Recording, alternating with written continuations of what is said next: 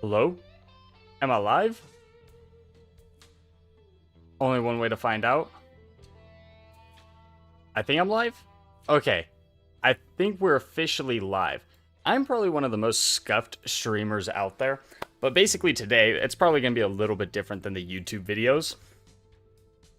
We are just doing a lot of background work. We're going to be trying to not max ascend, but ascend to Kavin. Because I need Necro Whirl unlocked. But yeah, I pressed like 19 different buttons to try and figure out how to set up a YouTube stream. And honestly, I realized I'm probably not the smartest person when it comes to that. But we're here.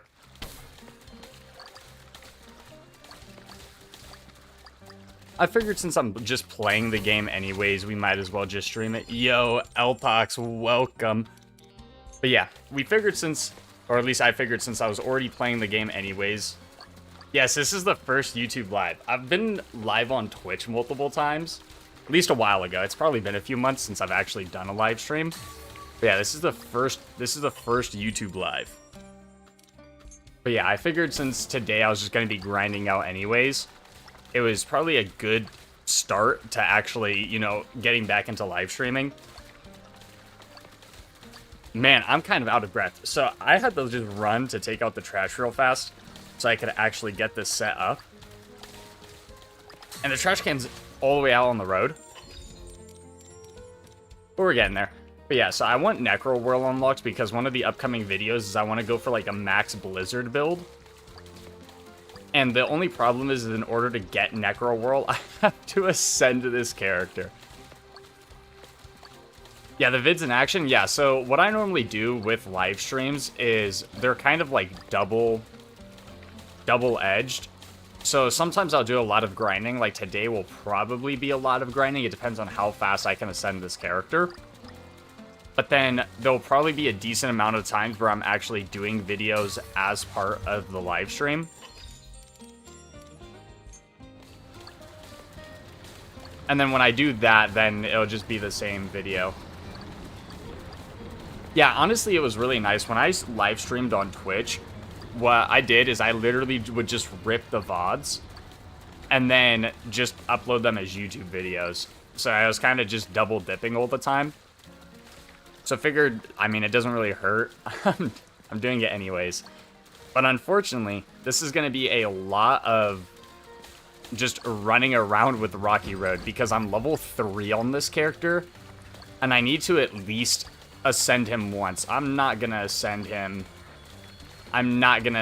multiple times. I don't think I can be bothered to ascend this character more than once, but Necro Whirl is so cool.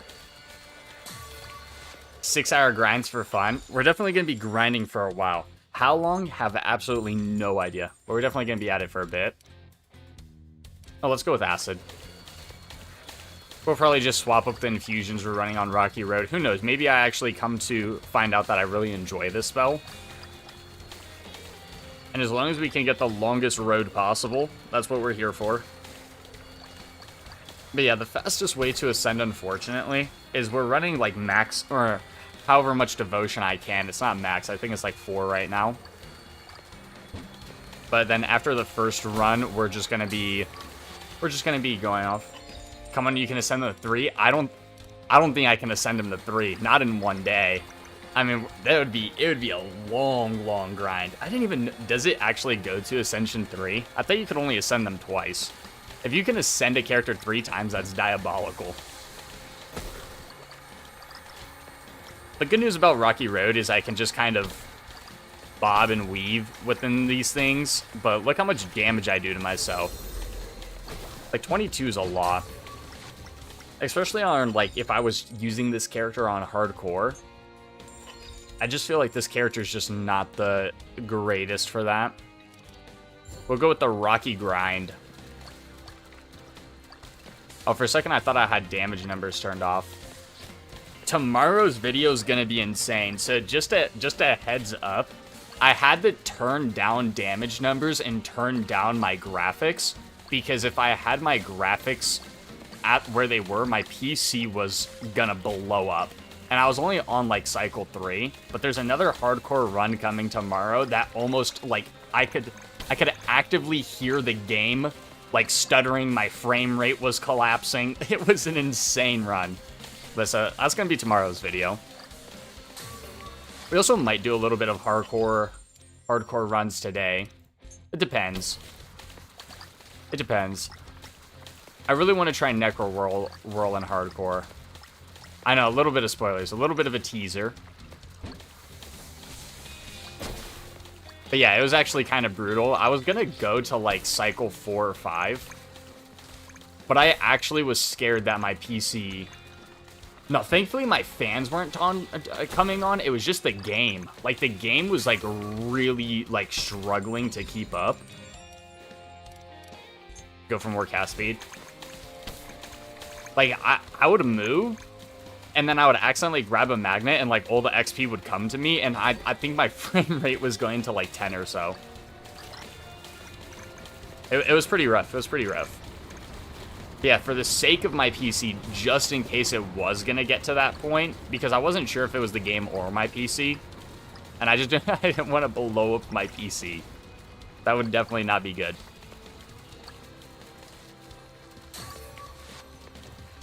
And then these runs are just gonna take it bigger. How big is the game's file size? It's a great question. I think it's only a few gigabytes. Funnily, oh no, I think it's more than that. It might be 20. For some reason I was thinking 2, but it's definitely bigger than 2. I'm not actually entirely sure. I think the max it would be is 20. I don't think it is any bigger than 20. Armor, health. You know, we'll go with a different upgrade this time. We'll probably just swap up what we're going for just to actually like test new things now. Because most of the time we end up just going for as much damage as possible or like Vital Strike. It'd be cool if we tried doing like a Vital Strike run.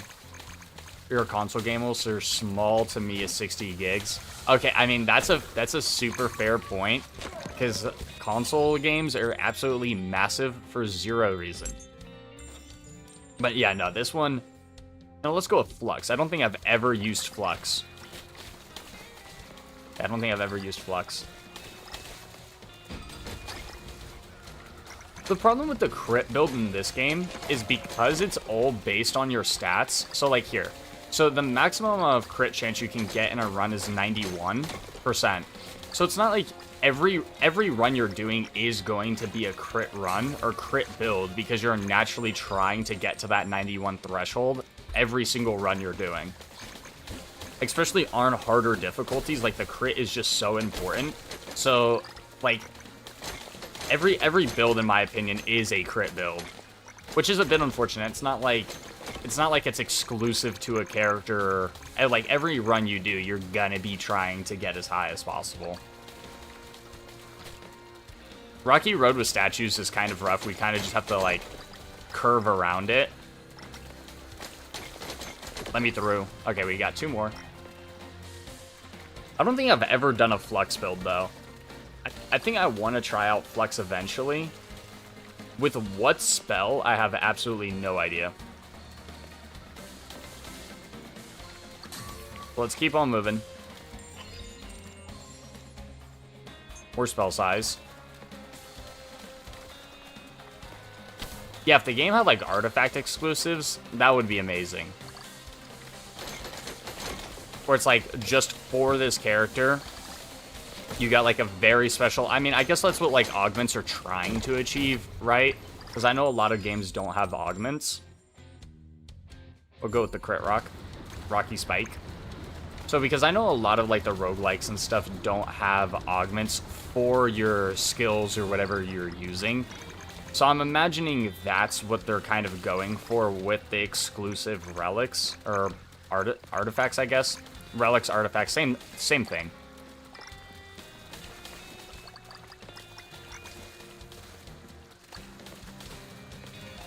Yo, I appreciate it. Is it Sifa?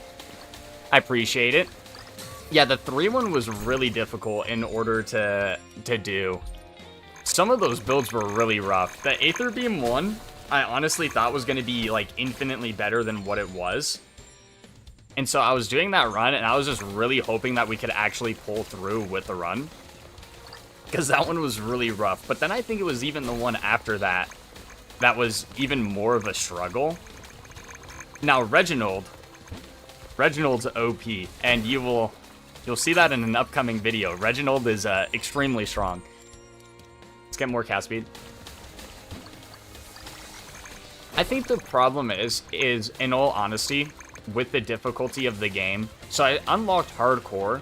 So far, I've only done 2 hardcore runs. One of them was today's video. But I think the main issue with it is if you have your build up and running and it's actually like super solid, then I feel like you just clear it super easily. Like, it's actually not insanely difficult to do. So that's something to keep in mind.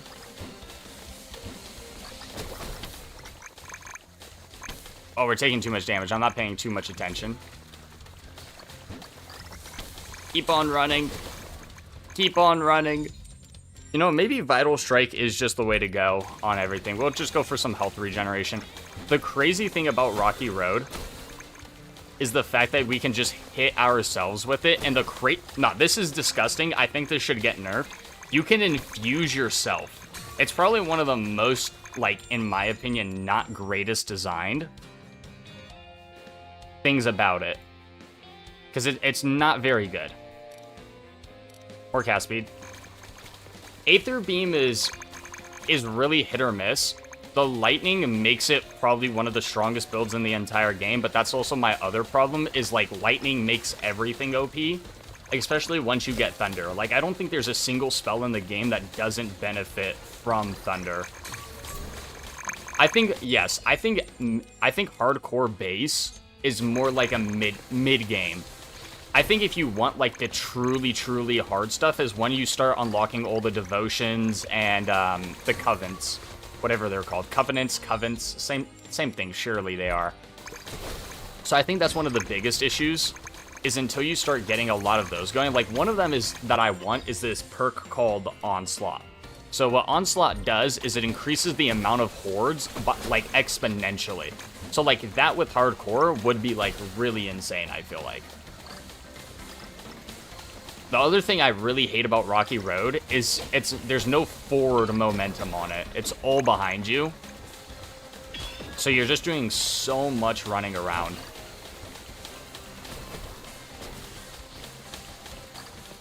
Keep on running. And like here, like, come on. Because if we get too much size...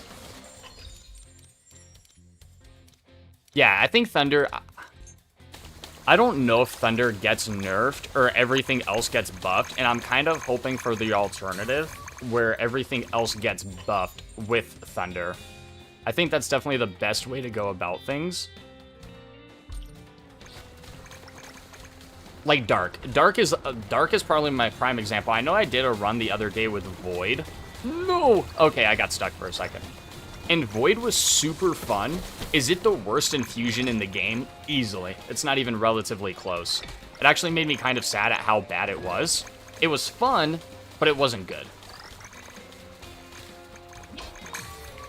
By the way, do you get iframes when you upgrade? Like right here?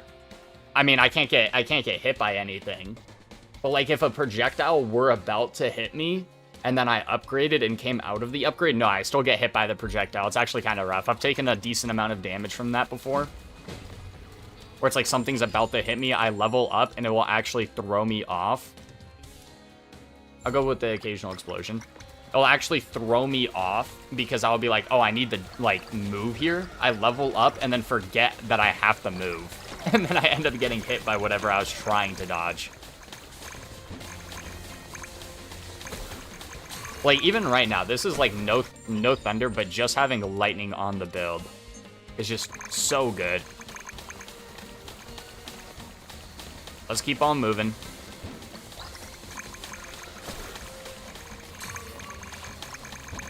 The darkness can never beat the light.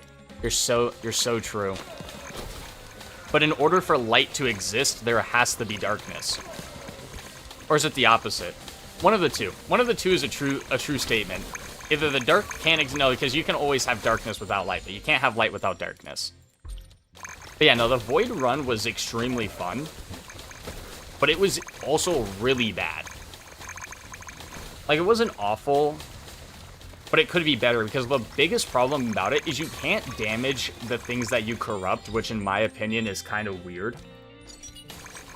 And the only reason I say that is because the enemies, in order to corrupt them, they have to be at like at 10 or 20% HP anyways. Like, they're already low HP. You can't just corrupt them at full HP. It's a health threshold.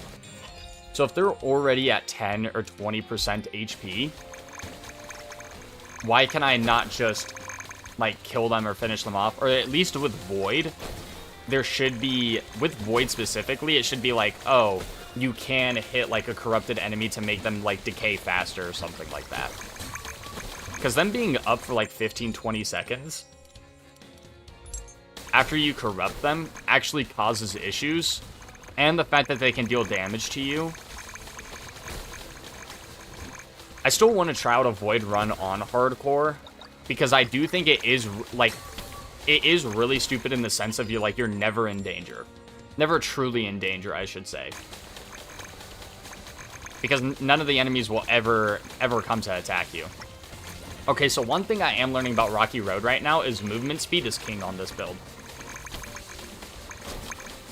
Like, movement speed is king. Sadly, I agree, lightning nerf, but also tornado hitbox reduced. And bouncing purple blobs respawn nerf. The purple blobs is weird to me, because, so, what it's supposed to be is you have too much XP on the ground, and they all kind of accumulate up into a massive XP ball for you. But then you pick one up, and then, like, another one, like, immediately drops. And I know it's because you still haven't picked up the other XP. But at the same time, it's like, you pick it up, and then you don't get any XP out of it, because it's like, oh, there hasn't been any more XP that, like, really dropped. How many bucks is the game? I think the game is $10 or $12. Don't quote me on that, but I believe it's $10 or $12. It might be a little bit more, but I don't think it's much more if it is. It also still might be on sale. I know it was on sale when it came out for the 1.0, though I don't know if it still is. It's $12.99. Oh, okay. I was like, I couldn't quite remember. Thank you for checking.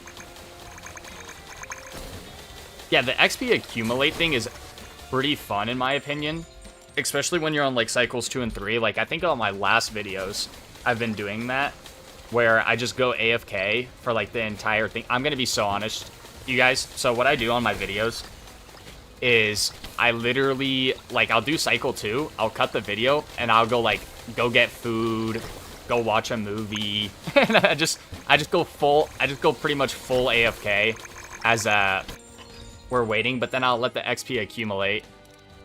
Let's reroll. There's Vital Strike. So I'll just go pretty much full AFK and let the XP build up. And I think the biggest jump I've ever had is I think I've leveled up like 30 or 40 times, like, in a row, which was actually insane. All right, let's get the Rocky Road all throughout here. Let's try to cut off these kind of choke points.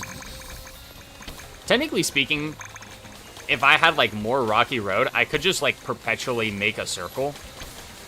The problem is the Rocky Road doesn't do enough damage, so they just walk over it.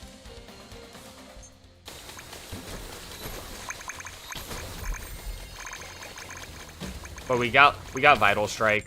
That should help us out a little bit. That's funny because I was doing the... I know, movie magic is ruined. I know. Imagine me saying that. Immersion destroyed. But yeah, I'll go AFK because that's what most of the time I end up doing is I just go eat dinner. Because I record these videos pretty late at night. Because most of the time I wouldn't say the past few have been really solid. I know when I was first starting, I had a lot of failed runs as I was kind of trying to figure a lot of the stuff out. I don't remember the last time I failed a run. Even when I was trying to get hardcore unlocked, I really did think I was going to fail a bunch of those runs in a row. By the way, how long is the games to playlist right now? It's actually not that long.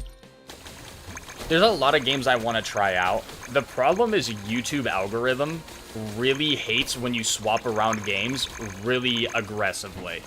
And I've learned that, so a lot of it is like there's going to be a main series going on at a time.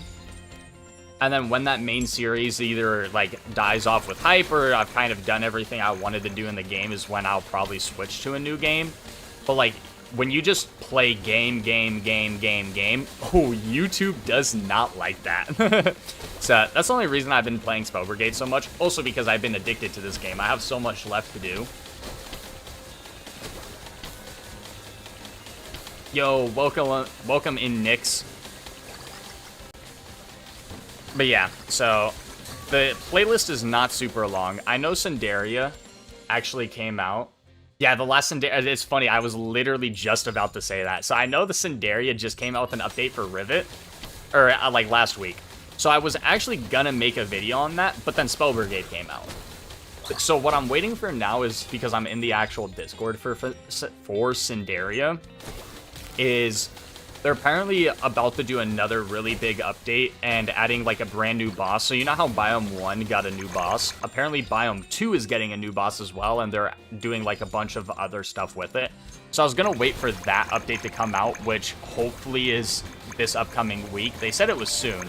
To be honest, they actually said it was gonna be this weekend, which it could also be today. I have not checked the Steam page if there's another update.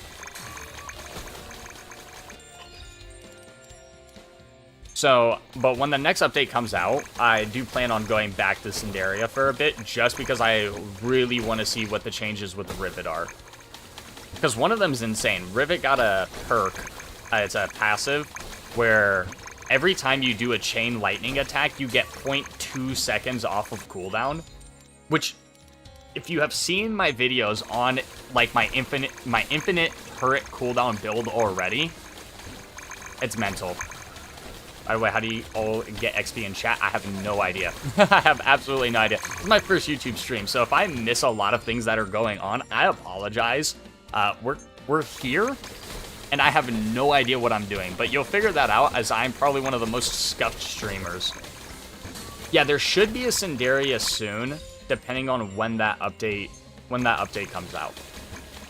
Because while the Rivet changes are really cool, I was still hoping for a little bit more content besides just Rivet, because it would be like 4 or 5 Rivet videos in a row, and then I would be out.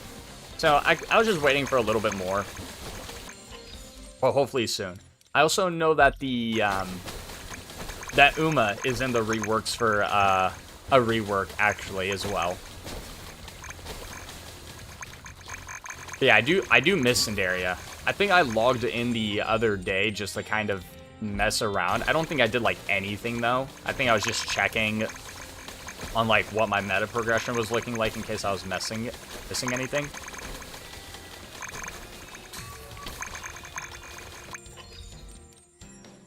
I appreciate it. We're trying our best as the scuff streamer. Yeah, Sifa. Cinderia is, so if you go back like a week or two, I think it was probably a week or two. It might have been 2 weeks at this point. But Cinderia was one of the ones I played a lot. It's an action roguelike game. It's a lot like, so it uses Cult of the Lamb art style. Very beautiful art style. It kind of reminds me of a blend between Hades and Cult of the Lamb. A super fun game. I was absolutely addicted for a bit. I mean, I still am addicted to that game, but I played it a lot. I think I probably have like 20-something videos on that game. But that game is really, really fun. It's probably one of my favorite action roguelikes that's come out recently. All right, let's surround him with rocks. We're not really doing a good job at surrounding him with rocks. We kind of want to like make like kind of like a pattern to hit him more. I'm gonna be honest, I was really looking at playing Racoin after this, just because of how funny it would be if we, you know, Repulsive Raccoon playing Raccoon. Another 1,000 gold, huge. Look how little XP I get, by the way. I get like 1 level per run. That's fine. We go back in. We're just trying to get Kavin ascended so we can get Necro Whirl. Because I want to go for a Necro Whirl Blizzard hardcore build. So that's the idea behind us grinding today. And unfortunately, you do get more Ascension if you just finish the run and then start a new one, instead of just continuing the run, which I do think should be changed. I think you should get more Ascension for harder difficulties, and then I think you should get more Ascension the further you go in a run. But yeah, Raccoon is on the list. What was the other one? Oh, Deep Rock Galactic comes out the 20th of this month. I didn't play much of the first one, and I didn't play, like, any of Deep Rock Galactic Survivors. But the Deep Rock, I forgot what the name of it was. But there's a Deep Rock game coming out, and it looked pretty fun. But I might cover that one for a little bit. I was going to ask you about a character you don't have unlocked. Glad you should. Yeah, so there's a few characters I don't have unlocked, and I'm going to be honest, it's just the gold requirements are so rough. Now, thankfully, since I've been starting to do a few hardcore runs, I kind of know that my current meta progression is enough to get me through those hardcore runs. So I can use my gold to just buy characters instead now. Raccoon is addictive and looks great. Yeah, I've heard a lot of really good things about it. And I was like, it would just be pretty funny with just my name and playing the game. So I do plan on playing that one. I still have a bunch of build ideas for this game. This game will probably be on the channel for like another week and a half, maybe a little bit longer. Because I still want to get all my hardcore videos done, which, to be fair, I only have 2 left. I want to do a Bells run. The Bells run may be a hardcore run, but I'm not sure. No, unfortunately, you don't get any more gold, you don't get any more Ascension for harder difficulties. If you want the fastest way to gain gold, it is quite literally the character that gives you the 10% bonus, maxing out the mastery for double gold on objective completions, and then just doing the easiest difficulty, finishing it, and then just log out. That's the one you're going to ask about. That's funny. That's actually pretty funny. But yeah, I've seen a lot of things about the Bells, so it'll probably be the next character I unlock, because they do look really fun, and they also look extremely broken. But I have seen a few things about the Bells. I've set a timer to 1 week for Raccoon. Yeah, farm easy. Yeah, you just farm easy. That way you don't have to worry about the hassle, because if you end up farming hardcore and let's say you just fail the run, you just wasted a bunch of time and don't get nearly as much gold. I mean, it's the same gold. It's not, you don't get less on hardcore, but you also don't get more on hardcore. So it's like, you might as well just stick it on easy, put on a YouTube video, preferably mine. Kidding, anything you want, but yeah, just chill out, farm up the gold, and then just repeat. Also, don't go endless. Just keep farming. Just keep farming as is. Like, just do a run and then exit out, because you also get less gold. Or not, I think it is less, actually, the further you go. I want acid last time. Let's swap it up. Let's go with fire. Let's go with a fire rocky road.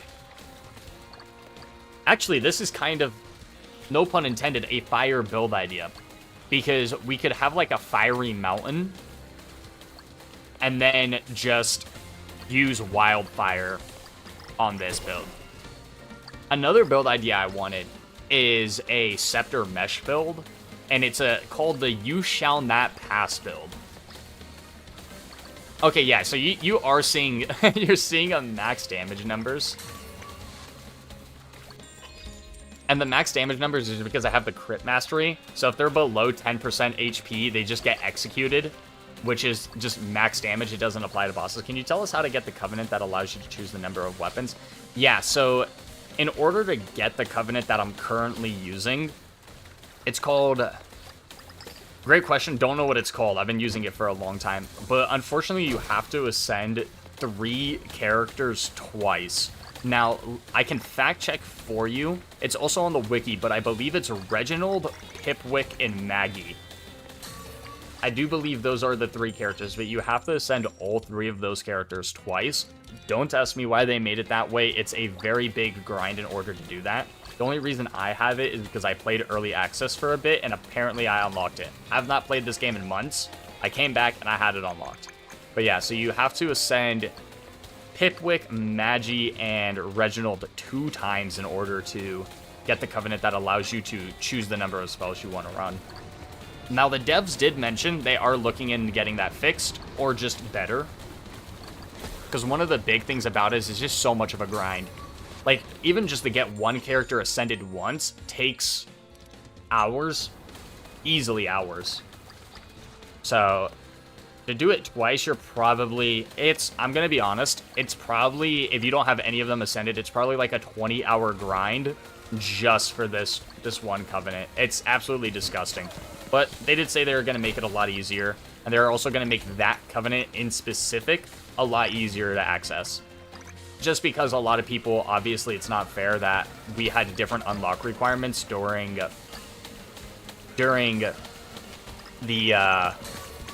early access, which I also agree with. Because I thought everyone was going to have it. Like, I logged on the game and I was like, oh, cool, I have this unlocked. Maybe it's just like a base thing. Yeah, it's also 4 to 5k gold per Ascension. I'm not talking for both of them. Actually, it might be for both of them. It's 2k, right, for one Ascension? Yeah, so it's 4 to 5k per gold per double Ascension. So across the 3 characters, you're looking at 15k gold to try to get a double Ascension. By the way, when are you replaying The Noobs Are Coming? No, we're not bringing that up. Those were... That was such a fun game. So, if for those that don't know, that's crazy that you've gone that far back. So, for those that don't know, Noobs Are Coming was the first video I ever posted on YouTube. Man, I will say we have come a long ways since then. We've gotten a much better, like, a mic. We've gotten way better at actually knowing how to record videos. I might go back to Noobs Are Coming just for like a 1K special. Like, take it back all the way to the game that kind of started off with me with content creation. Oh, my thumbnails were so bad. I had literally no idea what I was doing. I was just winging it back in the day. I mean, to a certain extent, we're still winging it, but it's a little bit better. It's a better winging now. But yeah, Noobs Are Coming was really fun. I'll probably go back to that. I might actually just do a stream for that. So what I'll probably do with YouTube streams, in all honesty, so I will probably get to the point of dual streaming as well on YouTube and Twitch. I just didn't know how my internet was going to handle it.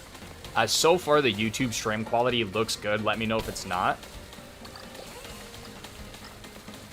So, but yeah, so we might end up dual streaming, but we also might cover just a lot of games on specifically streams that we don't make videos out of. Which I also think that's also fine. Because like I said, YouTube is really finicky when you're just swapping games constantly. So we might just do a main series of like videos, but then the streams will like showcase new games. I actually feel like that's not a terrible idea. I have to think about it more though. Yeah, so far we're currently running Devotion 4, so we're getting a little bit more Ascension out of this. There should also be a Scrolls chest. Stream is smooth, but I think the chat or stream is like 30 seconds back. Okay, I have to look at that. Because I didn't put slow mode on or anything. I think for some reason that I'm just delayed. Like when I say something, it comes back. Where's Vital Strike? Nah, I don't think he's a bot. He might be, but I don't think so. Probably just viewing from a different country. But no, the bots are very noticeable. The bots are very, very noticeable. At least on Twitch they were. So when streaming on Twitch, you would have people come into your chat all the time asking you if you wanted to buy stuff from them. Like, those were just bots all the time. Most of the time it was artists. But it would be like, the artist would just be like, hey, this stream is, like, really good. And then they wouldn't say anything for a bit, and then they'll be like, just, hey, you want to buy some art? It's always kind of weird.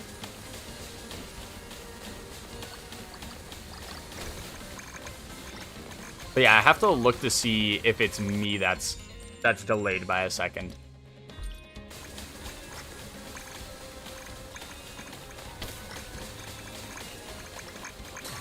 Which I can probably just do on OBS.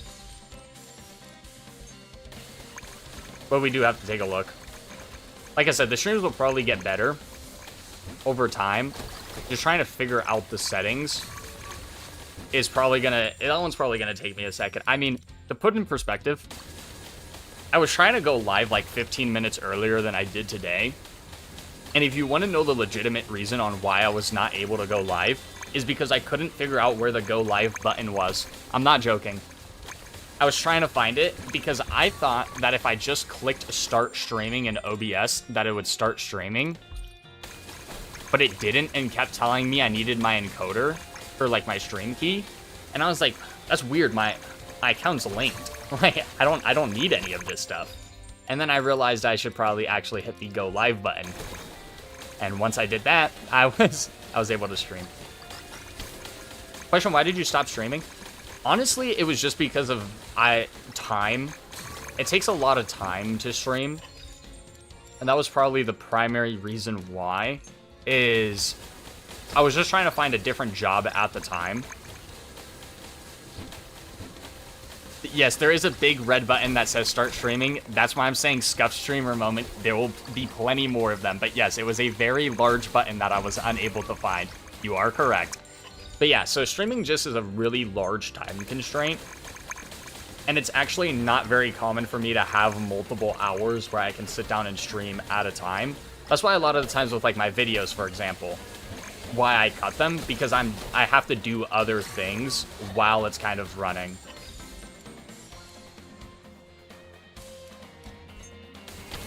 It's actually funny you ask. So today's video is a hardcore run. And so will tomorrow's be. But yeah, so hardcore videos are going to be starting to hit on the channel. It was just taking me a second to actually unlock them. But today's video is me on hardcore. That was a really fun build. Now, unfortunately with that one, my bitrate took a dump on me in the middle of recording that video. But it's okay. It happens. But yeah, so plenty of hardcore videos are going to be coming.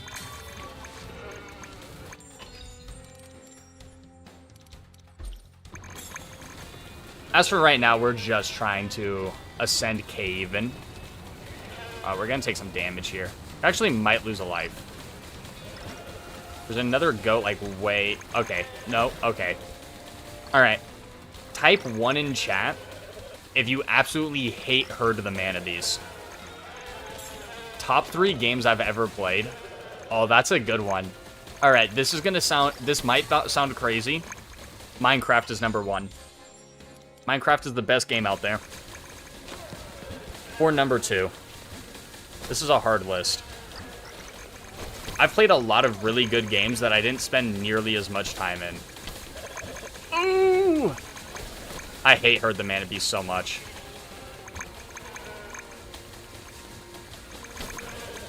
Yeah, it's bad. Herd the Manatees is really bad. But yeah, so Minecraft is number 1. What would number 2 and number 3 be, though? It's a really hard choice. I guess one of the games that's got me started in gaming. So I actually had a very late start into gaming. I didn't start playing video games until I was already a pretty late teenager. Like, I didn't play it, like, super early on. But Halo. Halo was the first video game I think I ever played besides Minecraft, and I played it with my dad. My dad got me into Halo. I think I saw him playing it, and I thought it was so cool. Minecraft stream went, so I actually thought about it. I thought about doing a stream. Hardcore Minecraft can't stop streaming until I beat it. I feel like I've seen a lot of people do that, but I think I might do a hardcore Minecraft can't stop till I beat it. But yeah, I think Halo's my number 2, just because it was kind of the first game that got me introduced into gaming with my dad. And then I started on the Master Chief Collection. And man, that was so much fun. That was so much fun. So I think Halo's number 2. We'll go for more mana gain. Marvel Rivals. I had fun with Marvel Rivals when it came out. I've never played ZZZ. Another thing about me is I have a severe gacha game addiction. It's bad. I can't lie. It's pretty bad. But I haven't played ZZ yet. But yeah, so for number 3, I'm trying to think of what roguelike it would be. Probably Soulstone Survivors. And I'm only saying that because that's what got me introduced into the entire roguelike franchise. I don't know what it was about Soulstone Survivors that really drew my attention, but really, really loved the game. And that's what started my, like, current addiction for all of this right now.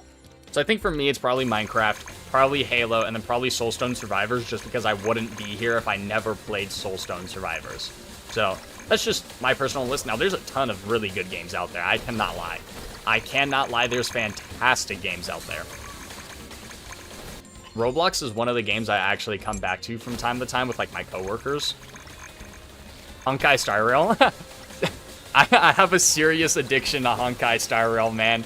I've been hoping if the Fate collab, the rumors are true, because I need Gilgamesh in my life. I need a Gilgamesh collab. But yeah, I actually play Honkai Star Rail every day.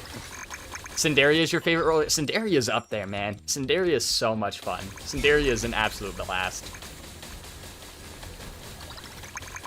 I took a break from Honkai for a while, and then I ended up coming back. Why did I come back? Oh, for the anniversary. I actually came back recently. So I quit right after Casterus came out. I got Casterus, I got her light cone, and then I quit the game. And then I came back. Was the Fate collab after Casterus? It might have been. I think I came back for the Fate collab if it was after Casterus. We're definitely losing a life here. That's fine. Please be the right one. We might actually fail this run. I don't have a whole lot of damage. That's fine. Please. Okay, we're just gonna abandon this objective. Can I, like... We'll go for base movement speed. Never tried Honkai, don't like turn-based. Okay, that's fair. See, that's fair. See, I didn't think I was going to be a super big fan of it, but I also really loved Pokemon when I was younger. I mean, to be fair, I still love Pokemon. But so I actually always liked the turn-based ones, just because I felt like it was less button mashing and way more... There's a lot more strategy involved with it. I think the Mana Abyss would be easier if they had the same movement as the Monster's Pathway. Are going to be instead going into them. Yeah, 100%. I think my problem with the Mana Beasts is they're so finicky. So even if you like get behind one to hurt it, there'll be sometimes it just goes the wrong way around a rock, and there's nothing you can do about it.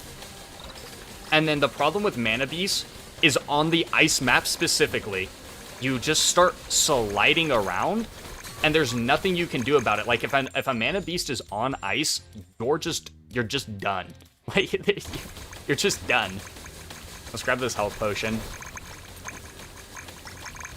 But yeah, so on the other maps, especially even the final map with the waterways is another great example. If you have to hurt a Mana Beast across the waterway, good luck, just don't do the objective. It's not worth the pain that you're about to experience. What do I think of the new Silverwolf? I think she's really cool. I'm not a super big fan of Elation as a path, so I haven't gotten any of them. I've been way more of a dot enjoyer myself. I was thinking about going after the new Blade, But I don't think so. I think I'm just saving everything for later down the road. But I do think Silver Wolf is cool. She was always one of my favorite characters. Even early on, I think I have her E1. Yeah, I think I have an E1 Silver Wolf. But yeah, the new one is really cool. I just don't have a team comp for her, so I was like, I'll just pass. Justice for Mana Beast? There is no justice for Mana Beast. There's no justice for Mana Beast. Mana Beast is definitely the worst one. It's not even close. Okay, then let's ask a different question. If not for Mana Beast, what is the second worst objective in the game? For me, it's hard. I don't actually think there's one that even comes remotely close. Like, I don't mind any of them. Except for Mana Beast. Oh, you have Ash Evil, or whatever his name is? Yeah, Blade with Ash Evil sounds insane. I've seen a few things about it, and that just seems disgusting. He also looks really cool. I do like his new animations. I wouldn't say, I mean, not his new animations, it's a brand new character. Hardcore for Reginald is hard because of the wooden gate. Oh, regional. Because of the wooden gate, you have a hard time breaking it. Are you talking about the wooden gate on, like, the ice map, for example? Are you talking about the trees? On ice map? Yeah, okay, specifically on ice map. I do agree.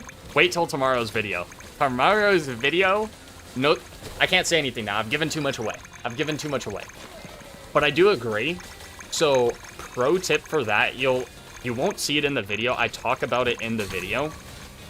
If you have the armor mastery where you get a shield, if you get the one with a shield, what you do is you do this. You run into an enemy, that way you take way less damage, and then you get the invuln shield for 4 seconds, and then you just run through the trees. That way you don't have to take damage, because on hardcore mode, they do like 458 damage or something like that. But yeah, so if you are trying to do that and you're having a hard time going through the wood, like the trees, get hit by another enemy, and then walk through the trees. That way you take way less damage. I really hate the statues destroying tasks. Okay, the statues one I also agree with. The statues one can be really, really annoying from time to time. Just because it's like, you have to move so far. I also think it's really scuffed getting a movement-based objective as your first objective in the game. Because you're already lacking damage on hardcore mode when you start off. So you're trying to get as powerful as fast as possible. And if you have like the fungi or the statues and you're wasting a full minute to 2 just running around trying to even break the stuff, you're going to fall behind and leveling up pretty aggressively. At least that's what I've seen. Can't wait for this video tomorrow. Are you going to premiere it? I'm going to be so honest. I have no idea how to premiere it or what it does. Isn't it just like, oh, to showcase like the hype for it, right? I could do that. At least look into doing that because it'll like showcase like the thumbnail. It'll showcase the thumbnail and then like what the video's about. Yeah, I guess I could look into start premiering some of the videos. 4-player mushroom, you need 85 of them is crazy work. No, that's actually diabolical. That was one thing I do remember from the early access or demo. Yeah, I think I played this game not even in early access, but all the way back in the demo, if I'm not mistaken. It might have been early access now that I think about it. It probably was early access. But yeah, the fact that you need... Like, it makes sense because obviously the objectives would be too easy. But I do think it is really overkill with multiple people. I do think it is. Like, 85 mushrooms is insane.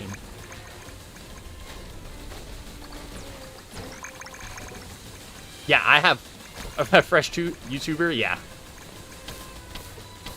But yeah, no, I kind of learn everything as I go. I haven't really watched anything on how to do some of this stuff. It's been just a ton of trial and error on, like, what I need to do in order to just get the videos out there. That's crazy work. A diabolical statement.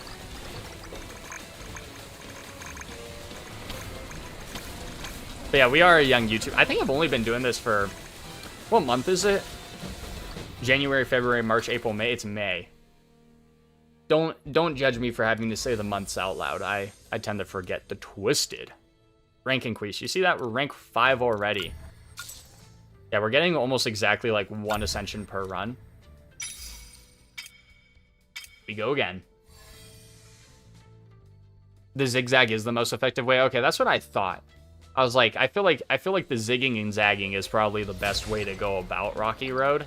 I wasn't entirely sure. Lesson learned, though, we're not going ice. Did we go ice last time?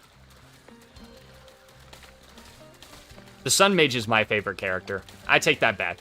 The Sun Mage is top 3 for me. I really like auras in all the games I play. Now, when it comes specifically to this game, who would my favorite character be? That's a great question. Man, I'm trying to think. I just covered a video recently on who I had the most fun on. Who was it? It's not Reginald. Reginald is really fun, but Reginald is fun. You know, Sun Mage might be up there then. Now that I'm trying to think of it. Spell size. Yeah, I think Sun Mage might actually be my favorite. I also really enjoy the Magic Missiles. I think Magic Missiles is really fun. I'm also a big fan of the Summoner. I think the Imp is up there too. I think as of right now, I think it's probably Sun Mage, Magic Missile, and then the Imp person. Though once Kavin gets upgraded and I get up there, then we will get Necro Whirl, and I think Necro Whirl might peak up there. Do you have friends to play this game with? Haha, no. To be fair, I could actually play this game with people, and I'm actually perfectly fine doing like viewer runs and stuff like that, where it's like, especially like right now, I'm just grinding. I just haven't thought of what to do for the YouTube streams, but we'll probably do like viewer runs and stuff like that, especially if people want to. I mean, it doesn't really hurt me anyway.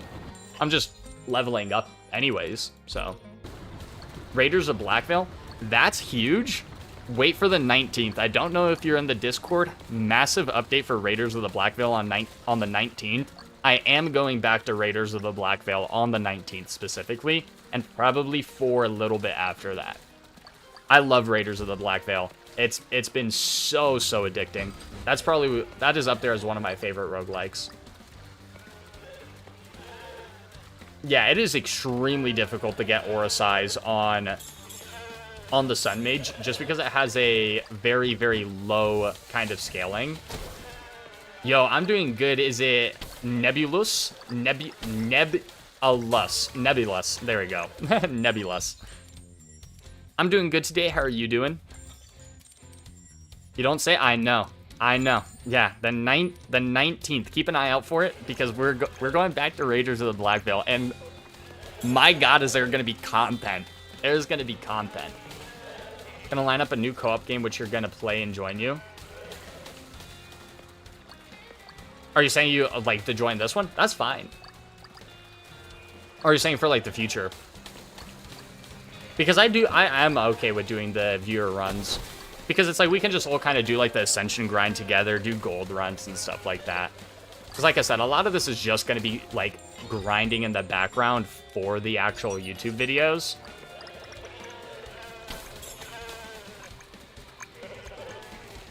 I also do think it might be cool to do like a hardcore run.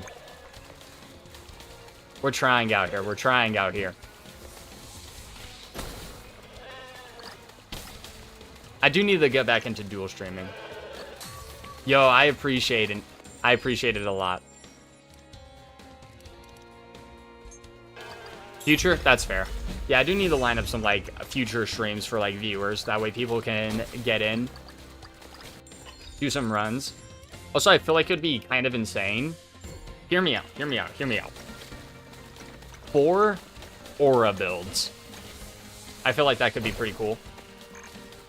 Or just 4 of any one spell to see like how, like the difference. And I think we all go for different infusions. I think that would be super fun.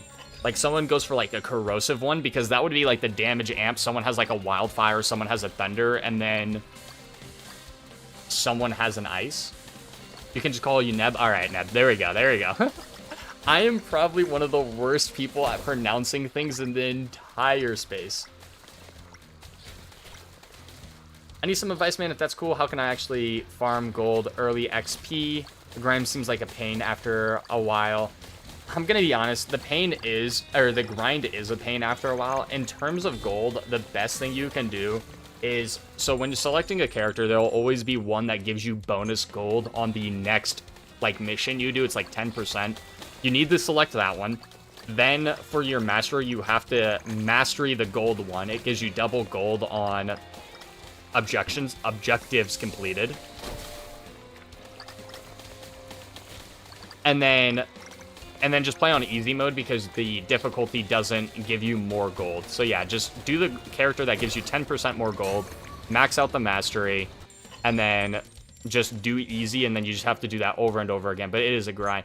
Yo, L-Tox, I appreciate you stopping by. Have a good one. Always a pleasure. Always a pleasure. Favorite video is the Dark Lord video. It was really funny. Look, that's why I think Dark is probably the worst ones, is I had every enemy on the map corrupted, and I was getting absolutely brutalized by my own army. That one was rough. Take care, L-Tox. I appreciate it. But yeah, that was a fun run, but that's why I think Dark is really scuffed, and especially if you're playing with other people. At least so I've heard. Once again, I haven't actually played with other people, at least not in months. Yeah, it's been a very long time since I've played with other people. The problem with Dark is your teammates, I don't believe, can kill them either. So if you corrupt everything on the screen, your teammates are now having to worry about dodging everything that they're dealing with, and then everything you're sending their way. So that is just something to keep in mind. It is really, really scuffed when playing with multiple people, and especially in hardcore mode, because you just can't kill them. So it's just the enemies just walk through your teammates and just do like 600 damage a hit, which is really not good. I appreciate that, man. I hope the run's been good. Dude, the runs have been amazing. The runs have been amazing. We have a few coming up that are a blast. Appreciate the longer videos. Yeah, I don't mind doing the longer videos, so I'm probably just going to be doing an hour videos. The only reason I went Plasma over Thunder is because I didn't want to, just because I'm going to be grinding a lot. I'm trying to go for different infusions just to kind of spice things up, you know, make things a little different. I am going to go Vital Strike every single time, though. That way I don't have to worry about, like, failing the run. There we go. But yeah, the longer videos have been fun. I think I've been doing, like, an hour, 1 hour, 30 minutes. I think there was one that was an hour, 30 minutes. I think yesterday's was. But yeah, so expect, like, 1 hour to 1 hour, 30-minute videos, for the most part, is probably going to be the average. Now, when I go back to Raiders of the Black Veil, they'll probably be, like, 2-hour-long videos, if not longer. Yeah, see, I think the corrupted enemies shouldn't be able to damage you. I think the corrupted enemies damaging you is one of the worst things about it. Like, that one is really rough. What do you unlock when getting a new mastery in the wizards? Are you talking about the Ascension? So if you're talking about Ascension, some of the wizards, when you ascend them, you get a new spell that you can unlock. So, like, for example, I'm trying to ascend Kavin here, because once I ascend him, I'll end up getting Necro Whirl as a starting spell I can use on this character. As for, like, mastery for the wizards, it just really depends on what the wizard does, where I'll swap my enhancements around. Most of the time, I'm going to be honest, I use the same stuff. I have Mastery Luck, Mastery Crit Chance. A lot of them don't actually apply to you if you're running solo. So after this run, I'll show you why, like everyone, why I run my enhancements the way I do. Because a lot of them actually don't apply to you if you're running solo, which I think is really bad. I will clarify that. I think it's really bad. But, like, I'm not running, like, 4 of the masteries. I think it's 3 or 4 of them. Because they don't do anything for me. Like, they all relate to reviving your teammates. And I know this is a co-opable game. And it is cool that there are, like, upgrades for people playing co-op. But at the same time, it's like, Meh, it doesn't really do anything for me, but I guess that is less enhancements I have to personally worry about, which could also be cool. I mean, it saves me gold in the long run, so I really can't complain, but at the same time, it would be cool if it was, like, other things. Like, okay, correct me if I'm wrong. I mean, it's not that I'm necessarily wrong on this.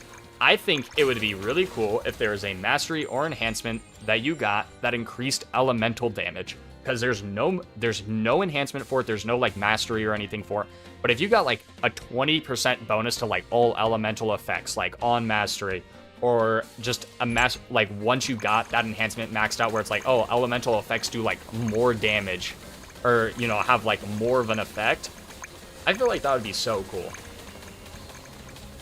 Yeah, so the characters have different starting spells. So, like, Kavin right now has Rocky Road as his starting spell, where the Sun Mage has, like, the Aura as their starting spell. But also, when you ascend the characters, they can swap their starting spells. So you can actually use the same character with different starting spells, just depending on what skin you have. Because you end up unlocking a skin for the character, and I think you have to equip the skin, and then it swaps what starting spell they use. It should be level 5 after this run. Level 5 or level 6. It's a long grind. We're not stopping. Even after he's probably ascended. I wish there were numbers of what the elements do. I do too. I wish there was an encyclopedia in the game that told you. The only reason I have found out is because of the wiki. So there's a wiki on the game that tells you a lot of the stuff. Like acid, for example, when you apply acid to an enemy, you have a 10% chance, or you deal 10% more damage. And then I think if you get corrosive, it goes up to 20%. And then the other ones, it's like thunder, it chains 3 times, but then it's also a percentage of your damage that is getting chained. But then when you have thunder, it chains like 6 times. Wildfire is like 60% of the spell's damage. I don't know if it's that high, but it's like a percent of the spell's damage gets put on as a dot, and it can crit, where it's like normal fire is just percent of spell damage. But I do think there should be a way in-game for, like, an encyclopedia of just all the different elemental effects, especially because this entire game is about elemental effects. So, I do think that is important. Hopefully they do add that. Because as of right now, I'm just kind of hoping the wiki's correct. But then again, like, if you get, like, poison or acid, it's not poison, it's acid. If you get acid, for example, you can kind of, like, chain blow up enemies. But, like, the wiki doesn't mention anything about potentially being able to blow up enemies. Yeah, so the wiki does have that information on it. But at the same time, like I said, I don't know how updated the wiki is, so I'm just kind of hoping the wiki's correct on a lot of the things. Now, the one thing it is correct on is the covenants. I did verify that before I started actually, like, telling people how to get the single spell covenant, is there have been a lot of people that have fact-checked that one. I'll just go max HP. Why not?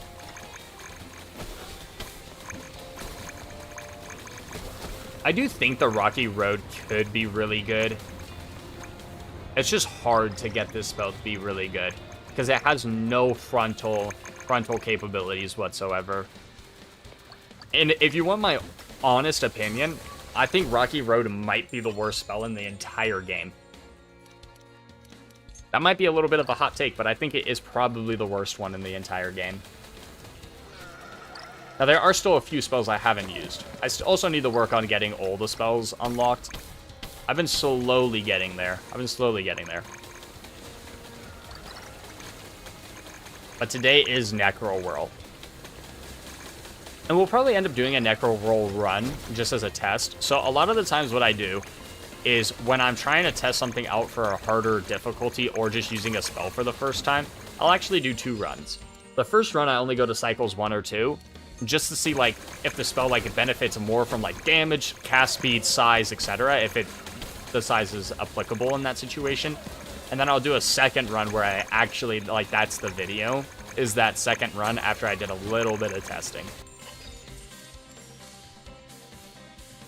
Could you do 2-spell run with it to get the frontal blades or AoE spell?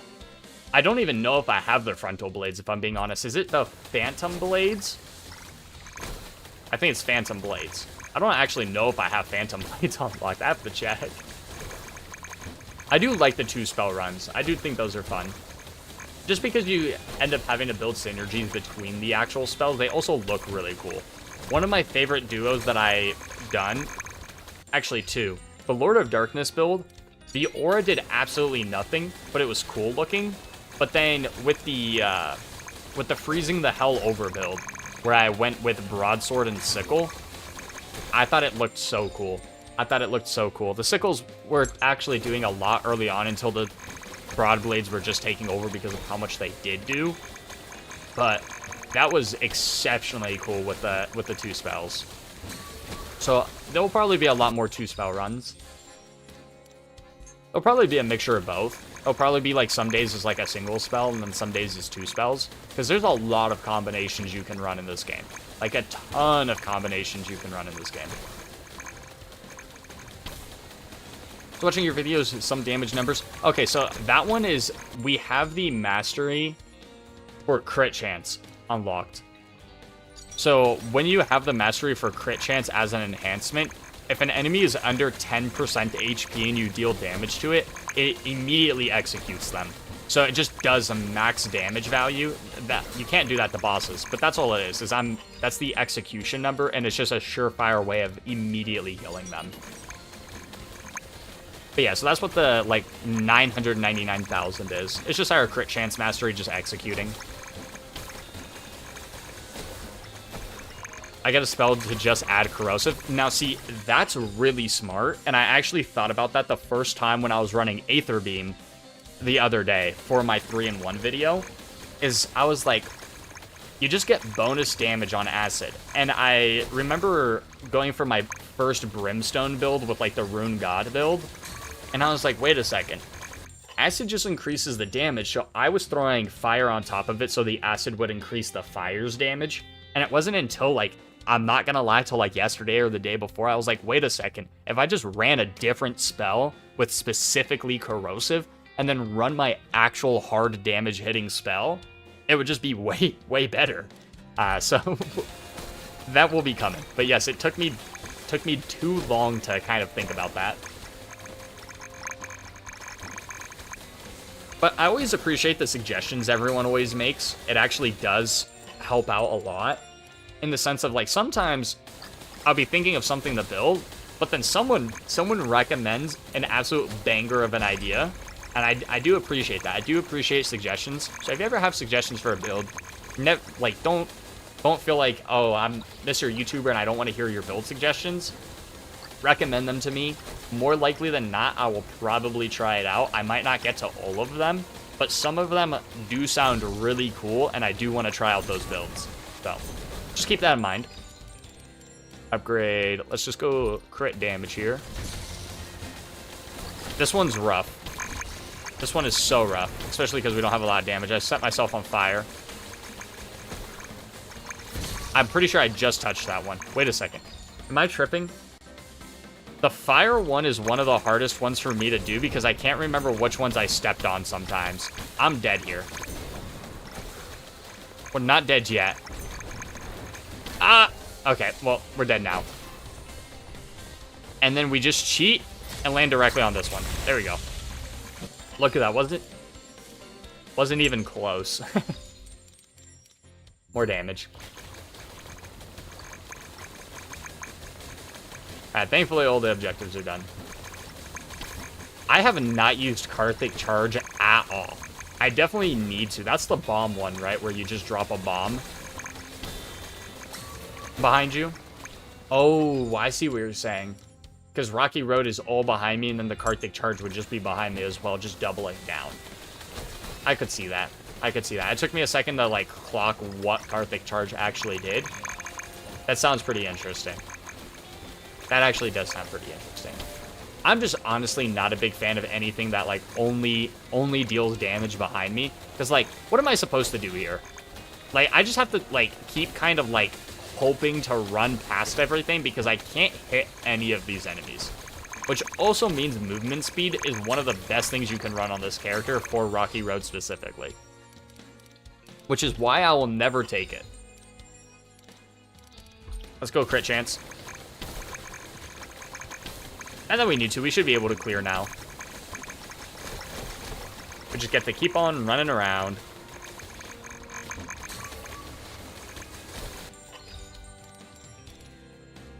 More size. But yeah, I do want to try a Blizzard build with Necro Whirl. So my first thought before I did my Lord of Darkness build is I'm a really big fan of, like, Judgment builds. Like, when, like, light falls from the sky and it's like, oh, Judgment from the sky. I really wanted to do a dark Necro Whirl build. Also because it has Necro in the name, I felt like it'd be really fitting to do a dark Necro Whirl build. And then it would just be like, oh, some sort of judgment coming from the sky in the form of darkness. Also, today's video, just because I really wanted to get the Falling Stars build done, I might actually revisit the Falling Stars build on an easier difficulty for Hellfire, because it's quite literally Hellfire raining from the sky. Like, I mean, it's there. Like, the idea, the build, everything's there for it. I just wanted to do the Thunder build, or Lightning build, because it's just a constant rain of lightning coming out of the sky, which you'll see in today's video. But I do think for a future video, I do think that we are going to be running the Hellfire Falling Stars build. This guy does look like an Executioner. It's actually kind of scary. This guy looks like he means business. I mean, if you look at the key in his hand, technically speaking, this key is probably big enough where if he sharpened it, he could definitely use this as an Executioner's axe as well. I wonder if that was the theme they were going for with it, because it definitely looks like you could use this as an Executioner's axe.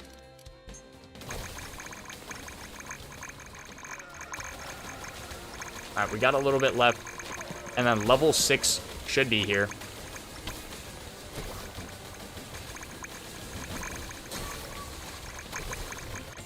If we get more size, it just increases the length. Yo, I appreciate it, Neb. I appreciate it a bunch. The only thing that sucked about that video is for some reason my bitrate took an absolute dump on me later on in the video. The first part I think is fine. Thankfully, I fixed the bitrate issue. I was tweaking settings in OBS. Lesson that I've learned: if something is working, don't change it, especially when you don't know what you're doing. There'll be times I just kind of end up messing with a bunch of stuff. So if you see slight variations of stuff from time to time, it's probably because I accidentally clicked a button and I have no idea what I'm doing. But no, the Falling Star video the build was so fun. It was really fun. I didn't think it was gonna work out at first, like at all.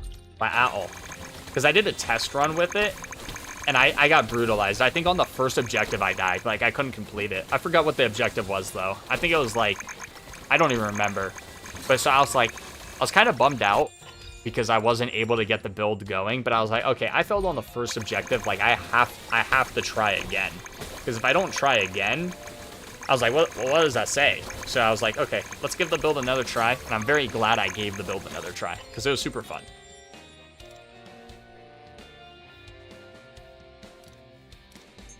I watch from my PlayStation, so any issues that come... That's funny, but no, I think today's video, I always record like a day or two in advance, so sometimes it's like trying to remember like what I do. Because like yesterday's video, or tomorrow's video is already recorded. But yeah, no, today's video was a little scuffed. That's not super bad though. It's not super bad. But the issue got resolved, so that's what matters. Alright, boss time. And then after this, I'll show my enhancements and kind of explain why I do the things I do. Look at this. My Rocky Road, if I get hit by it, does 50 damage a tick because of the fire and the lightning.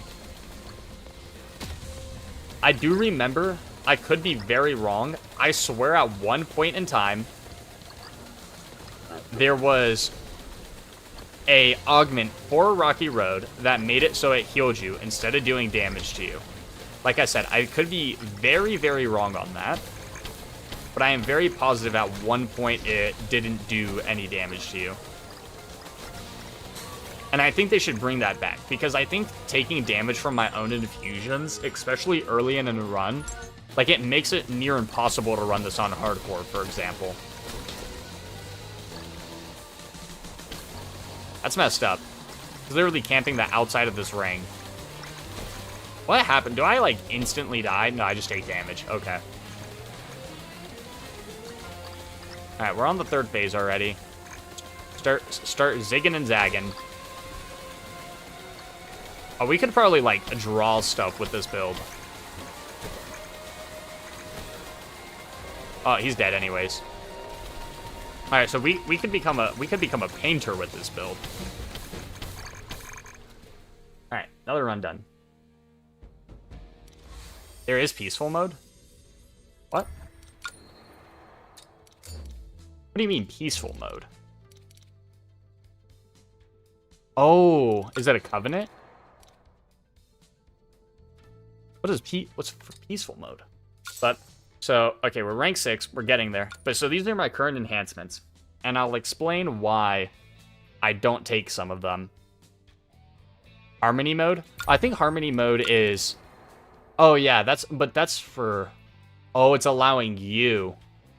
But this is, you know, let's run it just to test it out, because the way I was reading this, friendly fire will be disabled, allowing you and your teammates to survive together without hurting each other. So does this apply to myself, though? Like, because it's saying I can't hurt my teammates and my teammates can't hurt you. But if this works for me, that'd be insane. Okay, well, we'll run that. For our enhancements, a lot of these are really not fantastic for you. So, like, for example, the crit damage one, the only reason I don't have mastery on it is because the mastery says crit damage is increased slightly with each attack, but it resets whenever you land a crit. If you're getting far into the run, you have 80% crit chance. So you're critting all the time anyways, so you're never going to get the crit damage mastery bonus. So I'll go over these and save yourself some gold. This one isn't good. Like, the mastery isn't good because if you're doing a run, you'll get high enough crit chance that this is completely not worth it. I can't make any benefit of this, so it's not masteried. I gain some mana when I revive a teammate. Whoop-de-doo. Doesn't apply to me. This one. Increase your revive speed. Whoop-de-doo. Also doesn't matter to me. This one. Increase size of your revive circle. This one is not bad, so I actually plan on running this one for some hardcore runs. Just because I'll end up burning through so many lives. This one gives me more revives. This one's actually not bad. This one, regaining some HP when you level up, not important just because of Vital Strike. The armor one is super good if you're playing on harder difficulties. I'll just kind of refund for right now, just to kind of showcase these. So this is the one I'm talking about. When you have armor mastery, after taking damage, you become invulnerable. So for like the Stampede, the trees on the ice map, all you do is get hit by a small enemy, and then you end up just walking through the other thing. For the health, yeah, gain max HP every teammate you revive, so I don't run mastery on that. The gold one I'm running right now just to get more gold.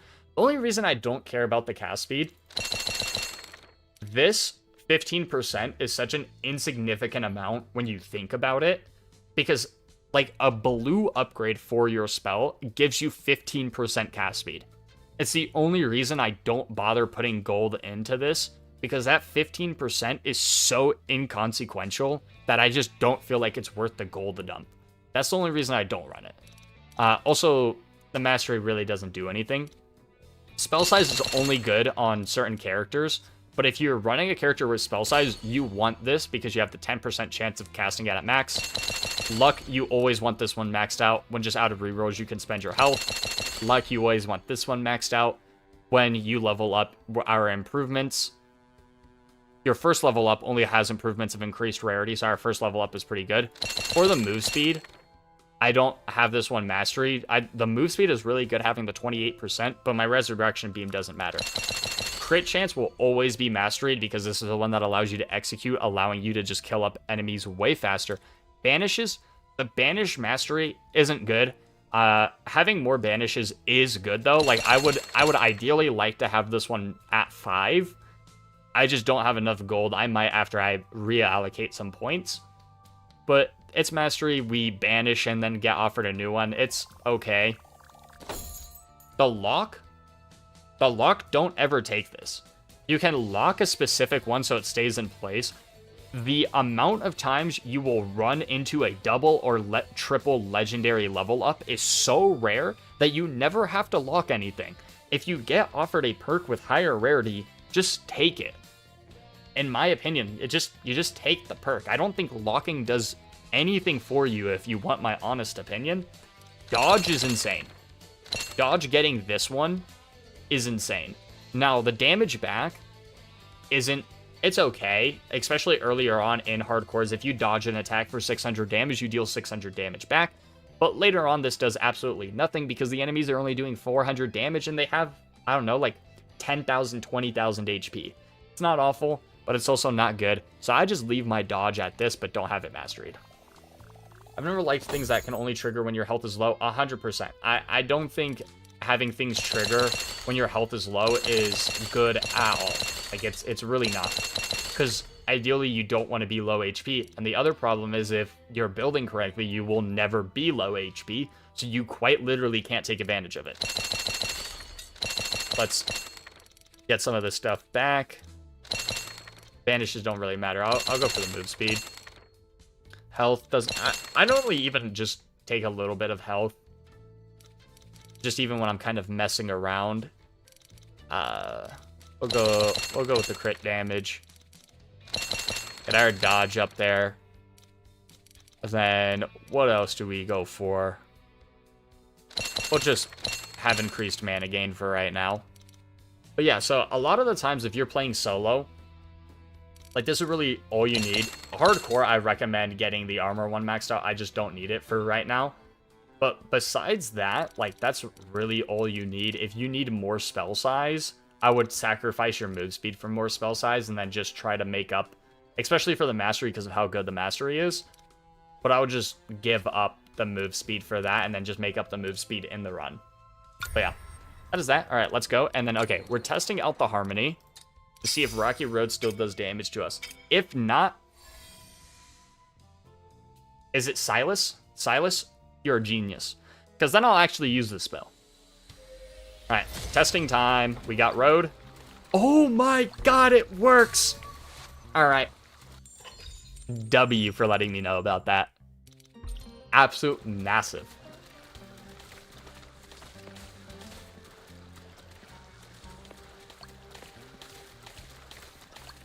True, but not me. I like to sit as far away from the edge as possible. That's also fair. That's also fair. I don't like being low HP at all. Honestly, I like to have increased mana over health. That's also fair. I think the only reason I run that I like take the increased health is because on hardcore mode, I have like 700 HP and an enemy hits me for 400. So if I get hit twice, I'm just dead off like the start of the map. So I like to invest in a little bit of HP just to give me at least 3 hits. That's why I don't max it out. But as long as it gives me 3 kind of hits is where I like to be. Corruption is a good test for Harmony as well. If I corrupt an enemy, can they hit me? That's a solid idea as well. I gotta test that out as well. I could actually test that out this run. I'll just go dark. I'll just go void this run. See what happens. And then I'll just go out of my way to get hit by an enemy. Or try to, see what happens. So I might as well test both of them while I'm doing this. At least on easy mode. If it was something where it's like, oh, I don't damage myself on a lower difficulty, but I still damage myself on a higher difficulty. That'd be crazy. Ow. But yeah, this makes it way better because now I can kind of just like ball up.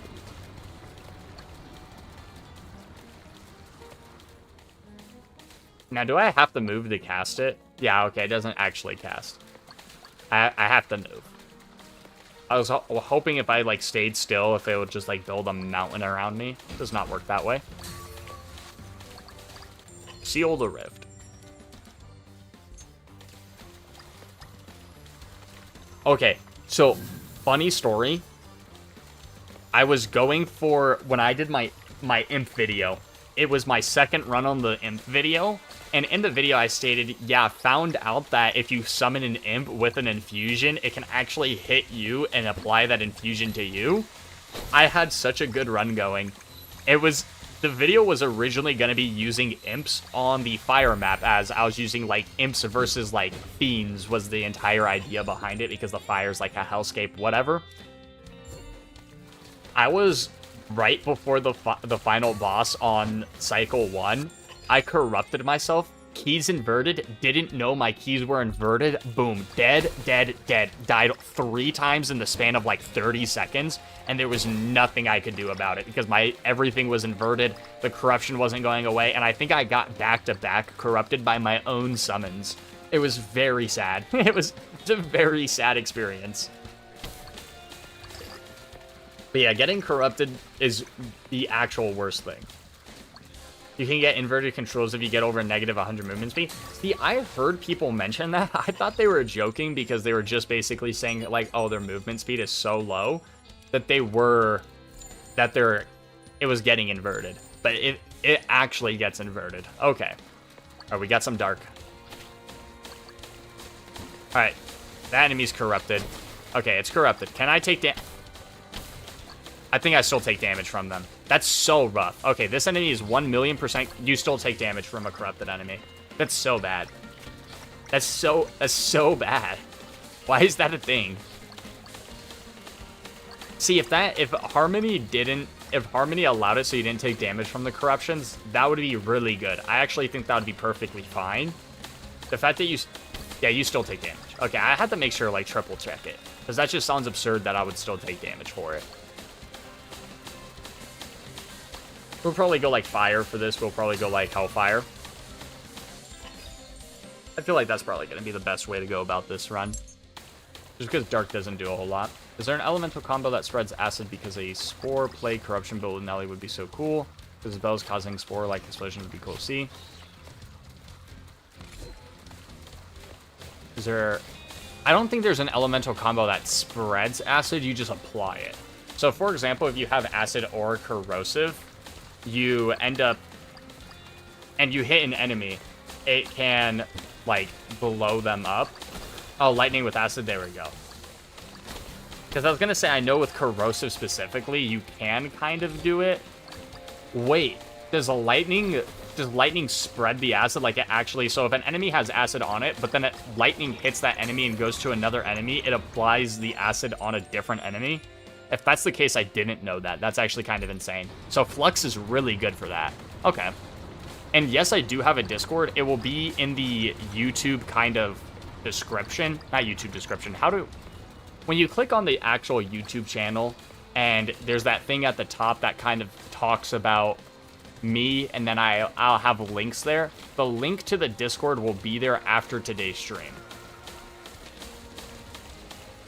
Just so I don't have to worry about, like, stopping and adding it, because the Discord got set up yesterday. I made a post about it on the channel. If you go to the channel and go to post, yesterday's post has the link to the Discord in it. But yeah, the Discord is officially up. The Discord is officially up.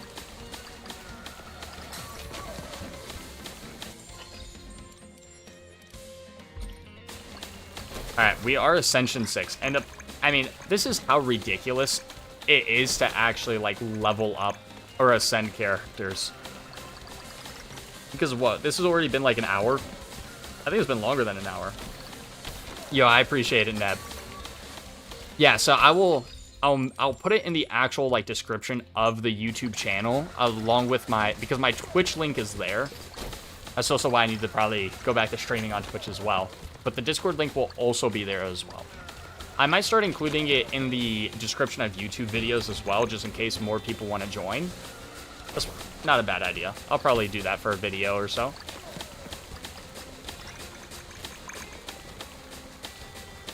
The Discord will also be the best way to find out about streams. because streams are going to be super hit or miss. Just because I have a lot of stuff. I have a lot of stuff to do all the time. So streams will probably only be known about the day before, and Discord would be the place I post about that, where if I'm going to be streaming the next day or not. But yeah, as for right now, the streaming schedule is going to be extremely inconsistent. The plan is to stream at least once on the weekend, so whether that be Saturday or Sunday, and then once or twice throughout the week. Maybe a little bit more, but ideally at least once or twice throughout the week. But guaranteed one on the weekends. Don't hold me to that, though. But ideally a few a week. Give me that. Also, I keep looking at my phone and talking with my family, so I might have missed it. Does the friendly mode cause corrupted enemies to not hurt you? No, they still hurt you. They still hurt you. So, here, watch. I have all these corrupted enemies over here, and... Oh, 1 second. Oh, I dodged that one, and there we go. We end up getting hit by that one. Yeah, so the Discord isn't with the YouTube description right now. When I'm done with this run, I'll add it.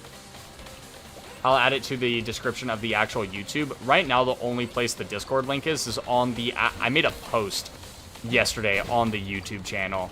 So, like, when you click on the YouTube channel and it's, like, videos, live streams, and I believe there's a tab for posts, if you click on that, it should be there. But I'll just add it to the description of the actual YouTube channel. That way people find it way easier. And I'll just do that after this run.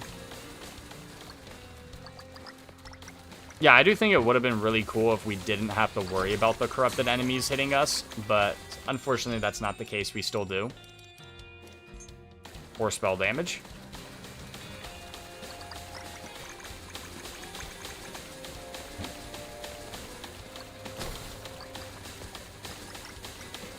Hopefully we can get our other infusion, that way we can start doing more damage. Not that more damage is going to really matter, because we're just going to be corrupting all of them anyways. I will say the dark spikes look really cool. You found it? No problem, no problem. But yeah, I'll make it way easier after this. I got so distracted that it was a legendary health perk that I forgot about my infusion. I do that all the time. But yeah, and there'll be more things coming to the Discord later on. Like, there's a few ideas I have for the Discord, but those will probably be a little bit later. I just wanted it up and running for right now. That way people could join. They could figure out when, like, the actual streams and stuff were. I could go Void. Let's get some actual damage, though. Let's go Hellfire.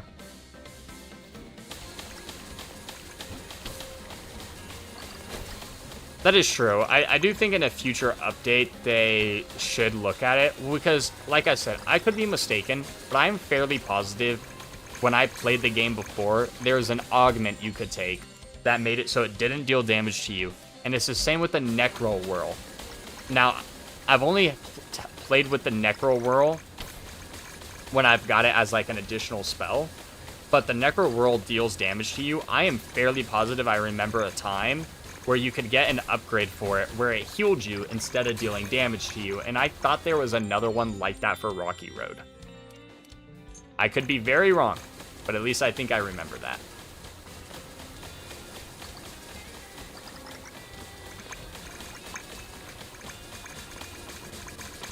We'll be level 7 after this? Okay.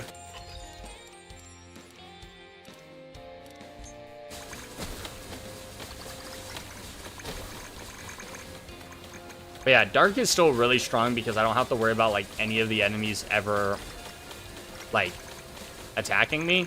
Like, I have to just be careful of walking into them. But the fact that, like, as long as I, like, set up just a wall of corruption, I don't gotta worry about them. And they'll just kind of do their own thing for me. We're gonna start zigging and zagging once more. Yay, heard the mana beast. What I will say that I am internally grateful for is that you can't get the same objectives multiple times in the same cycle. If I got mana beast like 4 times in a row, I actually think I would have uninstalled the game. In an honest opinion, I think if I got it 4 times in the same cycle, I think that's an uninstall for me. So I'm very glad that's not like that. All right, our last 2 ones are right here. See, this one's not too bad. All of them are really close to each other. This is the only time it's good. Wait. Oh, there's the last one.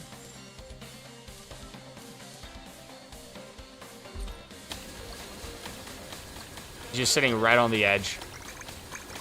Get in there. Third time the charm, yeah. Alright, augment, sure.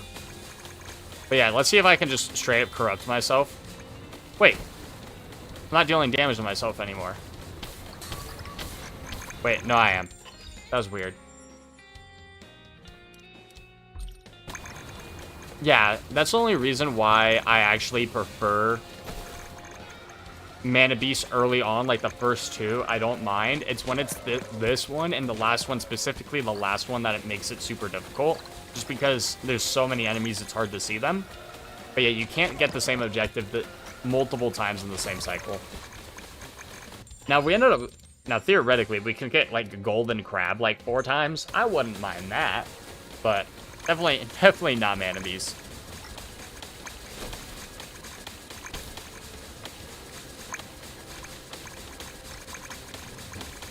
And man, oh man, do I wish this Ascension grind was just a little bit faster. But Necro Whirl is one of my favorite spells, so we have to do it for the Whirl. And then what I'll probably do is I will probably do a run with it on easy mode to push its limits and just to see what it's capable of. I think that would be pretty cool. We'll probably test the Ice Blizzard build that I had in mind. I will probably need something besides Whirl, though. Like, it'll definitely be a 2-spell. It'll definitely be a 2-spell type of run. Just because it can also cast on top of my own head, which slows me. The one time I did use Necro Whirl, it was on a different character. It was on a different character, and I had Ice on Whirl, and I was trying to collect fungi, and I kept slowing myself, and I was unable to complete the objective because I was actually moving extremely slow.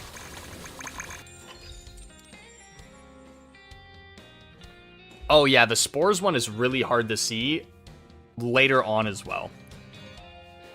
The other problem with that is by that point, I have so many magnets on the screen as well. I keep picking up magnets thinking they're the Spores because I just see a blue thing like in the crowd of an enemy, like in the enemy horde, and I'm like, oh, there's a Spore over there, let me go grab it. Nope, that's another magnet. So, but yeah, the Spore one can be difficult. The thing with the Spores, don't quote me on this, I have a conspiracy about the Spores. So the Spores only spawn like 1 or 2 like here and there, but for some reason, every single time I've ever done the Spores objective, there's always been like 1 pocket of the map that has like 6 of them. It is, I don't know if that's like a thing every single time. Like every single time, there's always like a group of like 5, 6, 7 of them. Like I was doing a testing run. No, actually it was today's video. Not today's video, tomorrow's video. Tomorrow's video, you'll see a Spore run where I think there was either 8 or 9 Spores in 1 corner of the map. And I couldn't find them for the longest time. I was like running around and I'm like, where are all the Spores at? And there's just like 8 or 9 of them just in 1 corner. And I was like, okay.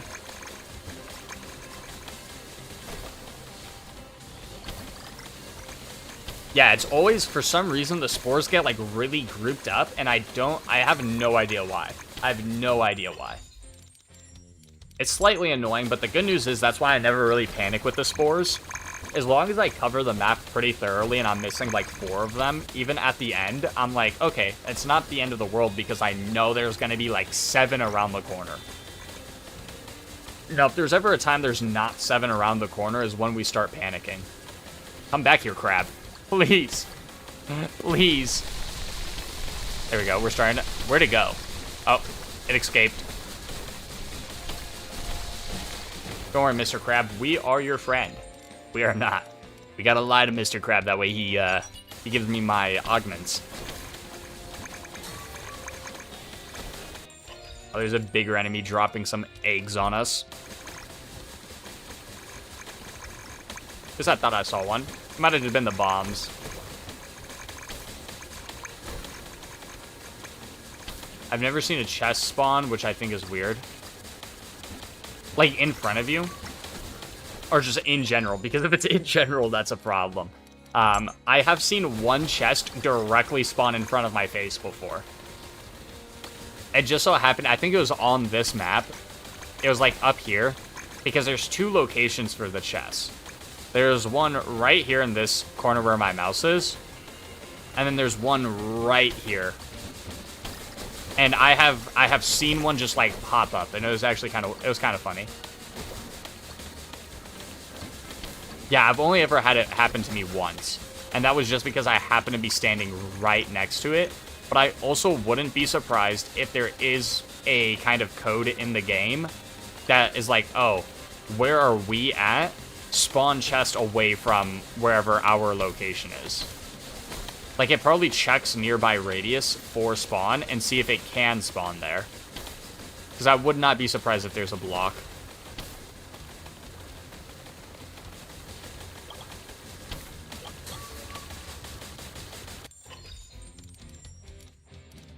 I have more spell damage. Not that it matters. But I get a magnet per chance. Got a lot of XP all over the place.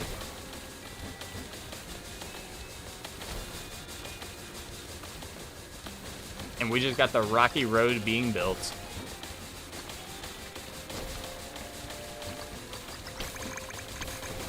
Oh, there's another mana thief. It's kind of funny because, like, I'm not much faster than this guy. So we gotta, like, cut him off. Oh my gosh, we're playing Snake.io. There's a magnet, though. Give me you.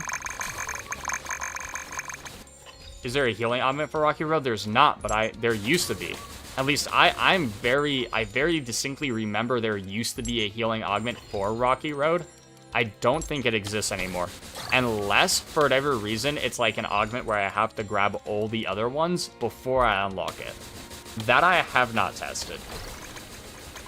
But, like, I'll re-roll. I mean, I can't do it this run. But what I can actually do is I can banish the other augments and then see what happens. Because then theoretically it'd be forced to pop up. Yeah, I thought there was one too, but I haven't seen it. Because there used to be one for Necro Whirl, and I couldn't find that one either. So I think they got rid of a lot of the healing options. The only healing augment that I have seen, to be fair, there's a lot of spells I haven't played yet, but was the plant one. The one with the Vengeful Sprout. That one has a heal augment, and it is the most disgusting heal in the entire game. Because each plant heals you for like 50 plus HP, and that's without the scroll. That's without getting like bonus healing from the scroll. It's like 50 plus HP. It's like 30 to 50 HP, I should say. And if you get like 5 plants down, you just infinitely sustain any damage coming your way. It's actually kind of mental. Alright, we're about to fight the next boss, and then we'll be Ascension 7. Huge. We're making progress.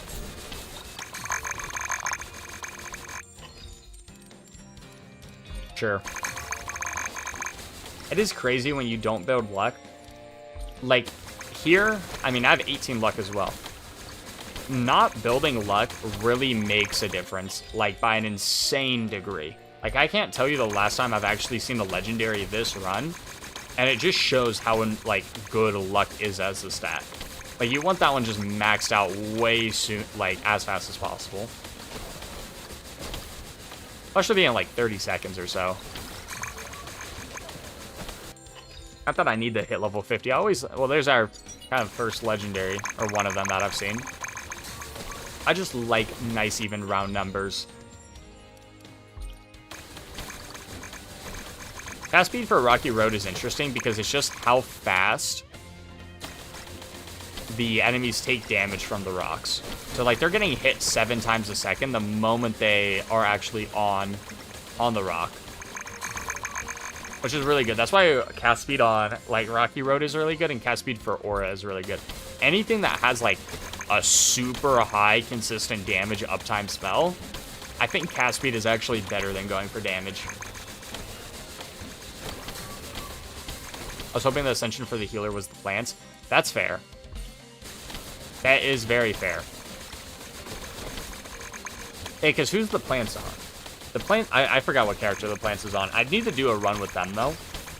And then just have, like, a full plant build on hardcore. Because I actually think you heal so much, I actually think the plants can, like, solo sustain hardcore for you. If you get enough cast speed. Like, who cares about damage? I think you can out-heal, like, everything. Especially if you just build dodge chance. Dodge chance, cast speed, and get the augment for healing, and you're set. Any game I play with luck as a stat's not... If it's not as good, I still always take it. That is... I'm gonna be honest, I felt that. Any luck to circumvent my actual luck is a win in my book. Magi has the plants after Ascension? See, that's the other thing that I find weird to me. Is why some characters, when you ascend them, they get a... Like, obviously they get a new starting spell. If you use that skin. But why is it the same as a wizard already? Because, like, Magi doesn't have the plants, but there is a wizard that already has the plants as part of their... As just being part of that wizard. Alright, I need this guy to move. And unfortunately, we're having a hard time making him move, so I can't really... I'm trying to do damage with my rocks. Actually... Okay, there we go. Just gotta get somewhat close to him. Or her, who knows.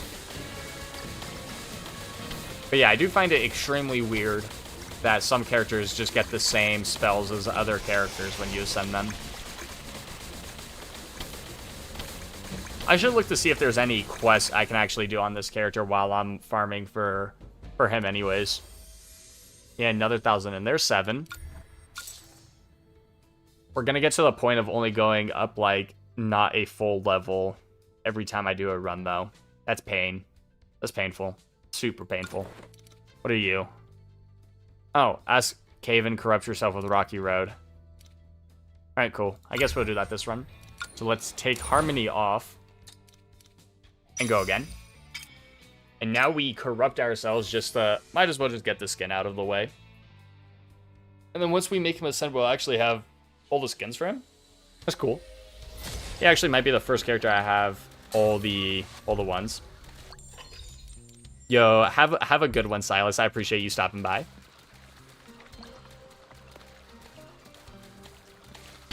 Yo, I appreciate it, Alex. We are indeed YouTube streaming. It's probably going to be a bit of a long one. We're probably still going to be live for, I'm going to be honest, however long it takes me to ascend this character. So it'll probably be another, like, 2 hours, maybe. Hour 32 hours. And then we'll probably try to do a build afterwards as well. Yeah, right now we're just ascending, but I'm glad you could catch the stream. Right now we need to get our Rocky Road infused. That way I can corrupt myself as early as possible. That way I don't have to worry about it later. Now, I hope I can corrupt myself with just the Dark Element, and I don't have to get Void.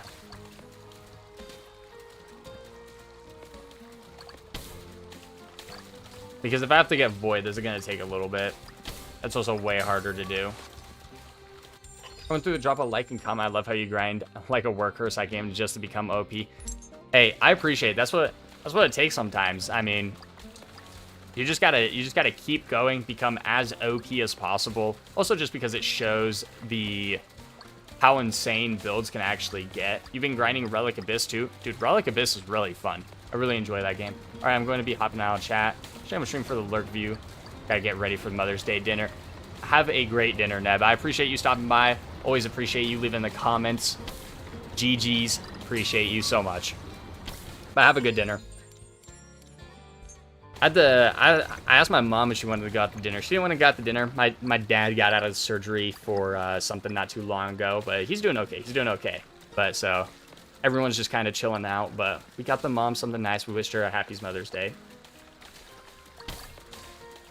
Oh, I just got a bunch of stuff to grill out right now going back home. Dude, the grilling is so nice. Got to grill for the old lady for Mother's Day, 100%. 100%.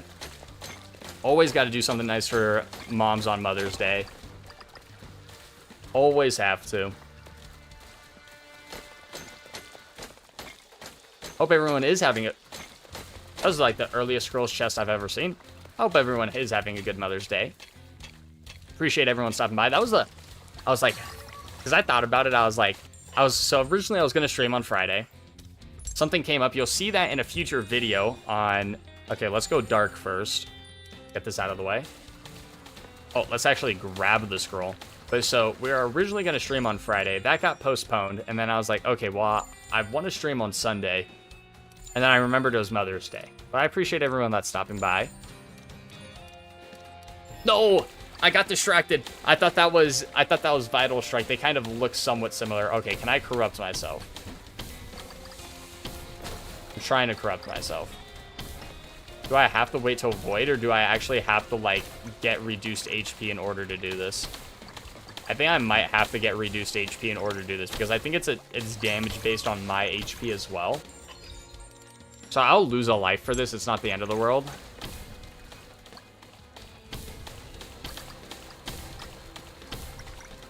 Come on. Okay, how do we get corrupted? We're actually trying extremely hard to get corrupted here. Maybe we need Void. I should theoretically be able to corrupt myself like this, though. I mean, I got a bunch of purple going on me as well. I'm dodging my own stuff. I need to get hit by just like a small dude. There we go. Please. Let me corrupt myself. Do I have to, like, die in order to get corrupted? Only one way to find out. Try not to die to, like, other sources, though. Okay, corrupting yourself is actually... Okay, you just die. Okay, we'll try it again once I have Void. Maybe I need Void in order to corrupt myself.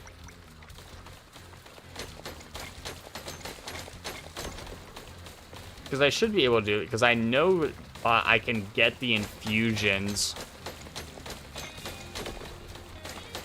of a lot of the... Like, if I step on lightning, I'll get the lightning effect on me. Same with fire. So I guess we'll just try to go for Void and see what happens. I don't think I'm going to be able to do the crush the statue one. Just got to wrap back this way. We got to go fast. Oh, there's a statue right here. Oh, we got 20 seconds to find one more. Please, game, just bless me and put one directly in front of my face. Game, please. Game, please, not like this. For the statues. We're not gonna get it done. No, there's one over here. I don't think we're gonna be fast enough.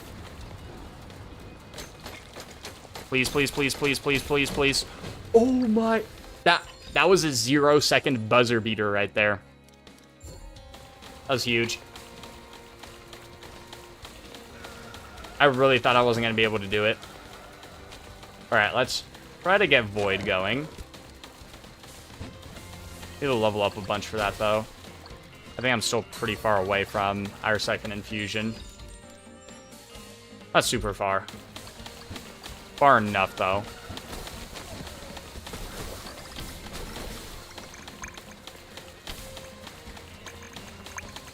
Hit this bomb. The bombs, if you can manage them, are actually insane for leveling up early. You can just keep using the bombs over and over again. Especially in hardcore, a lot of the times you have 0 damage at the start of the run. So what you quite literally have to do is just use the bombs to level up early. Because your damage is just non-existent, and they will just straight up kill everything around them, for the most part, unless it's a bigger enemy. But you kind of just drag them into the horde of enemies and just get free damage. Alright, we got another Light the Fires. I'll ignore the luck. Just trying to see if the Void even works. If I can't figure out how to corrupt myself, I might. I will still probably try to do this run.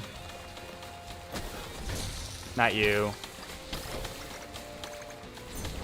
Not getting Vital Strike was rough.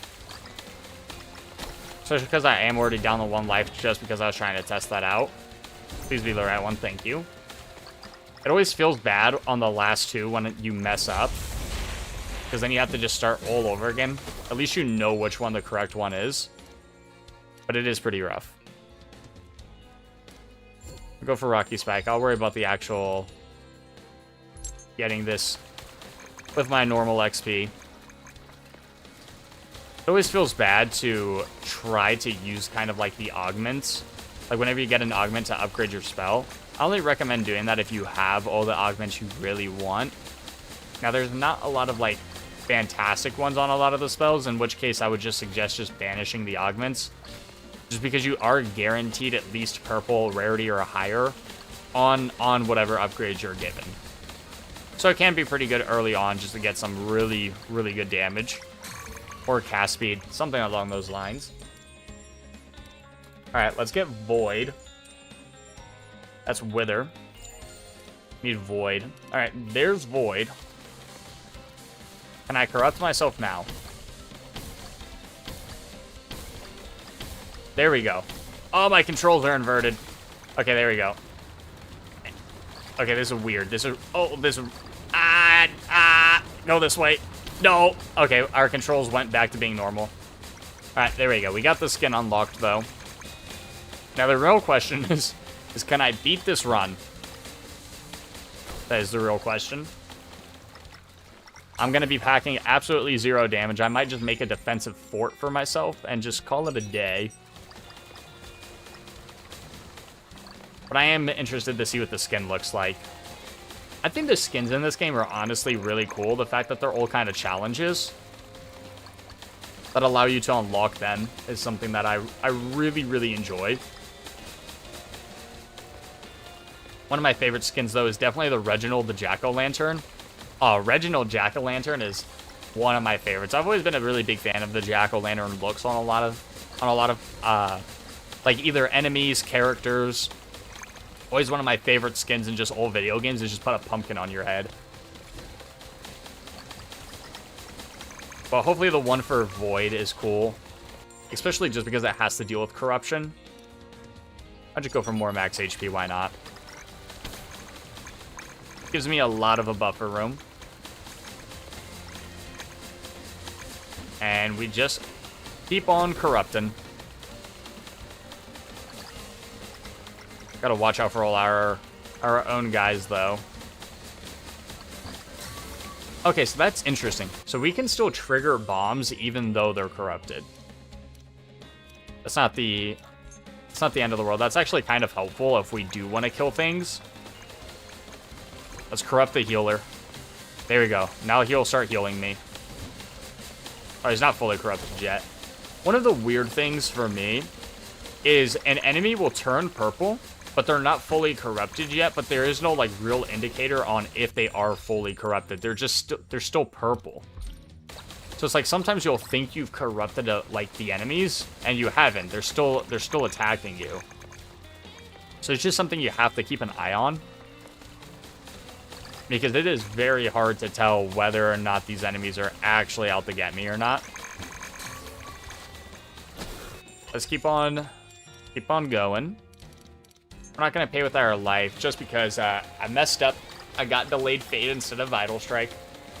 Now, after the next objective, we'll probably just go for another Scrolls chest. Just to make sure I actually am able to beat this run. Hopefully we're Ascension 8 afterwards. I think we're getting around 800 or 900 Ascension points every run we do. The problem is now it's costing a little over 1,000 per level, which is really diabolical. Like, I do think it should, like, I don't know, 1 cycle for 1 rank doesn't sound like the end of the world, especially if you're playing on a harder difficulty. Like, if you're on a harder difficulty, I do think it should 1,000,000% you gain 1 rank per cycle. And even that's slow, because you have to ascend characters twice. And each cycle takes 20 minutes. And that's like one of the fastest you can do it. Most of the time it's like 22, 25 minutes per cycle. So that is something.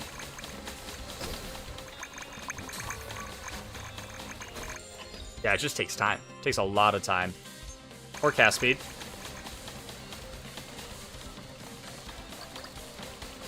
But we are not stopping until Kavin is ascended. And he should be my second Ascension, which also goes to show you how grindy it is. I've not worried about ascending any of my characters. I will go for the one that gives me Onslaught, though. I just have to look at the unlock requirements for it. And then I'll probably stream that as like... Well, that would be a long one, though.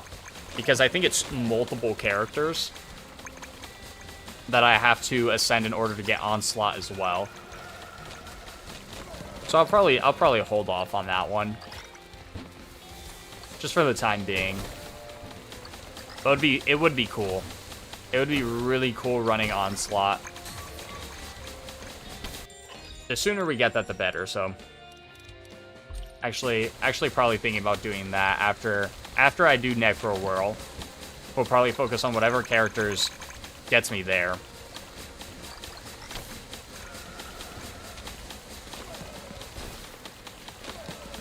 Oh, I needed to find the Scrolls chest. I need Vital Strike. It's not like a super big necessity. We're on easy mode. Let's get the legendary dodge chance. But at the same time, it is still a little bit helpful. Because if you get Vital Strike on any difficulty, like on easy or even, I believe, moderate, it's pretty much a free win. Now, I think Vital Strike is a necessity in hardcore. Like, I don't think you can get away with not running Vital Strike. That's how good it is. Alright, I didn't see the Scrolls chest up top. Probably gonna be here in this bottom corner.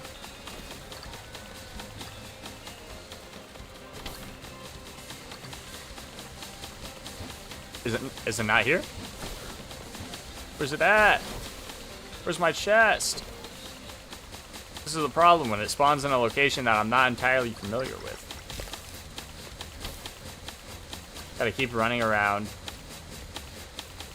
There it is. I was like, I think there's only 1 or 2 locations mid it can spawn. So it's not the end of the world trying to find it. Alright, Vital Strike. We haven't seen it yet, so hopefully we get it. I'll go for more dodge chance, why not? Alright, I have 1 reroll. And there it is. Alright, we should start healing a little bit more. Oh yeah, there we go. There's that HP ticking up for us. That way we can actually stay nice and healthy. I'm also level 26, which I feel like is actually kind of behind. So I need to find a magnet, because I have so much XP just laying all over the map. But I definitely have no way of picking it up currently. Besides just running around trying to pick it up. The problem is I have other things dying at the same rate. Alright, come on. Spell size, spell size. So if you go with Colossal spell size on Rocky Road, I'm pretty sure it just increases the length, not the actual width of Rocky Road. So that is something to keep in mind if you want like wider spikes. It's not a thing. Kind of sucks. I feel like it'd be cool if you could get like super wide spikes, but no. At least that's what I read, is that it doesn't work that way. Alright, we got the fungi.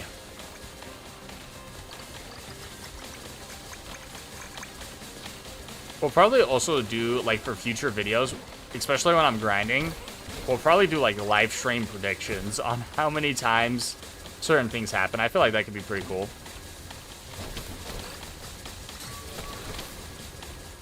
Like, how many times Mana Beast appears in a run. I'll go with the luck here. It doesn't really make a difference for me. Fungi, fungi. Probably gonna be another one down here. There's another one. There's a magnet for us as well. Beautiful. I'm gonna need another one. I'm gonna need another magnet. More cast speed. Crit chance.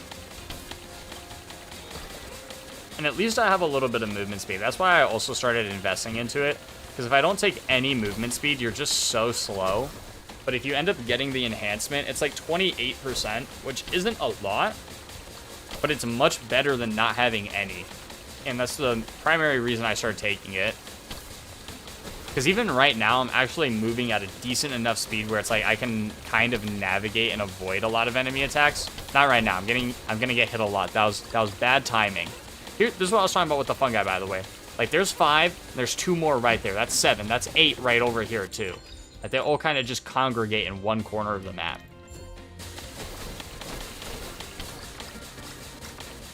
Somehow we're not doing bad. As long as I don't accidentally, like, invert my controls again by corrupting myself. Though it is funny. I'm not gonna lie, it is pretty funny the fact that you are able to corrupt yourself.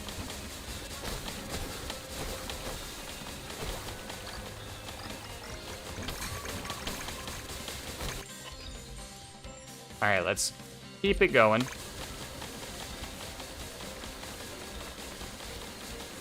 We got like a minute or 2 left before this boss spawns in. Also, I guess while we're farming up, we're just gonna talk about random things. Fast food joints. So I had this thought the other day. I was trying to rank fast food joints, and I don't know if people have like Culver's. I mean, Culver's is a pretty big fast food chain. At least I think it is. But so I was having Culver's the other day as I was kind of just going AFK. Like, I quite literally paused the game, went to go get some food while I just kind of grinded out some cycles. And I realized Culver's is probably like a top tier food place, at least fast food wise. I think the other one that's up there, I think, my honest opinion, I think Panda Express is the best fast food joint out there. That food is incredible. Like, every time I go to Panda Express, I'm just never disappointed. And I think Culver's is up there. Like, Culver's chicken sandwich is beautiful. A lot of people like Chick-fil-A. I think, my humblest opinion, I think Culver's is better than Chick-fil-A. Shadow, what's the best wizard? Honestly, it's hard to say.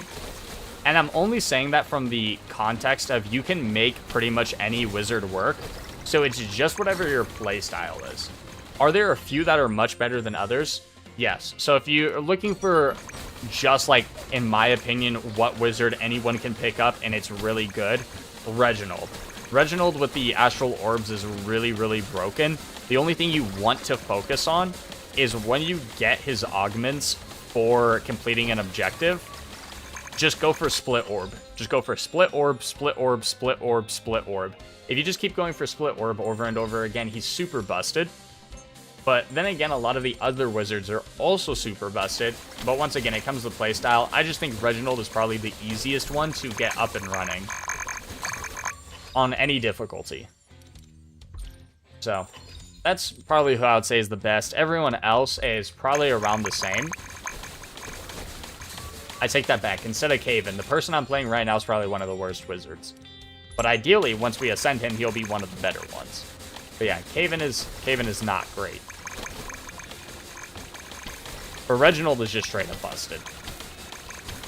Especially just getting bonus luck at the beginning of the run. I think you get like 4 extra luck, which doesn't sound like a lot, but when the cap is 20, or soft cap is 24 and cap is 25, 4 luck, especially just off rip, goes a long ways. You just naturally get a lot more legendaries, or have the potential of seeing a lot more legendaries just because of his kind of passive traits.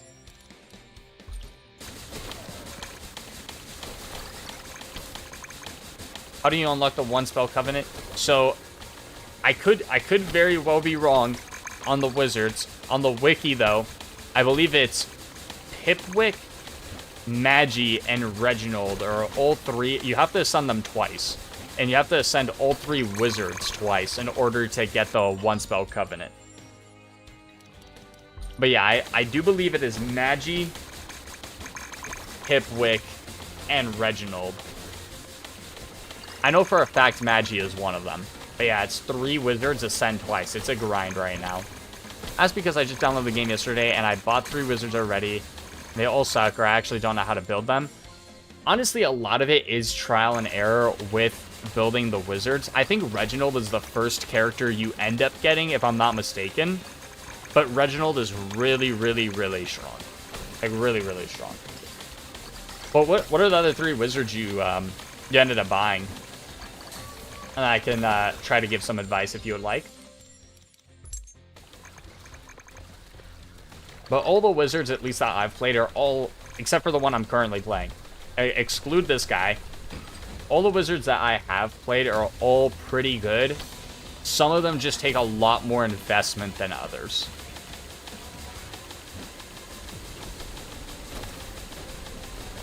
Alright, we stunned him. Not that we can really make much use out of the stun. The good news is we can stun him a lot because of Rocky Road. So it's not awful. It's not the end of the world. Hopefully get his Sun Mage, Compelling, and Brawny. So the Sun Mage, it takes a lot. The Sun Mage is probably one of the most busted characters. No! I inverted my controls. 1 second. I accidentally corrupted myself. Ow. Okay, just run away from the boss. There we go. We ended up getting the kill. But so the Sun Mage is really good. The only reason the Sun Mage is good, though, is you need a specific enhancement, and I'll actually show that right now on how to, like, successfully build the Sun Mage. There we go. Demonic Kavin skin unlocked. Huge.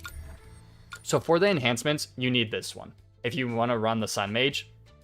Spell size. The only reason you want to run this one is because, I mean, I'll just put the points in here. It doesn't really matter. I don't have enough money. But basically, the mastery version of this gives you a 10% chance to cast whatever spell you have at a 160% increased size. Obviously, the reason that's good with Sun Mage is because, well, you have the aura, and it casts so frequently that the amount of times you can just amplify it by 160% is rather insane. But if you don't have spell size, Sun Mage is extremely hard to build. As for Brawny, and I have to see what the other ones are. So Vengeful Sprout is really, really strong. It's just really dependent on one. Once again, I think it does work with the spell size, just making it way bigger. But the other thing, I'm also putting this back on, just so I don't have to worry about my rocks. For the plants, there's an augment that says Healing Plants.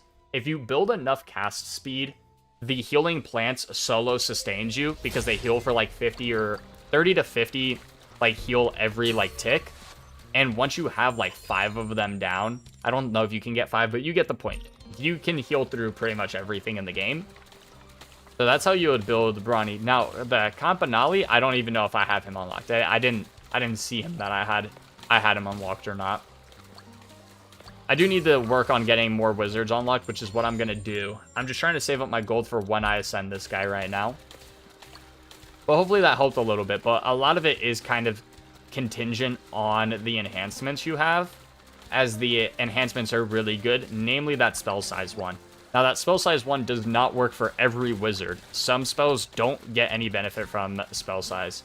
I don't have any of these enhancements. I'm new to the game. I'll keep playing. Thank you so much. Yeah, no problem. So with the, you might only have the first 2 rows unlocked.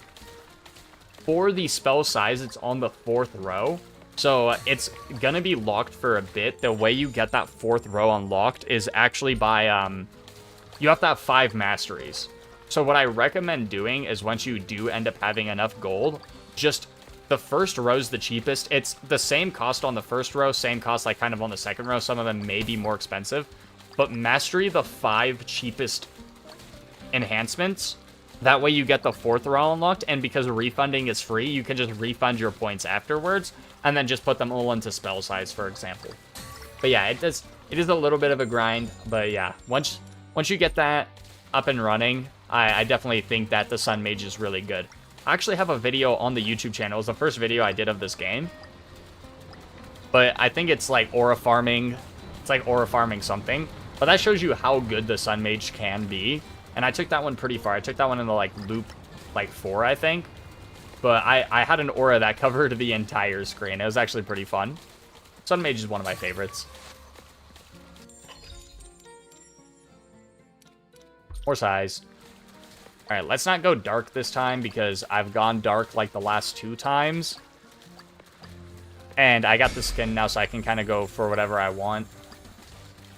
Probably go for like Acid Lightning. Acid and Lightning sound pretty good. Bada bing. Nope. Alright. Nope. Surely it's this one. Alright, well, it's apparently none of the ones I wanted it to be. This one, nope, okay. And this is why you always want to make sure you head to the fires, like, as fast as possible for when stuff like this happens. There's lightning. We'll go for acid afterwards. Because if they're... This one's really close together. If they're not close together, then you're just going to eat up time. What are the 900? So that is because I have the enhancement for crit chance. And it's the mastery version of it. But basically all it states is if an enemy's below 10% health, I just execute them. So it's just max damage for them to just guarantee be executed. But you could definitely never hit that damage otherwise. But yeah, that's just them getting executed on the spot. That comes from the crit mastery. But yeah, sometimes catches me off guard too. Like when I first had it, funnily enough, I didn't think I read what the mastery did. So I was like, oh wow, I'm doing like a ton of damage. Nah, it's just the game's way of making sure it just executes them. Because for example, if it had a set value, technically speaking, eventually it wouldn't execute. Like for example, if it dealt 10,000 damage by like loop 3, it actually wouldn't kill an enemy. At least on hardcore mode. So that's the only reason why it's set to that. We actually should have our first, like, scrolls chest pop up. I'll probably just try to hunt that down right now. Let's see, is it in these 2 corners? Nope. Alright, let's turn around and go the other way. I also kind of showcase the scroll spawns, just in case people are somewhat unfamiliar with them. So there's one that spawns in this corner right here. I think it's, like, right here that it spawns, but it will be in this corner for one of the spawns. The other spawn will be right here in this corner, but yeah, so those 2 can spawn right there. And then there's going to be 2 locations over in this corner. There's one of them, and thankfully it's right there. And another place it can spawn is like right here, I'm pretty sure. That's another location. One of the biggest advice I have if you have a struggle finding scrolls chests, most of the time they'll be on the outside corners of the map. That's not all the time, but for a good majority of the time they'll kind of be on the outside of the map. And then I'll keep on kind of walking down. How do you know the timing of the scroll spawns? So it took me a little bit to actually get used to them. But so, for example, one scroll will always spawn with this first objective. What I like to do, because the timing can be weird, I've had sometimes it spawn before that first objective. I complete the first objective and then go scroll hunting just to make sure it spawned in. But the first scroll will always spawn kind of with that first objective, so just wait till after you complete it to go hunting for the scrolls. The second scrolls chest will spawn after you complete the third objective. So after the third objective, I normally wait a little bit just in case it doesn't spawn in. But after the third objective is when that next one will spawn in. And the third and final one for the first cycle spawns in with the boss. So as the enemies are all kind of moving towards the center, you can go out of your way to try to find that scrolls chest. I normally just hunt it down on the second cycle, or if I know I'm lacking a ton of damage, instead of fighting the boss right away, I'll just go find it. But yeah, first objective, third objective, final boss is the timing of the scrolls.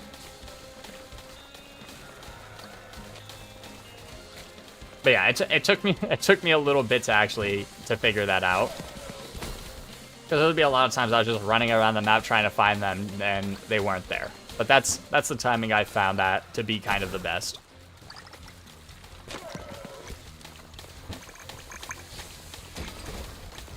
Alright, we got Crush the Statues. The statue spawned on my trail. We love to see it.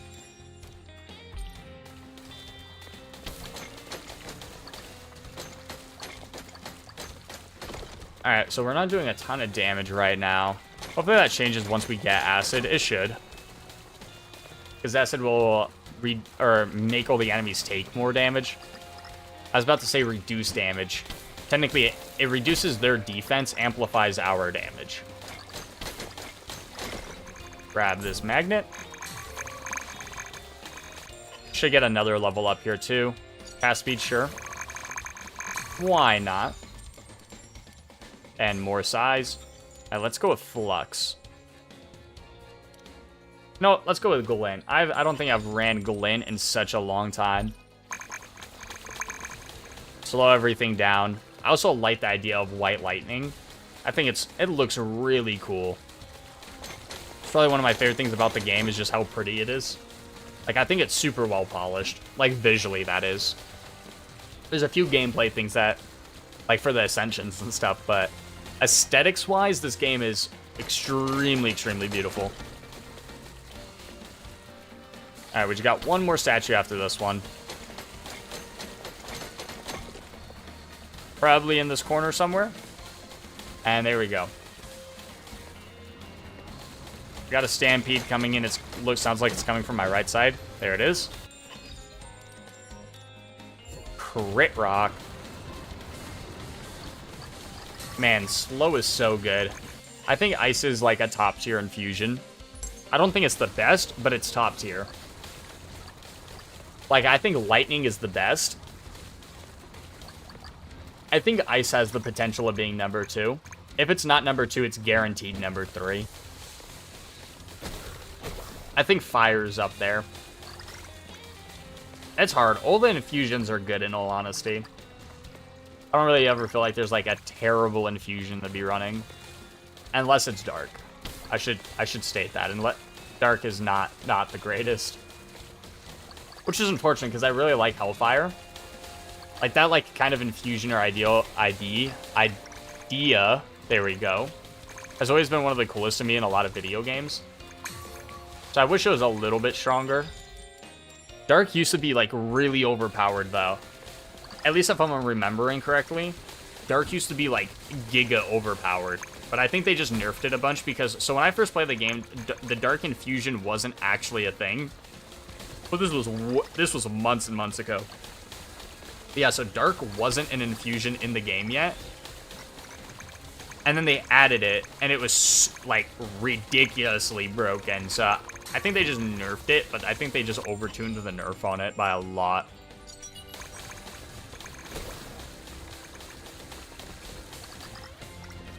As AFK, so how do I only play with the base spell? So you need a specific covenant in order to do so. And it's a grind to get it unlocked, unfortunately. The devs are looking into getting it better. But in order to only play with the base spell, you need to ascend Maggie, Pipwick, and Reginald twice. And to put it in perspective, I'm working on my first ascension with Kevin, not Kevin, but Kavin.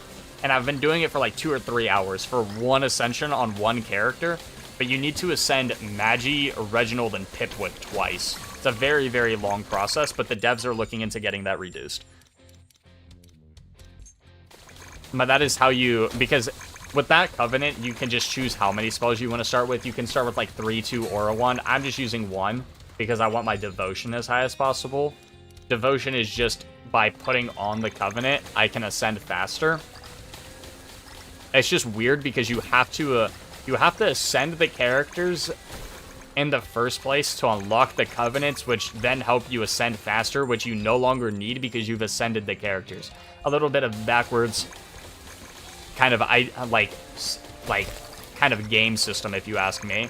I think you should be able to unlock the covenants pretty easily in order to ascend the characters to then like get other bonuses. Yeah, no problem, no problem. If anyone has any questions, feel free to ask. I try my best to answer them as best to my knowledge. I get a lot of my info from either the Discord when I don't know what's going on, or the wiki. The wiki is pretty accurate, though it's semi-out of date. So that's the only reason I'm not too sure about the infusions. So I know what the majority of them do. Like, obviously, ice is going to slow enemies, but and lightning's obviously going to chain. There are a few of them that are kind of like, oh, they don't really talk about what they do all that well. Holy fungi collection. We should do like a speed run of fungi. How fast can we pick up all of them? I imagine if I got like my base move speed like increased high enough, we could probably collect them pretty fast. I think I was already up here though. Okay, there's still a few. What I like to do is I kind of like to sweep like north, middle, and then bottom. Because if you do what I did where you go down like the middle and then go up top, well, I then have to come all the way down here again anyways.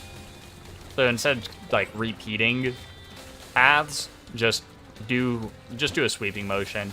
Pick north or south, sweep it, go up the middle, sweep it, then go up. Another objective completed. Rocks deal more damage.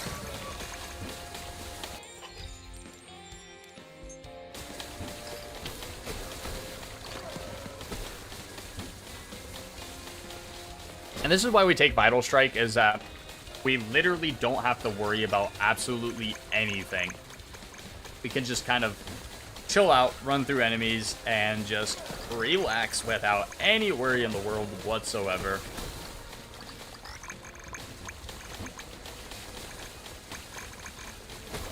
And Glint is so strong. Because you're just slowing enemies, they can't reach you, and then they just chain lightning everywhere. I wish there was a way to speed up runs, though. Or we can play them on, like, 2x speed or something like that. I don't feel like that would be a terrible thing. But yeah, I think I have, after this one, I think I still have 3 or 4 more runs of Kavin before he's ascended. Hopefully it's just 3. Hopefully it's just 3. I don't know how many runs I've done. I think I've already done like 6 or so runs. Absolutely disgusting.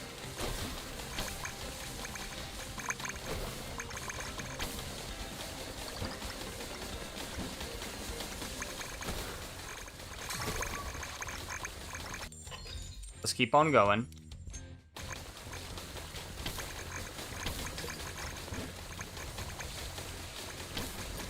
Oh, and this is what I was talking about with the scrolls chest. So, like, the third objective just happened, so there should be another scrolls chest around. Sometimes I just don't pay attention to it. But let's see if we can find it, and there it is. But yeah. Just one after the first one, there's one after the third one, and then one at the final boss. None of these are really, like, super important. We'll try to go for, like, the infusion one if it pops up. There we go. Is it faster to ascend in one cycle only compared to infinite? It is. So the way the Ascension works is based off the amount of levels you get. And you get less levels the more you go on. At least that's the way I was told, and at least from my limited testing, it is faster doing the one cycle than going infinitely. Now, sometimes, if you want my honest opinion, if you really just want to chill out and do it kind of like the nicest way, I think going infinite is nicer for the sake of you'll get to the point of being so kind of OP you can just kind of go AFK, watch a movie in the background, watch a show, do like anything else, and then like just come back for like the boss. Like, don't obviously leave your keyboard, but like you can play like other games and stuff while you're kind of doing infinite. It will net you less, but you also have to pay attention far less. And it's not like as mind-numbing because you're already in a super long run anyways. The only other reason I'm doing it this way is because you also get more gold for only doing the one cycle compared to going infinite, which is also unfortunate. I don't think that should be the case. You should be getting more Ascension and more gold the longer you go in a run.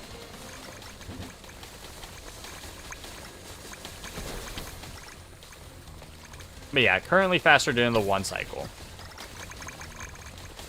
Though I'm pretty sure they did say they were looking into that, which I really hope they do.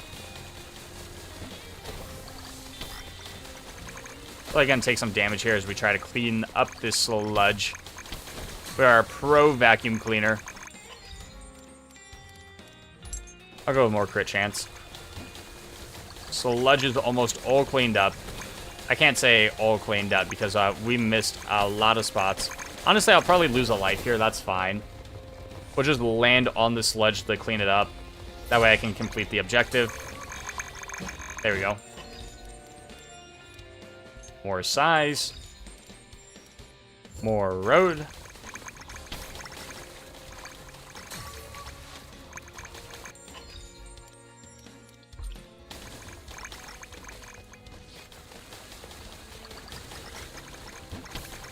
We might lose a second life if we're not careful, which is something I don't ideally want to do. So let's pay a little bit of attention to what's going on. While Glint is fun, it's definitely not the most damaged by any means. But I think I lose a second life right here. Oh, thankfully I was able to squeeze by. Alright, there's another magnet for us. Got hit, not the end of the world. Hopefully you get like a max HP increase. Thank you, game. If you ask, you shall receive. I'm just going to start asking for triple legendary upgrades because surely I'll end up getting them.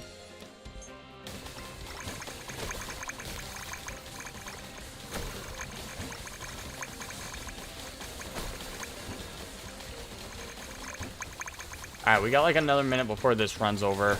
Maybe like another 2 minutes. It's not bad at all.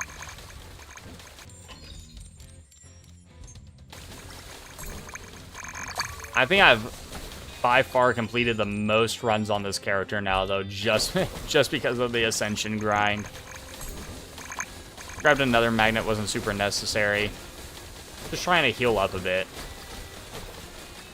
Because there's going to be stronger hordes coming in.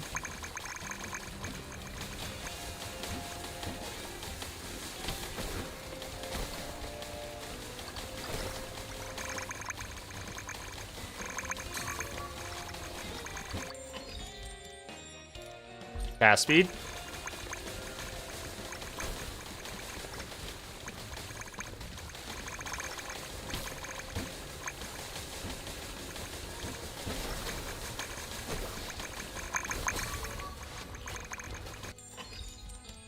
I also think it would be cool if they had like more infusions, like just in general as well.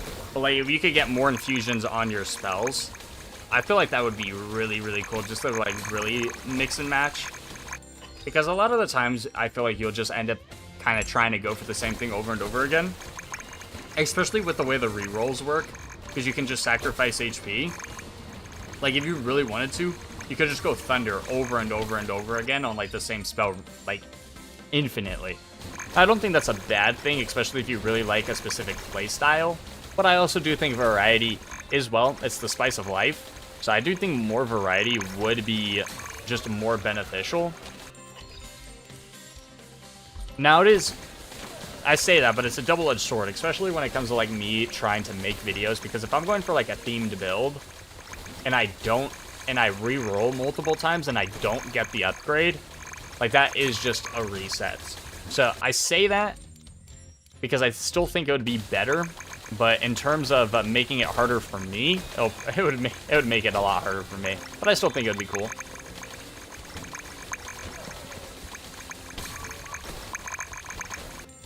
Alright, only a little bit longer. Is Thunder better than Plasma? It's way better than Plasma.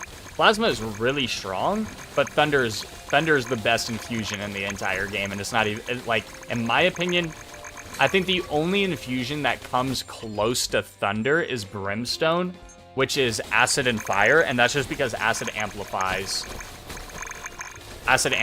damage, which it would be for your Fire and the amount of damage your spell is doing. But yeah, overall, if you have Thunder, you're gonna win, is what I've kind of come to the conclusion of. Like, obviously, you still need, like, meta progression and stuff. Like, don't think just because you have Thunder, you can just go into, like, Hardcore, for example, and then just beat it. Who knows? You might.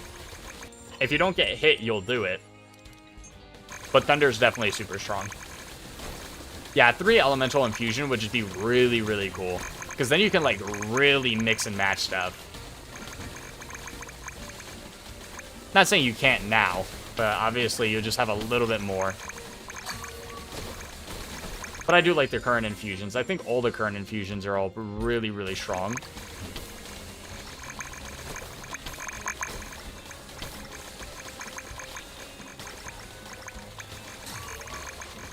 The boss should be spawning in just very shortly.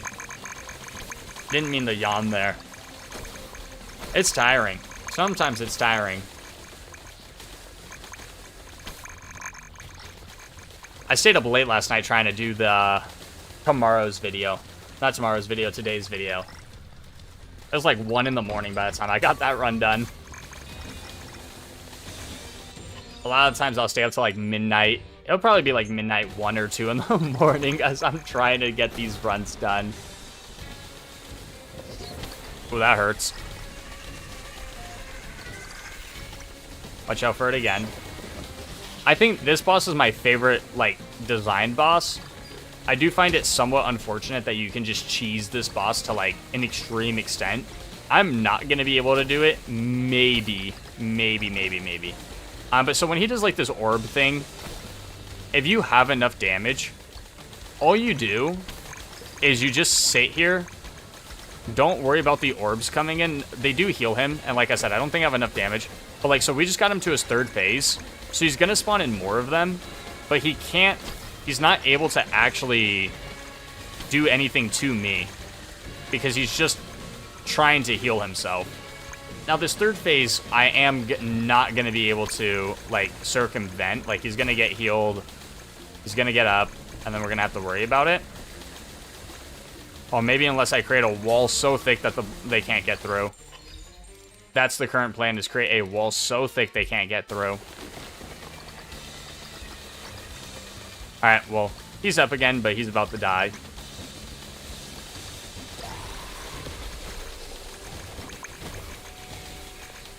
And there we go. Yeah, another run done. Please just be level 8. Okay, we're level 8. We're actually super close. I might just do a 2-cycle run. Nah, I still have to do the 1 cycle. That way I can get gold. Okay, but we're so close. We're so close. We just gotta grind it out. That's what we have to do. We just have to keep on grinding it out. No stopping. We need Necro Whirl. Alright.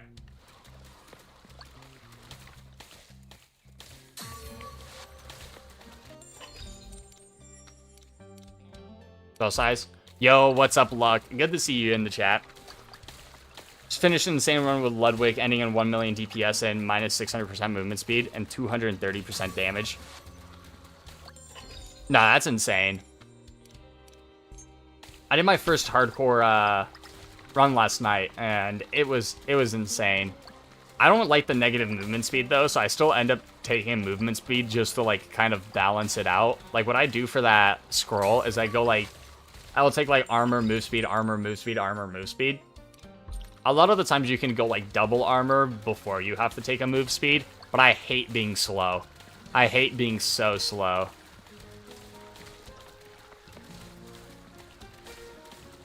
$23,000% damage? That's insane. But yeah, I have another hardcore coming out tomorrow. But yeah, no, the scroll for damage, or armor to damage, is beyond. It's really busted. Like, extremely busted. Yeah, you just end up inverting your control. Someone else was mentioning that to me earlier, which I think is hilarious. Now, the question is if you get far enough negative, obviously your controls are inverted, but do you start picking up movement speed in the opposite direction then? Or is it still you're super slow, your controls are just inverted? You're moving in reverse so fast. Okay, so you actually do pick up movement speed just in reverse. Okay, see, I was trying to counteract that because I thought I knew my controls were going to be inverted, but I still thought that I would be super slow. But the fact that you are able to have it so you end up being super fast just the opposite direction is actually kind of nuts. So I need to do that next time. Yeah, because I keep trying to balance it out, but if you're still fast, it doesn't really matter. But yeah, right now we're trying to get Kavin ascended, though it is painful. We're almost done with his first ascension. Trying to get Necro Whirl unlocked.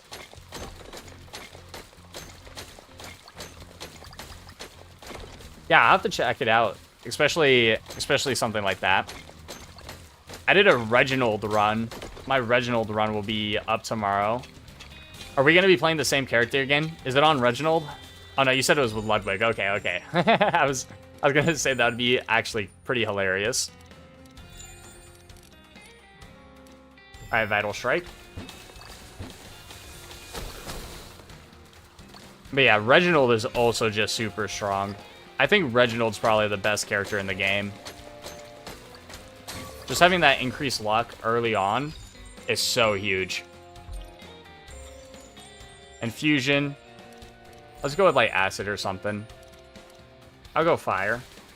Let's go brimstone this run. But yeah, I got this run and then hopefully just one more before I get Kavin ascended. And then I'll also have all the skins for him too, which is kind of cool.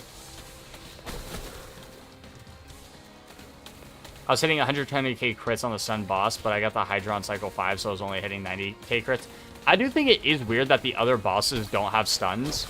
Like, this could just be a me thing, but I do think they should all have stuns. I think this stun bar should be much higher on the bosses, though, because you can trigger the stun on the whatever his name is super easily. Obviously, that's depending on how much like damage and cast speed and all that other stuff you do.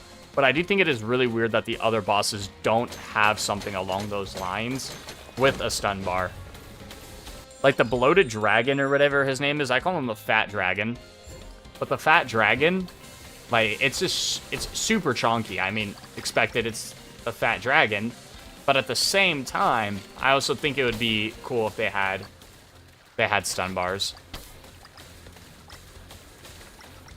Yeah, with the squid boss, you just insta-stun him. Like, sometimes even on Cycle 1, you can pretty much insta-stun him. But if you go anything deeper than, like, Cycle 3 and he pops up, he just dies. Like, it's kind of stupid.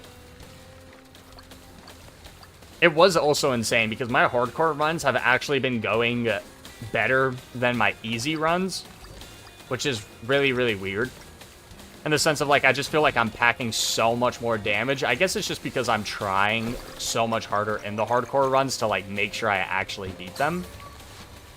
But I do feel like I'm packing significantly more damage in all the hardcore runs I've done so far. To be fair, it's only been 2. But I do feel like it is higher. Alright, we got a Stampede coming in. Did I already get Vital Strike? Okay, cool. I already got Vital Strike. We might go Wildfire. Brimstone or Wildfire this run.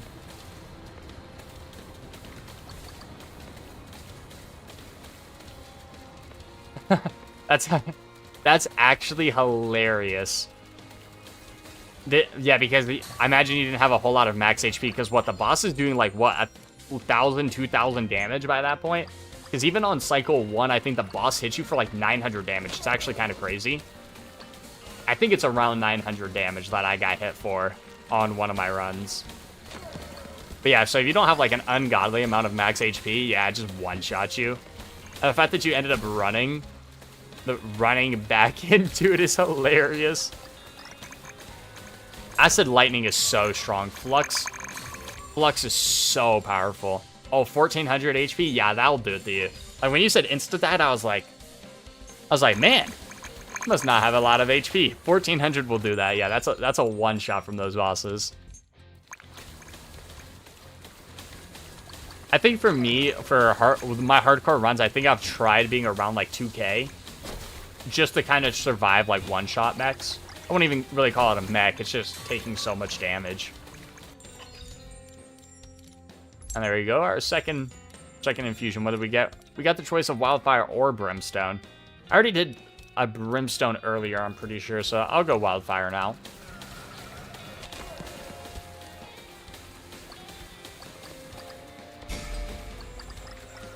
Your swords were spinning at super speed? I imagine. On my sword run where I was going like the ice, I went ice and it was actually crazy. I think the swords are one of the best spells in the game.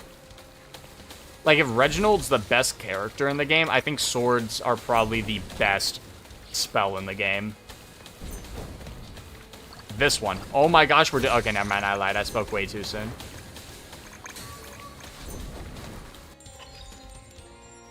What did you end up doing? I mean, I'll watch tomorrow's video. I'm curious, but I'll watch tomorrow's video. Oh, you didn't take the one to make it spin slower because you didn't care about the size. Ah. Ah, see, I was going for big swords. You're going for fast swords. Okay. I didn't even think about doing that.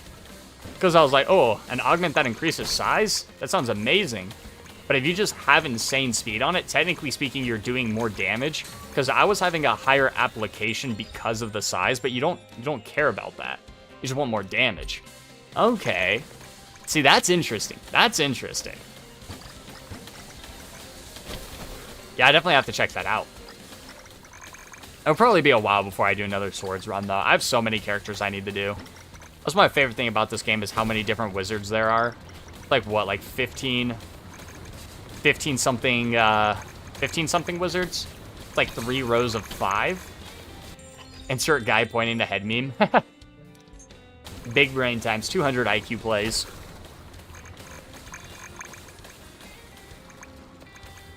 But yeah, I just really want Necro Whirl. I'm trying to go for like a Blizzard themed build and like cover like the most of the map with a Blizzard. I feel like that'd be super cool. I bet nobody thinks the banned augments. A lot of people don't.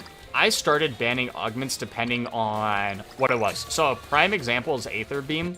With the Aether Beam augment that makes it target the thing with the most HP, I don't actually care for that, so a lot of times I end up banning it just so I can guarantee myself multiple beams. And then a lot of the times I ban the one that makes it target the most HP enemy. The only time I don't is if I know later down the run I'll eventually pick it up anyways because I'm doing so much damage I don't really care. Or if I like have a ton of AoE. I'm trying to get the sickle spell to work solo, but it's so hard. Oh man, you're putting yourself through the ringer on solo sickle spell, man. Because that is a slow start. So my video today was on the Falling Stars, and that's a slow starting spell. Sickle is infinitely slower than Falling Stars. That one is just pain. I haven't done it, but like, I've only used the sickles once, and I can imagine how painful that is. Wildfire on Rocky Road is actually kind of nuts. This might be one of the better ones that I've had so far.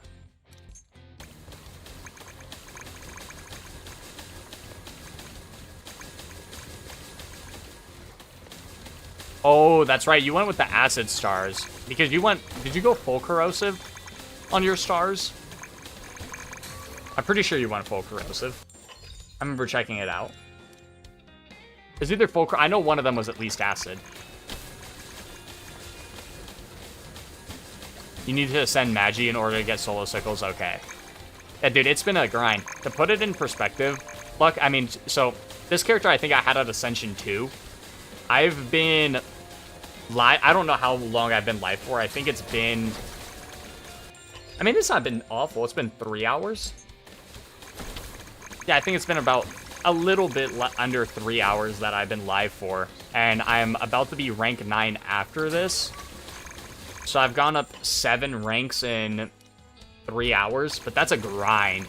That's such a grind. Because there's so many wizards you need to do it for. I'm really hoping they just, like, drop... Because they were talking about making the Ascension a lot easier for a lot of the wizards in the Discord. Because they were coming out with an update and they're saying they're really looking into it because a lot of people have been talking about it. So I hope, like, soon they just drop an update that makes the Ascension way easier. Yeah, the fact that a couple of the spells are tied behind Ascensions is, like, super brutal. I'm not entirely sure why that's a thing. I was also talking about it earlier. I also think it is crazy that you need to ascend a character in order to get a Covenant, which makes Ascension easier. It should be the opposite. You should be able to get the Covenant faster, and then which then allows you to ascend more. And then the Ascensions are just like a skin thing. Like the fact that some characters need to be ascended twice. I was seeing a popular opinion and I agree with it. I think the first Ascension should unlock the Covenant. The second Ascension should unlock the skin. That way you're not tied behind like, okay, cool, I ascended a character after 3 hours and I got a skin, but then I have to ascend them again for like the actual meta progression. I don't think that's very good. Trying to squeeze by. We should have dropped 2 new mages to start solo with Necro Whirl and Sickles. 100%, because they didn't add anything new necessarily, did they? I don't think so. Maybe one of the wizards. I think they did one wizard, but I think there should be a wizard per starting spell. I don't think that's a bad idea. Someone in chat also mentioned it earlier. I do also think it's weird that some characters' Ascension just gives you the starting spell of another wizard anyways. So it's like, sure, you got different traits from the wizard that influence that spell differently, but it's not different enough to really change the dynamic of the spell. It's like, okay, cool, this wizard has like, oh, bonus 6% crit. It's like, okay, that's nice, but at the same time, it's not like necessarily doing a whole lot for you. Sickles wasn't even in the game before 1.0? Oh, okay. So I guess that is new. It's kind of weird adding the spell but not a wizard, though. Because they already have a lot of wizards. I don't really think it's any harm to add another one. Or even just a few more.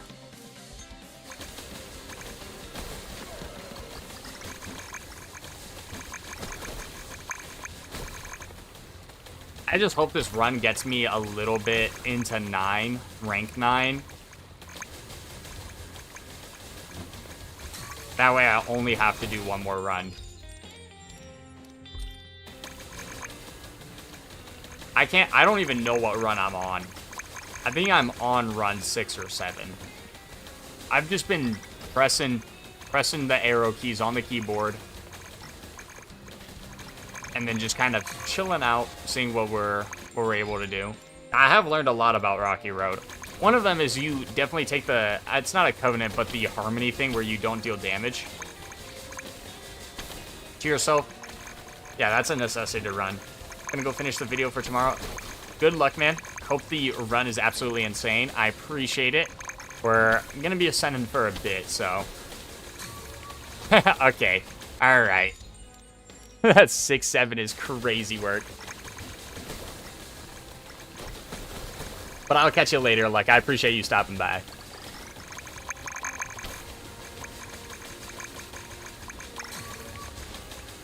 Alright, we gotta go find another scrolls chest. Nice, more damage.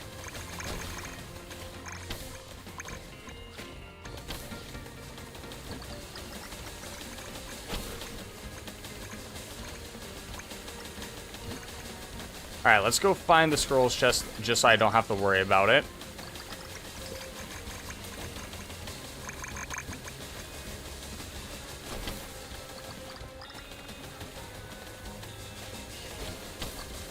There's a skin where you need...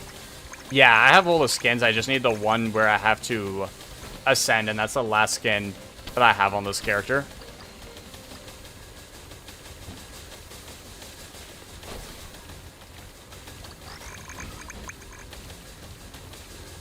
New objective. Do the unstable spell cores. No problem, game. I will go ahead and do that right now because that is giving me more money. Oh, there's our scrolls chest, though. We might as well just pick that up while we're here. Thank you. This one might be a little bit tricky to do.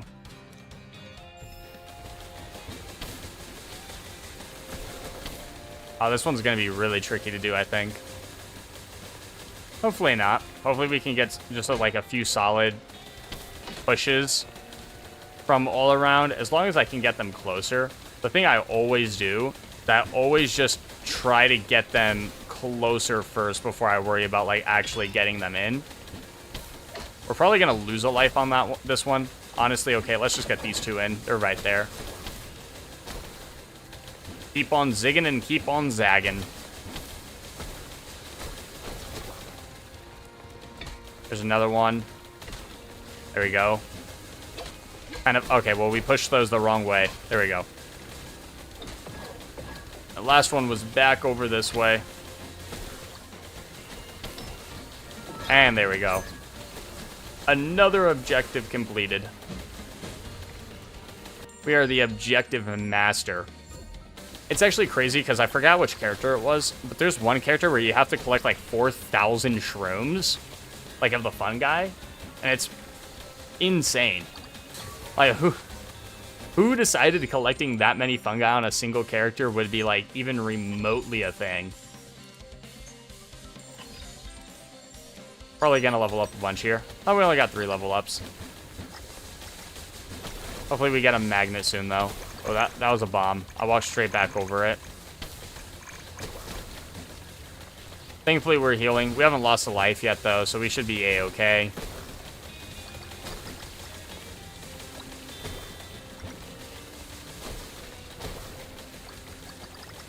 Oh, this mana goblin probably has all my level ups. We gotta hunt this guy down. The problem is I'm slow. So let's use a few rerolls. Let's try to pick up some movement speed. Let's try to pick up some movement speed. There we go. 8% is huge. Okay, he is taking damage. And there we go. Alright, that got me 1 level up, but there's another magnet here. Oh, that's a big bomb. I do think it is kind of cool how there's just like these random like giga kind of versions of a mob around.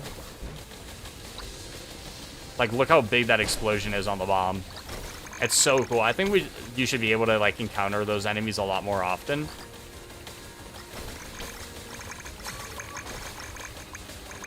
Just because of how much of a variety it actually adds.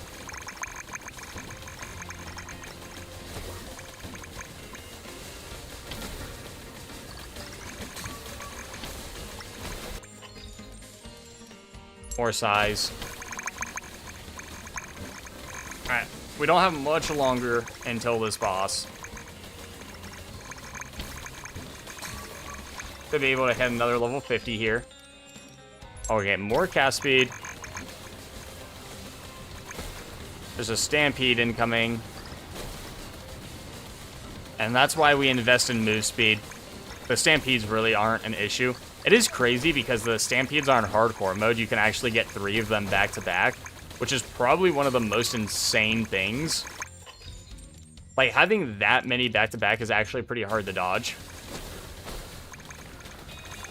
Especially when they're all just overlapping each other, because you'll end up getting like the stampede when you're trying to dodge a horde, and you're like up against a wall, and there's like actually nothing you can do about it except for just take the damage and pray. Thankfully, it's not like that on the other difficulties, though.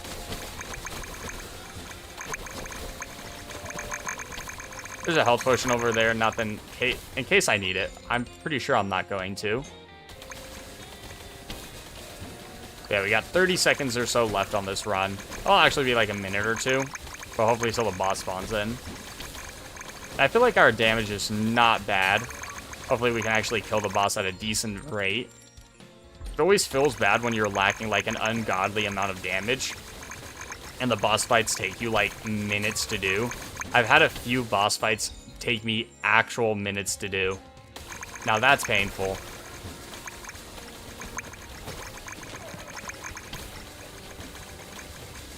this Mana Thief again, but we got the movement speed to catch up with him. We're just gonna hunt him down. We're taking all my stuff. Alright, he was on fire. He's still on fire. This guy's fast, though. There we go.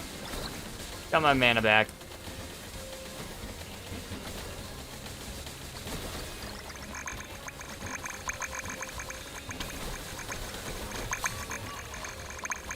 Level 55, not terrible at all. Let's just go more spell damage. Luck doesn't matter because we're only doing the one cycle at a time. It's still important for luck if you're doing one cycle at a time on harder difficulties. Like, I would still universally recommend taking it whenever it comes up. Just because it also gets it out of the perk pool once you hit that stat cap for it. And it's really not difficult to hit it. I mean, it's 24 is the soft cap. And then anything after that will just make it so you can't get it anymore. Yo, hello, hello, welcome in. Appreciate you stopping by. Alright, we got the twisted one. Thankfully, this one's not a difficult one at all. We just got a zig and zag. Let's try to just circle around him.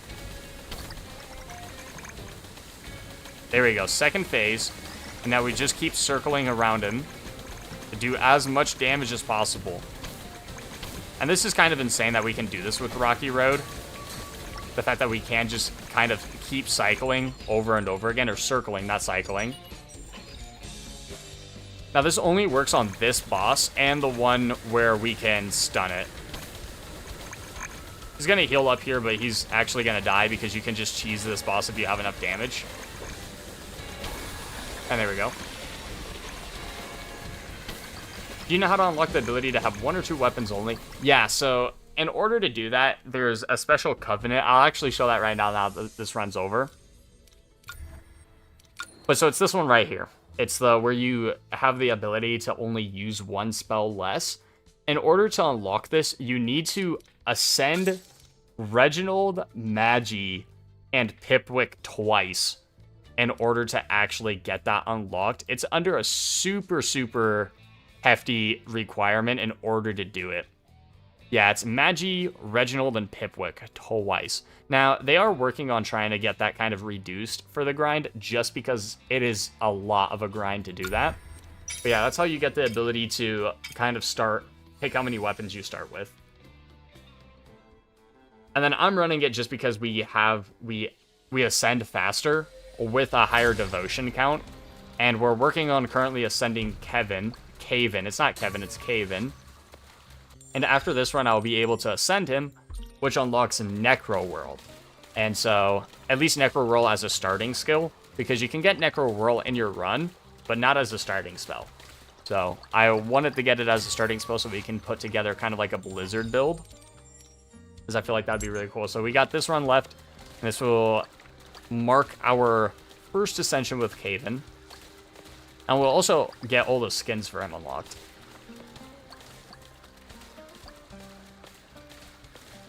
But yeah, the Ascension for the spells is really, really rough. Because I also just feel like it makes the game somewhat more fun, at least in my opinion, when you only have the 1 or 2 spells. Just because you can focus on a lot more synergies. Where it's like when you have 4 spells, it's kind of hard to keep track of everything.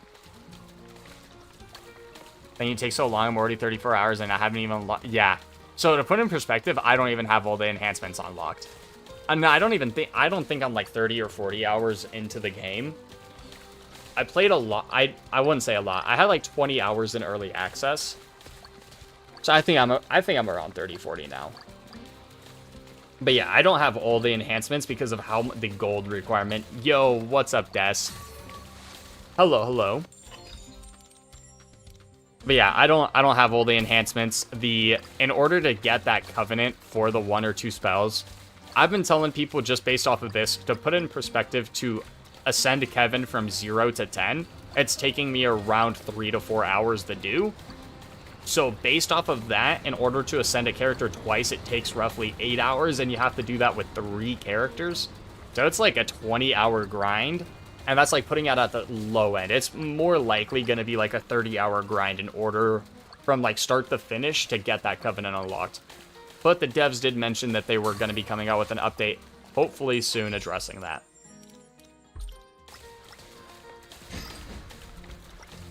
Yay, more unstable spell cores. How do you get those the max damage numbers? So it's the crit mastery. So one of the enhancements is crit chance. But if you get the mastery for it, if an enemy has 10% or lower health, you just immediately execute them, which is max damage, which is the 99,000 or 900. Yeah, I think it's 999,000. Not entirely sure. But yeah, so it's just the crit mastery. It's nice, but in all honesty, besides the flashy damage numbers, it's not super huge.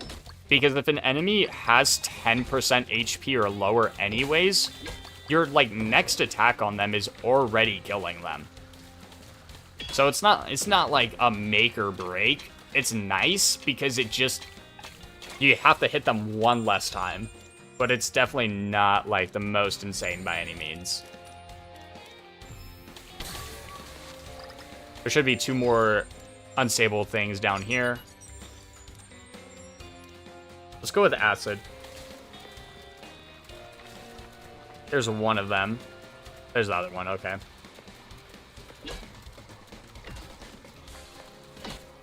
Oh, is it gonna roll all the way across? Nice. Sometimes I just push them like right on the outskirts while I just go grab the other ones. That way I don't have to worry about it. Funny story, I actually had this one spawn here before one time, and I almost didn't complete it because I just ricocheted off the walls. Would you recommend buying as a beginner-ish player?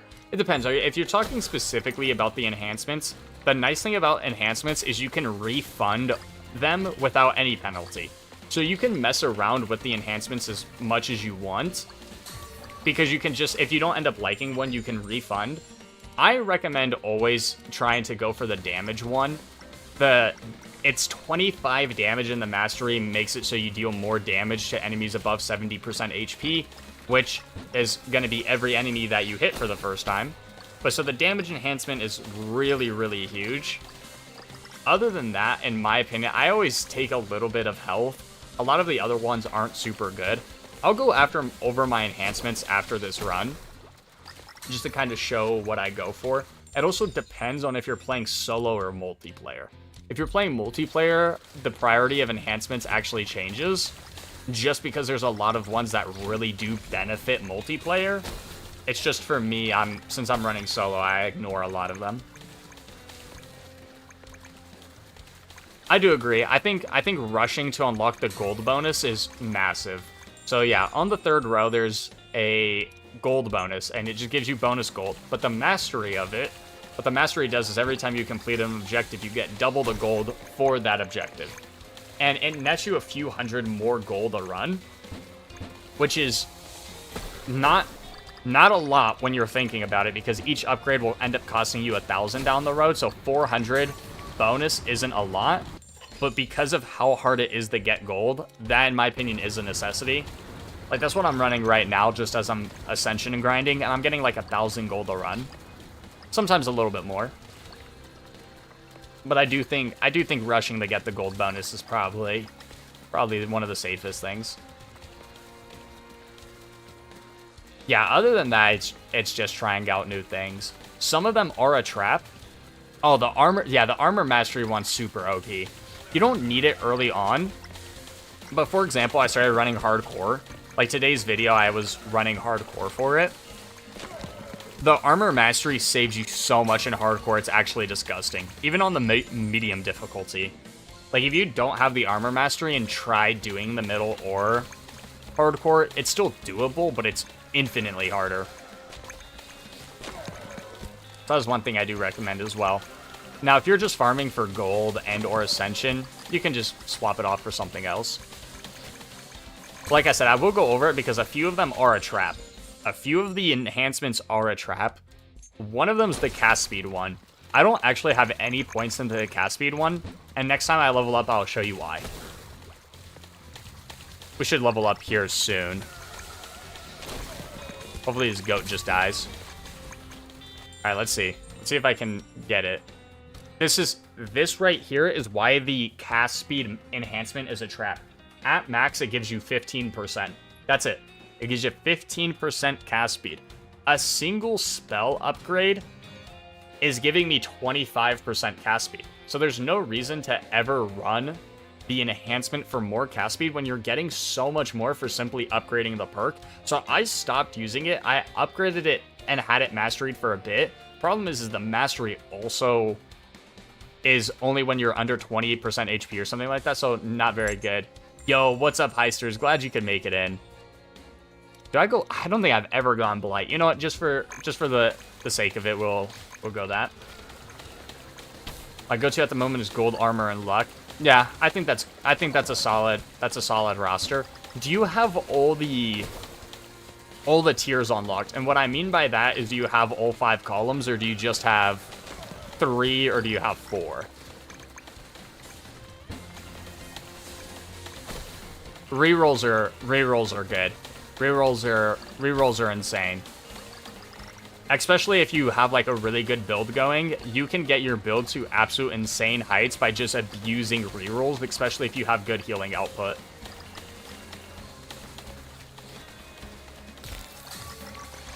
I imagine it is better if you have multiple weapons, but even with one weapon, it's really good because you can legendary fish for perks. So if you have like, if all of them are common, you just spam the reroll button and just try getting legendaries. And getting, like, for example, if you could just keep getting legendary cast speed over and over again, it's super good. No, you don't. You need the last ones to don't have enough gold. That's fair. Yeah, so if you don't have, like, the 4th or 5th column unlocked, in order to unlock the 4th column, you need to have 5 masteries. And in order to unlock the last column, you need to have 8 masteries. What I recommend doing, because gold refunding is free, is find the cheapest things to upgrade, just mastery them to unlock the next column, and then just refund all your gold. And then just distribute it how you want it from there. That's what I was doing. Just so I could get some rerolls early. Because I didn't actually know how to unlock the 4th and 5th tier. I just kind of started spamming things, and then I found out later how to actually do it, but that's after I had already had it unlocked. But yeah, you need 5 masteries for the 4th column, and then you need 8 for the 5th column. But yeah, and then the best way to farm gold, just in case anyone's curious, is you just use the character that has the 10% bonus XP for the next mission. I was not paying attention to the fact that I had an objective. That's fine. Yeah, you just mastery the 1st or 2nd column. Yep. But yeah, so for the most gold, you just end up, all you do is you use the character with the 10% contract bonus to your next run. You have the mastery for the bonus gold on objectives, and you just run the easiest difficulty over and over again. It's extremely tedious, it's extremely boring, but it's quite literally the fastest way. There is actually a faster method. I'm not going to mention it because of how stupid it is, but I don't know how well tested this is. I heard the truly fastest way to gain gold is you load a mission, you get the level 2, and you quit the mission, because you get a few gold doing that, and you can just kind of infinitely do that. It's not much more gold, but technically speaking, that is a faster method, but it's also extremely boring to do so. I would recommend just doing a full run. That way you can also just grind Ascension in the process. But I also only heard very little about that. I've not tested that myself on how much gold you actually get for doing that.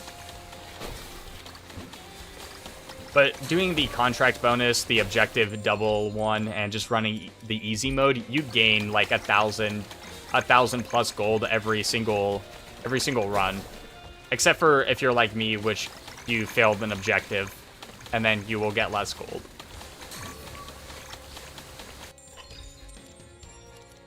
More cast speed. But yeah, this should be the last run before we get him ascended, in which case we can get Necro Whirl, which is hopefully going to be super fun.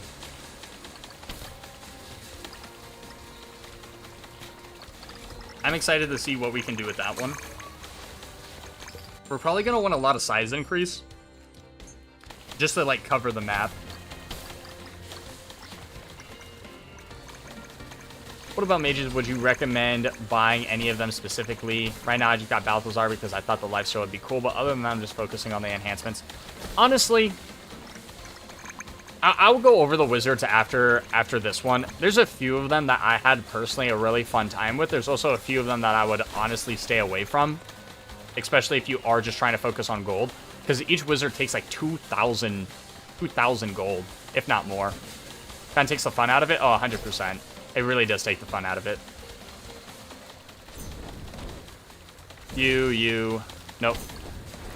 One of these days, I'll hit all 5 in perfect order. And then I'll pretend like I knew what I was doing the entire time. Nope, okay, it's all the way down there. That's disgusting. Alright, hopefully we just hit all of them correct now. And you. Okay, unlucky. Alright, now the question is was I paying attention enough to know what I actually stepped on? I think it's this one. There we go. There have been a few times I actually was not paying attention, and I end up going over the wrong ones over and over again. We'll go with the Rocky Quake.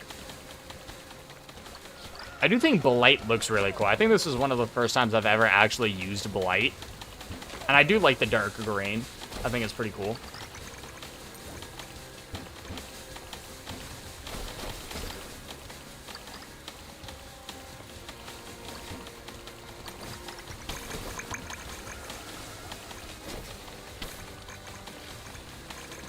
What is Balthazar's Ascension skill? I'm gonna be honest, I actually have no idea.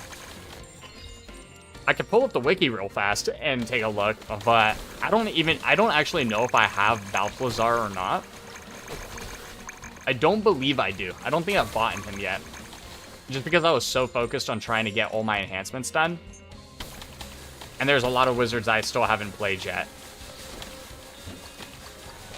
But yeah, I have no I have no idea. I'll check after this run, though.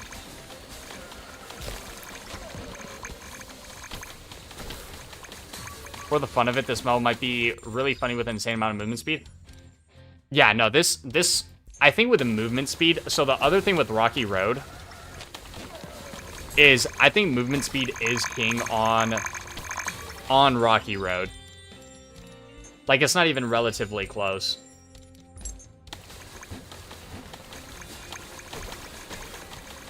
Just because you want to be traveling further as well. Because I also wonder, because obviously size increases how long it is, but if I had super fast movement speed, does it stay, or does it get technically, like, is it the same length is pretty much the same the question I'm trying to ask. Yeah, no problem. But yeah, all the Ascensions are on the wiki for the characters and what they have to offer. That's the only reason I'm doing Kavin right now, is because I'm trying to get Necro Whirl unlocked.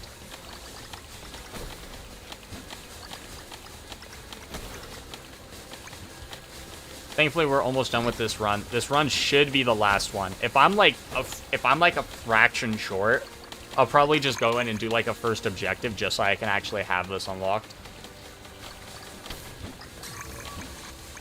There should be one more objective spawning in as well. We still probably have a little bit before it, though. It's relatively close. I could try to find the other scrolls chest after it spawns in. Yeah, I think it disappears with distance, not time. I think so, too.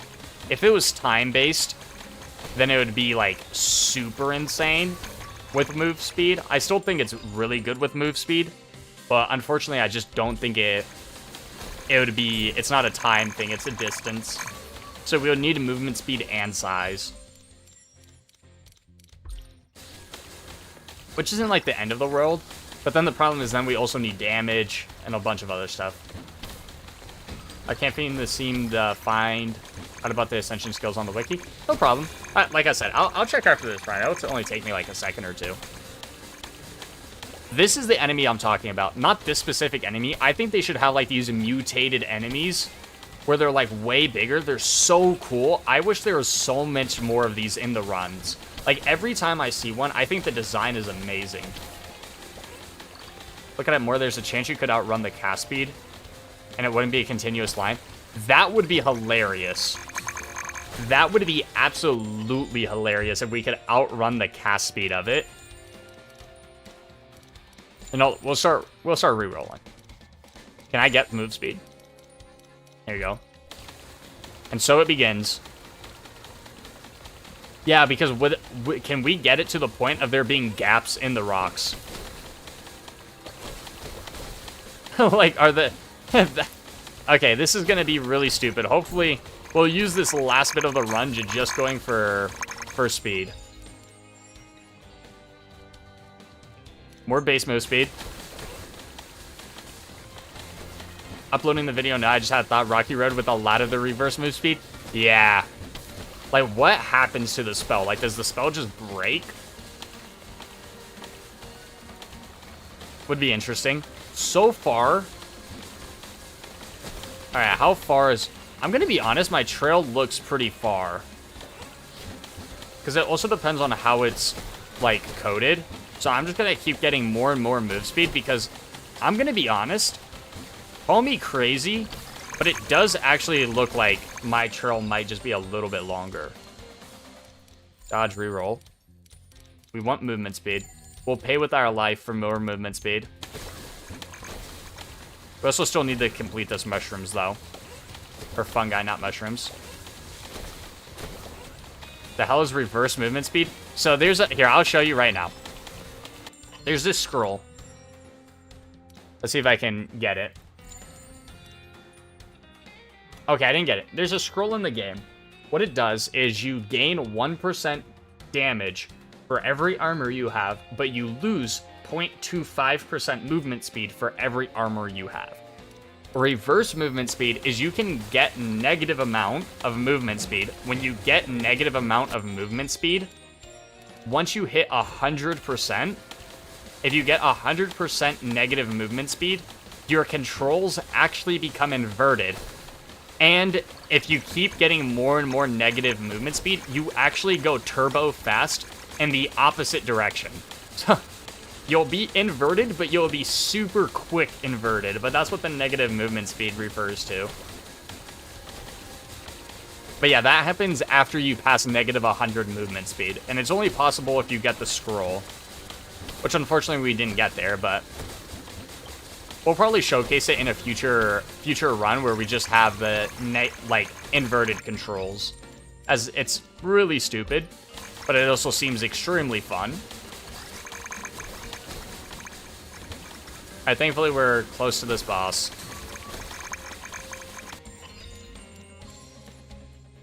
More cast speed.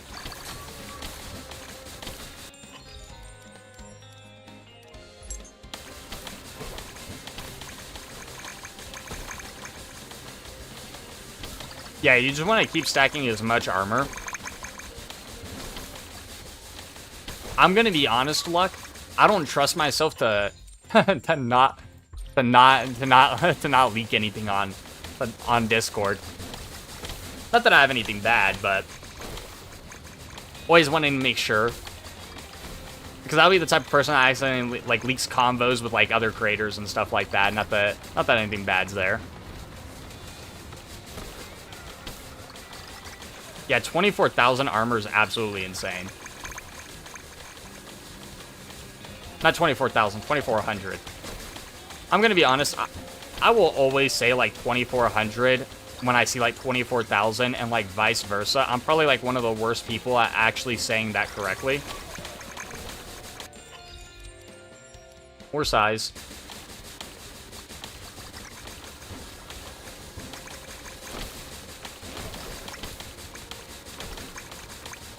Alright, we should be able to... I want a magnet.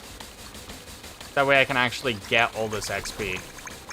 Because it's based on how... Our Ascension is based on how many levels we get. So I don't want to be short. So I guess another thing we could do to, actually, mid-max our Ascension is take a ton of mana gain early on. I'm talking, a metric ton of mana gain. Because that would theoretically let you level up a lot more, which would also increase the amount of Ascension you get. That's something to keep in mind. I'm just too late into the run.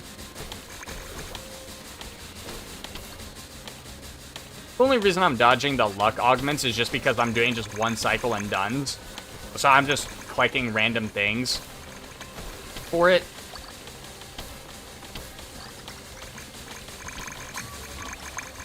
Because, like, the luck is really good, but just because the runs aren't, like, super hard as we're doing this, like, Ascension Gold grind, I just click buttons. We hope for the best. We're not at risk of dying because we have Vital Strike. Like, I mean, like, watch. Look how fast I heal up. So we just kind of let it be.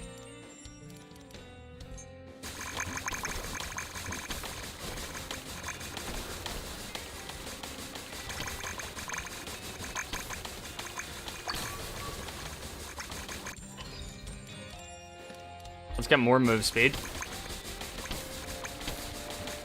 Alright. Pulse time. Oh, there's our chest. Let's see if we can get it here. Yeah, Vital Strike definitely needs a nerf.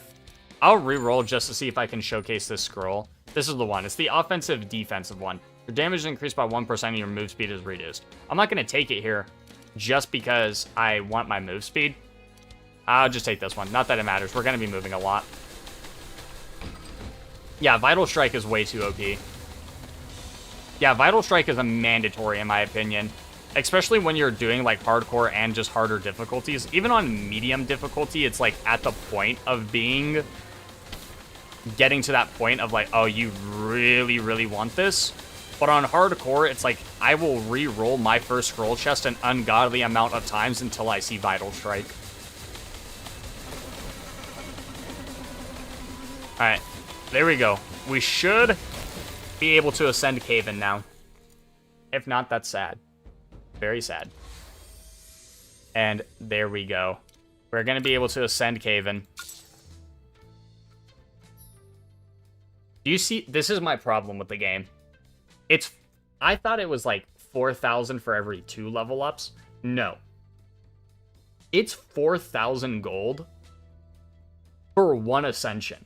So for people that are like trying to look at the like ascending characters, it is ridiculous. I actually highly recommend not ascending characters as the game is currently because they said they were looking at this, but this is disgusting. This is truly disgusting. Honestly, I don't know how Vital Strike would be nerfed because you end up getting such an insane amount of crit damage anyways. Like even if they nerfed its value, like let's say you only healed 0.1% of the crit damage, right?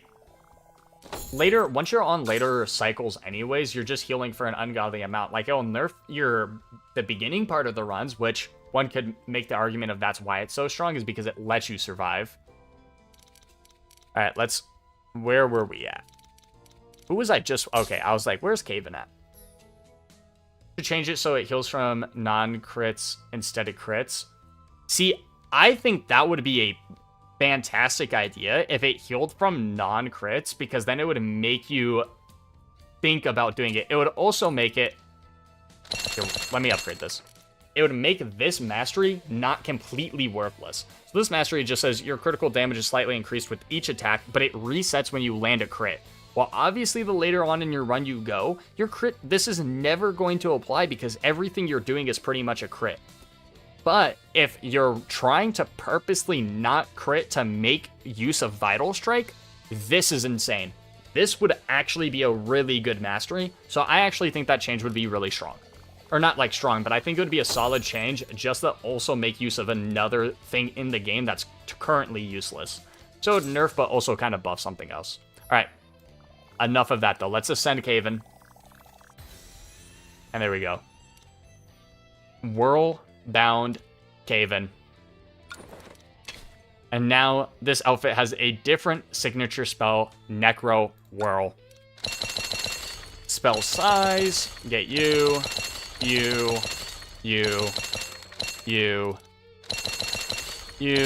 We'll go like 2 there. We don't care about the gold right now. We'll go you. A few in you. I could go like move speed or something. Let's go a little bit of cast speed. Not that that's an important perk whatsoever. I'll probably just go move speed. I still have a little bit. You know, let's just go for more banishes. Let's get rid of mana drought. Let's turn it on endless.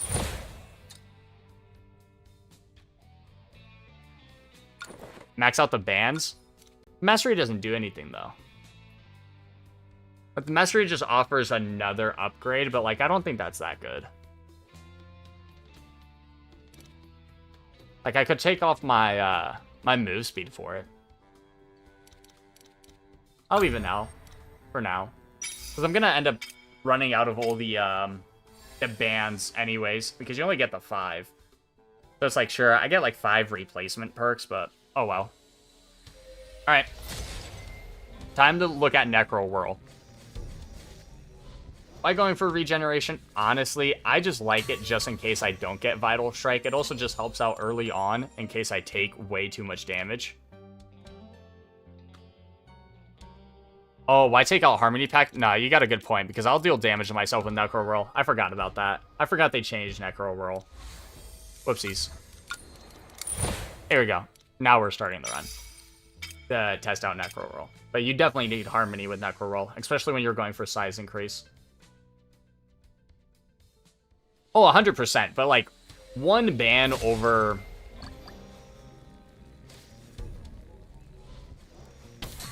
Oh, it refills all of them? Okay, that's much better than I thought it was. That's okay for now, though. Yeah, I'll worry about that in a second.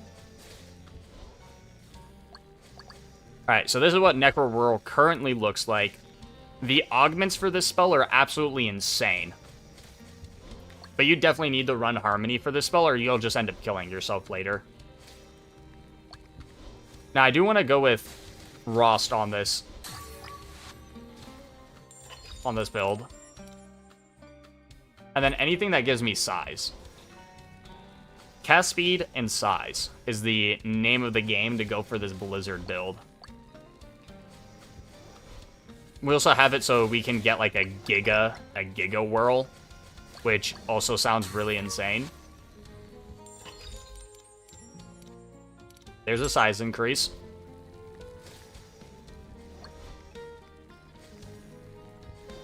Oh yeah, just the slot you ban. For what level ups, you just see massive... No, 100%.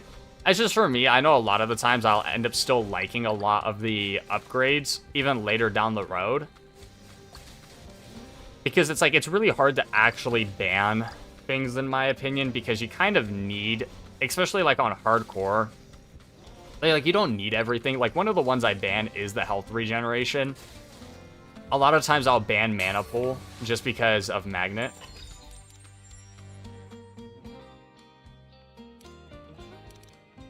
Spell damage.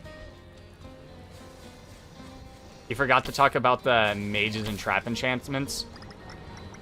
You know, that's actually a solid point. I'm early in this run. Okay, before we test out Necro Whirl, just because I did promise that I would go over the trap enchantments, I'll reset everything I have.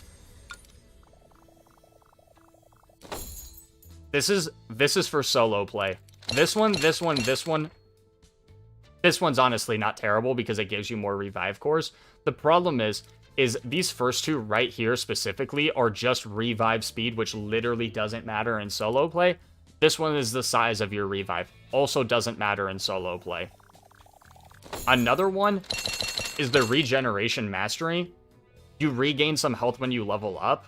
Honestly, not good, because when you get Vital Strike, you heal so much anyways, but this is kind of a trap. The only reason I ever recommend setting regeneration to level 5 is just early on in the run before you end up getting Vital Strike, you end up healing way more, because if you don't have any regeneration and you don't get Vital Strike, you're probably dead. So, the armor one of the best masteries in the entire game, I would recommend running that. Just because I didn't hover over it for too long. But basically, when you get hit, you become invulnerable for 4 seconds. It's on a 30-second cooldown. The max HP, honestly, isn't bad. The mastery is a trap. You gain 25 max HP every time you revive a teammate. Doesn't matter. Don't mastery this. It's not worth it. Mana gain, mastery, also a trap. Mana gain itself is really good, getting that extra 15%. Getting some mana when you revive a teammate, irrelevant, doesn't matter. Damage is really good, no matter how you look at it. This one, honestly, I don't care about all that much. Most of the time, I don't even run it. The mastery is even worse. Taking less damage when using a mana magnet, also irrelevant. This one sounds good in practice. It's not great, though. So this one is you increase your critical damage slightly with each attack, but it resets whenever you crit. Eventually, you get to the point of having 80% crit rate or higher, so you're never making use of kind of the stacking effect to guarantee that crit damage. I would still leave this at level 5, but the mastery is a trap. Don't mastery this. It's not worth it. For cast speed, don't even bother about using this enhancement. I was showing it a little bit earlier, but even at level 5, this provides 15% cast speed, which just isn't good. Like, at all. I think a blue enhancement for your spell gives you 15% cast speed, and then purple gives you 25%, and legendary gives you 35%. So if this is just a complete trap of an enhancement, every way you look at this, in my opinion, it's not good. The mastery is even worse because you get 20% more when you're lower than 20% HP. If they flipped this, I would think about using this. But as of right now, I don't even run it whatsoever. The gold one is obviously really good. Gold is really important. Spell size is what we're running right now for our Necro Whirl build. This is OP only on specific spells, though. You need to know which spells actually benefit from size increase. If your spell doesn't benefit from size increase, don't run this, like, at all. Now, obviously, if you're using multiple spells, then this one is not bad because you'll have a decent amount of them that probably benefit from size. But if you're using 1 or 2 spells and you know they're not benefiting from size, don't ever worry about this. True, even if this one was based cast speed, the problem is like getting the Veil of Haste is still like 9% right there. And so even if this was just true base cast speed, it's not that insane. I've also noticed you kind of cap out at a certain point, because there's been a few times I have like 300% base cooldown, and like my actual cast frequency doesn't go up, like, at all. Like, there's one time I got like a 12% base increase, and I checked to see how much faster my spells were casting, and it actually didn't change at all. So I'm not entirely sure, but I still think this one's a trap. Spell size, it's really good. Only on specific spells. Rerolls is one of the most broken ones in the game. When out of rerolls, you can spend your health. If you are full HP, you can always reroll twice. With Vital Strike, every time you level up, you'll have enough health to reroll. So you can just either fish for the upgrades you want or fish for legendary upgrades. This is one of the strongest ones in the entire game. More luck is obviously just OP. That way you don't have to worry about it. Your first level up only has improved rarity.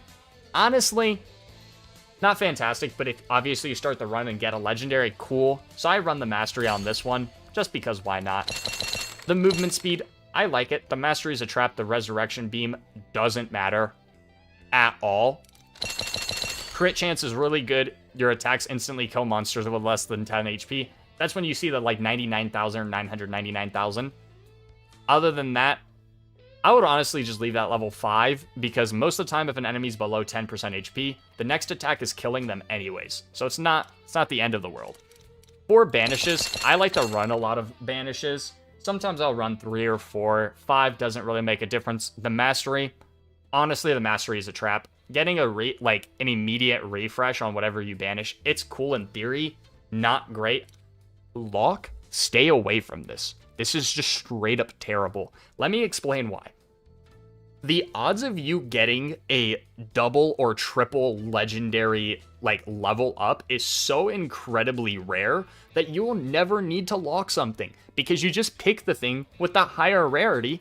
Or if you're getting offered something with legendary but another perk you want for a very specific build, you're obviously going to choose that perk regardless. So in my opinion, I would stay away from lock. I have never come into a situation where I would realistically ever use this, and even if I did use it, not fantastic. dodge, level 5 is one of the best things. Getting 20% dodge early on helps you survive so many extra hits. The mastery is also good early on in the run. I should clarify that. Only early on in the run is this mastery actually worth it. Just because when dodging an attack, you deal damage based to the source.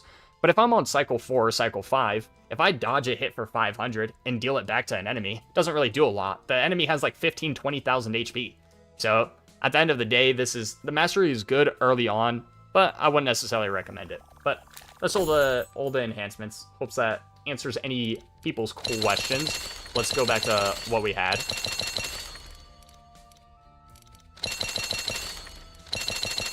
Whenever I'm like resetting, I always go for the ones that I know I'm going to be using.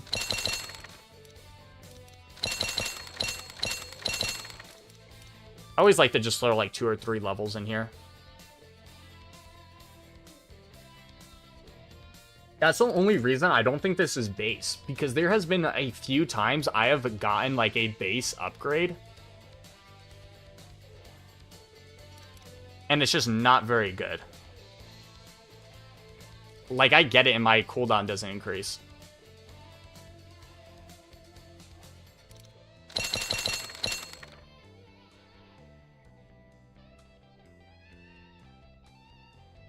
I mean, that's fair for the lock one, just because then increase the rarity of the next level up. But at the same time, you're then having to take a lower tier of a perk to then try to get a higher one, where it's like, you'll end up just getting the higher tier one regardless. Like, if you have the extra gold, this isn't bad. But I think if you're struggling on gold, I think there's a lot of other things you can invest into before you invest into this one, if that's better. But I do think it giving you increased rarity, I could see that argument. The problem is you would have to use it on something that is obviously lower rarity.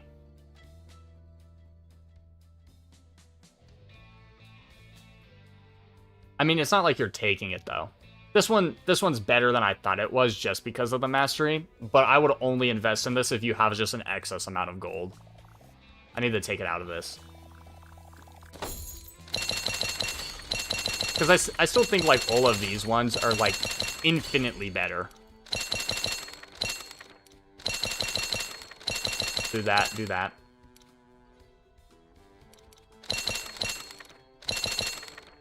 We'll get 5 banishes. Oh, we need the spell size.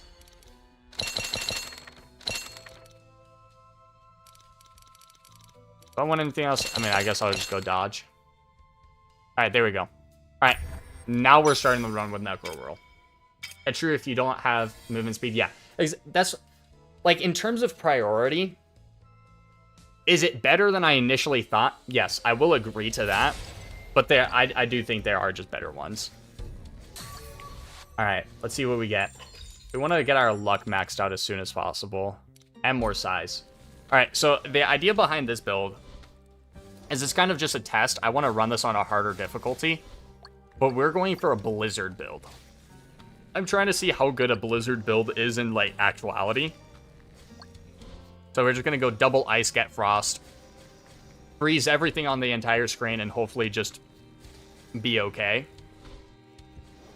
Now, this spell is going to get really insane once we get augments for it. Until then, it's going to be okay. That's not going to be bad, though. Having this big of an AoE, and that's really good. Oh, maybe we can go for, like, a perpetual Blizzard. Because if I get lifetime, I mean, just with a little bit of cast speed, I'll be able to get to the point of having multiple of them down. Yeah, that sounds insane.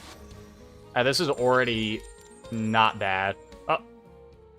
Legendary cast speed. Don't mind if I do. Yeah, we're almost at the point of having double already. The one bad thing about Necro Whirl is it just hits a random enemy or targets a random enemy. So even though there's like a clump of enemies here, it won't necessarily hit them. So we have to kind of like try to drag the horde like into the whirls. That does get fixed with the augments though. When we get the augments, it'll be significantly better. Or even just more cast speed. More cast speed will also make the world of a difference. Watch out for that. But we should get our first objective here in a second. I'll just go damage. I want my infusions up and running as soon as possible. I'll probably end up banishing health regen, mana pull, and there's that increased size. As you can see, when it actually gets cast with that increased size, that's super nice. Spell damage. Seal the Rift. Alright, here we go. And you will see in a second on why this spell is actually insane. I mean, you can already see why this spell is actually insane. Thankfully, we got an easy one. Huge death. That's super good. Almost there. Just a little bit more. Alright, so for this one, you just want the additional whirl. We'll go lifetime here. We're going to reroll this for... We got ice. We didn't even have to use any rerolls. And cast an additional smaller whirl. And there we go.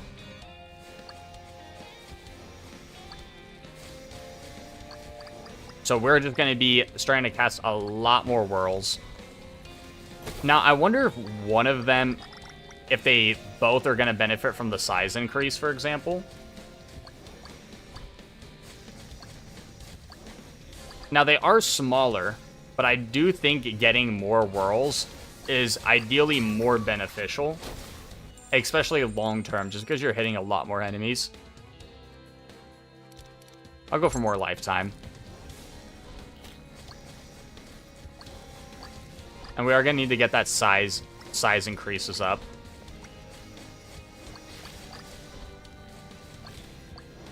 Well, once we get frost, we should... I mean, we're already freezing everything. Oh, yeah, that size increase does affect both of them. Okay. So we need cast speed. And we're going to need a decent amount of cast speed.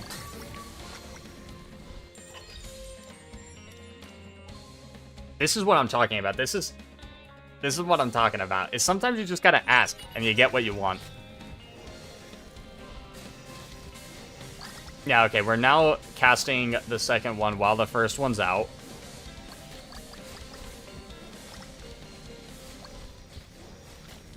I'm pretty sure the scrolls chest is already down. I'll probably try to find that here in a second. Kind of want to get ice or frost up and running. Yeah, frost is ice and ice. So I want to get frost up and running before we kind of just start running around the map. Let's get the luck. Ooh, Frostfire does sound like it would be really good with this. I might actually try that instead of going double frost, just so we have a little bit of damage. Because the burn...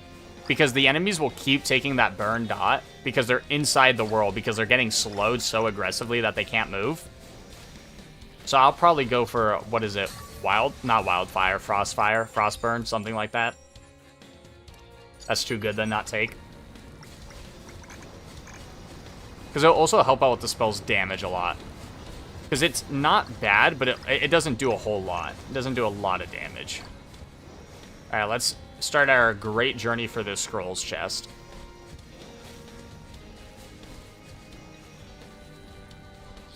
But yeah, I'll probably try Frostfire first just to see how it performs. And if it's not great, then I'll probably just do Frost for like the actual video on this. Because I do want to test this in a harder difficulty as well. Because I think Ice is so good. I think Ice is one of the best ones. Like infusions. Just being able to slow everything down is so huge. Surely the chest is over here. There it is.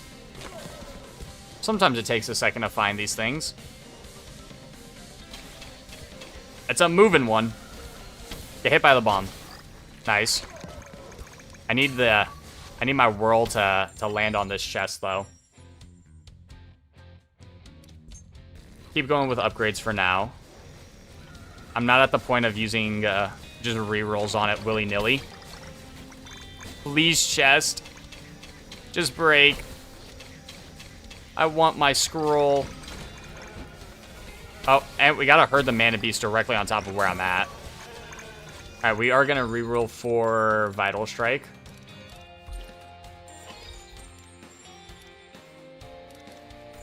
Hopefully we don't have to use all of our rerolls for mana or Vital Strike. Okay, thankfully we didn't have to use all of them. Heard the mana beast, eh? I did go a while before I saw this one, so this is just us getting it again. The problem is we don't do like a whole lot of crit damage, so it's not like we're gonna be healing like an insane amount. All right, well this one's going this way, I guess. That's another 2. All right, we got to go around the right side now. Spell size increase is good, but I do think I just want the infusion. Infusions early just make it so you don't got to deal with as much stuff. Look how far away this one was. I was never going to find this guy if it was like later in the run. That is diabolical how far away this guy was. Kind of try to herd all kind of 3 of them at the same time. There we go. Alright, let's see what our augment is. We can go for another whirl. Wait! The healing whirl still exists, so why'd they change Rocky Road? Because I swear this didn't exist, so I don't need to run Harmony. I mean, the Harmony is fine. This is just a bonus heal. I mean, I might as well just take this. How much does it heal for, though? Oh, it heals for a lot. Oh, it heals for a lot. Wait. So I can just... Okay, we can't quite go AFK yet. We need more damage. But the fact that it does heal us as kind of like a second source of healing is really, really nice. It's 8 a heal, too. That's actually not a small amount. And I'm pretty sure there's a scroll that increases our healing as well. What's 6 luck get me to? Gets me to 24. I'll take that. Alright, we're almost at the luck cap. So should see a little bit higher rarity upgrades now. So okay, at least we figured out that this spell does actually heal us. Because I was running it the other day, and I swear I had so many augments, and I just never got this one that healed. So maybe it's like a rare one. Not entirely sure. Spell damage. Alright, there we go. Let's go Frostbite. Let's see what happens. Oh, I like how it looks. Alright, we just need way more size increase. Alright, so the enemies are dying. They're actually dying really fast. Oh, they're dying really fast with this. Banish health regeneration. Get that out of here. I'll probably start banishing things just for the hell of it. Just so we can get a lot more of the actual upgrades that I want. It's just hard on knowing what we actually want to banish. Like, this will give me flat... We're actually not going to go with the armor damage one. It's a lot of damage lost. But that's fine. Honestly, that's fine. Like, for our actual run, I just want to test out, like, cast speed size, what that does for us. Hell, I might even banish movement speed. Like, take, like, 1 or 2 movement speeds and then just banish it from there. Mana gain is huge. Yeah, I think I take, like... What's my speed currently at? Speed. I feel like I'm looking right over it. Movement speed, 28%. I can banish Mana Pull. Let's get Veil of Haste. Oh, I need to take a look at the numbers. So, like, we're at 0.55 cast speed, so watch. Next time we take a like base cast speed, we'll take a look at how much it's actually increasing what I have going on compared to like cast speed. So cast speed, for example, got 35%, increased it by just 0.8%. I think let me check. Let me take damage. I need to find an overlapping one. Okay, this one's about to be overlapping. Size. It looks like it heals me more. Like, if I stand here, how fast is this? Okay. And then... Okay, there's a bunch of overlapping ones. More cast speed. I mean... Kind of? It somewhat seems like I'm getting healed more. That's really hard to tell. It's really, really hard to tell.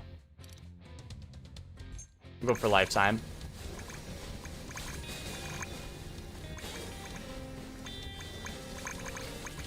But it does appear that I might be getting healed more. Which would be insane. Well, damage. How much... Yeah, it has, like, no base damage whatsoever. Alright, let's see how many statues we just obliterate. That's a lot more mana gain. Yes, please.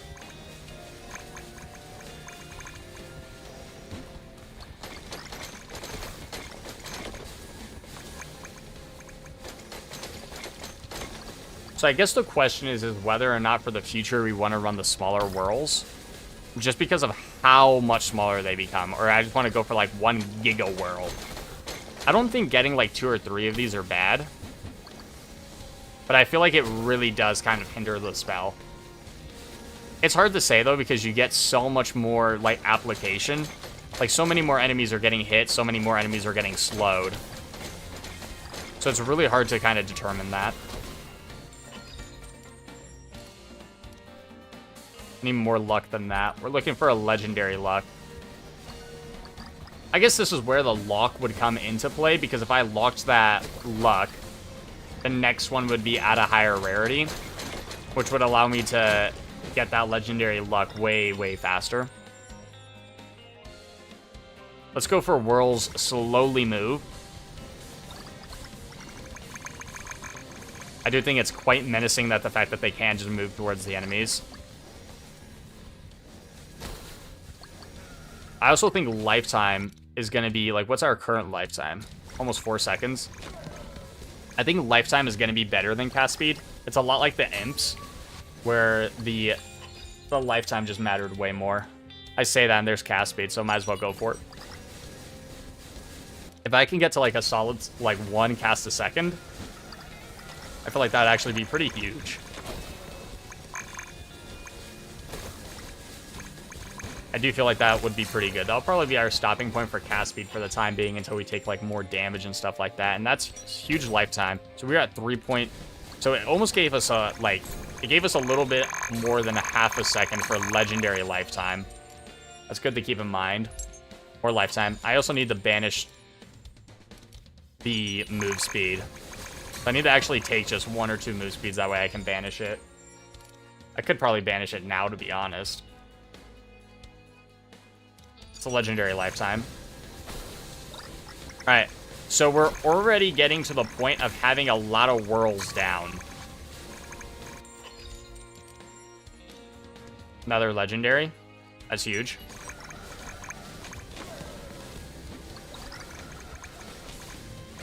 That's why luck is so unbelievably good.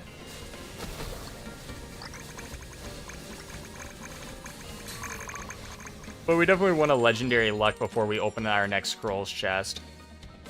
Alright, what's my base move speed at? Honestly, it's not bad. I'm just gonna banish this. I know I was talking about like, oh, well, once I get another one, I'll banish it. It's fine. I should have just banished it earlier. I'm not like slow by any means, so it doesn't bother me.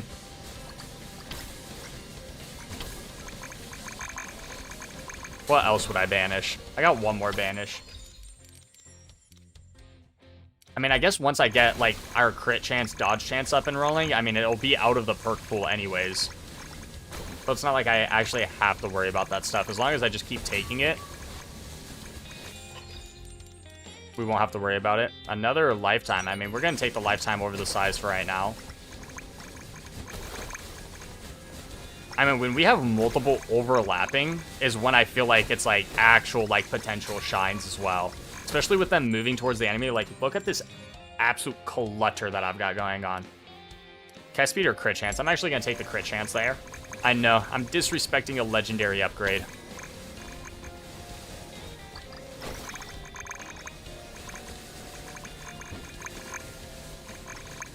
I mean, this doesn't seem bad at all.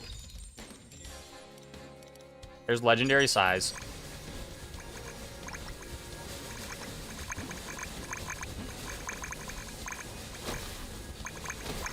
This is already better than the aura build, which is nuts. Legendary size. Like, this is actually nuts how much better. Oh, they're much bigger already. Oh, this legendary size is so good.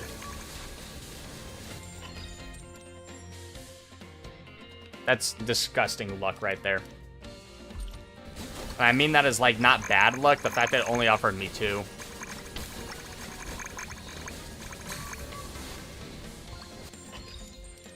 More size. Go for base cast speed. So let's take a look. So our cast speed is 0.78. If I get, like, a higher base cast speed, it's 0.81. Like, it like, made no movement whatsoever, even though that was, what, a 9% base? Like, obviously 9% on base cast speed isn't going to be a lot when the base cast speed is really low.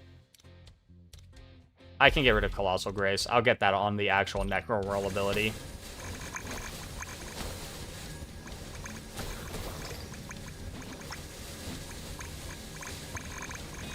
I am curious on what the boss damage for this spell is going to look like. I feel like it's going to be really, really good. More size. Hunt down the golden crab. Well, we're currently off-screening the golden crab.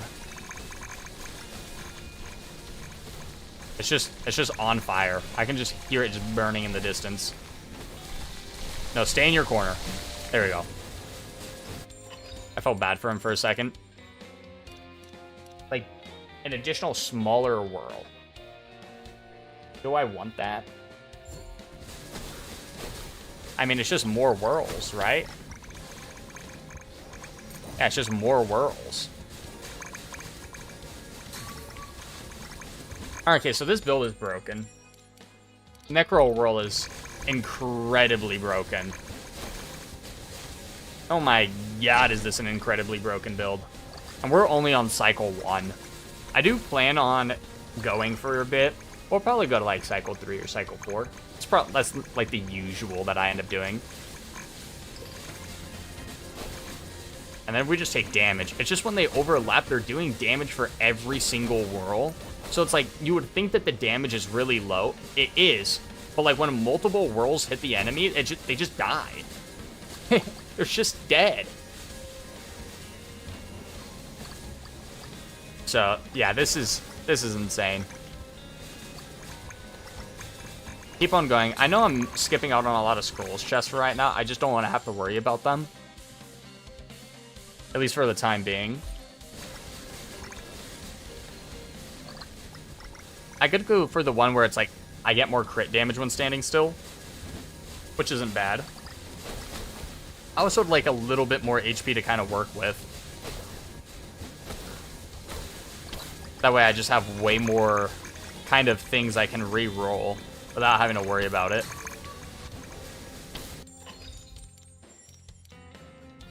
More crit damage. Yeah, we'll go crit damage.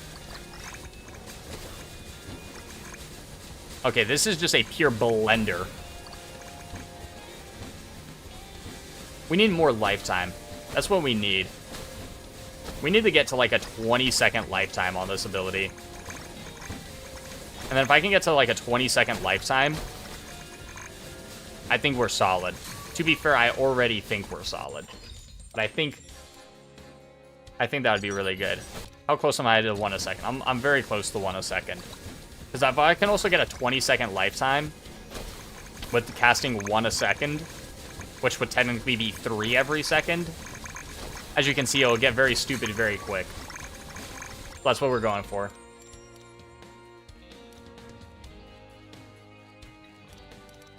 I could try to get just dodge out of the way too. Go size for now. I'll probably just use cycle 2 to worry about like maxing out like crit chance, dodge, mana gain. Huge magnet.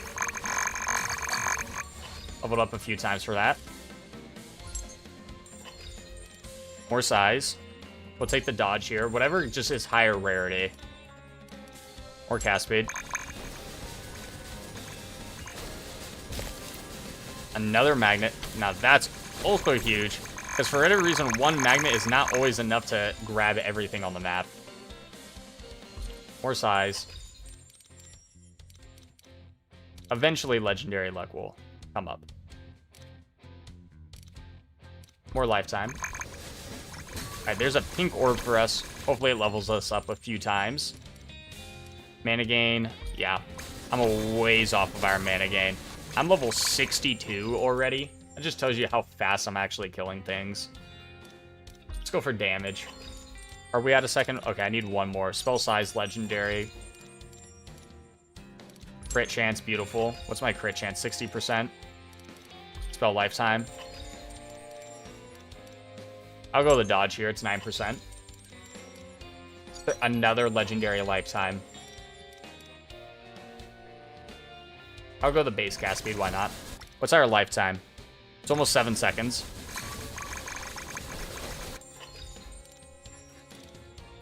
Ooh, cast speed. We'll go for mana gain. Guys. Is Necro Whirl... Necro Whirl might be a little strong. Necro Whirl might be a little strong. Just a little bit. I don't think it's like... It might be a little strong. This is a cycle 1, by the way. This is what my builds look like most of the time on like cycle 3, cycle 4. This is a cycle 1 Necro Whirl. What am I looking at?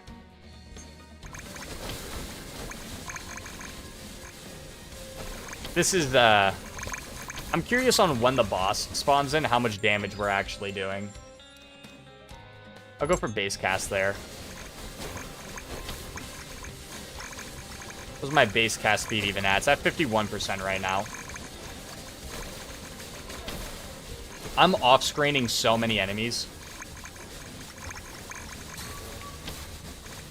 By the way, we're not even done with getting more whirls from our augments. I think I can still get more.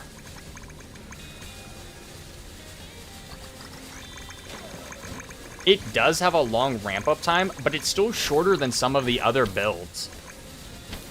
I mean, yeah, it's a pretty long ramp-up time, because a lot of them, like, on the first augment is when it starts, like, ramping up.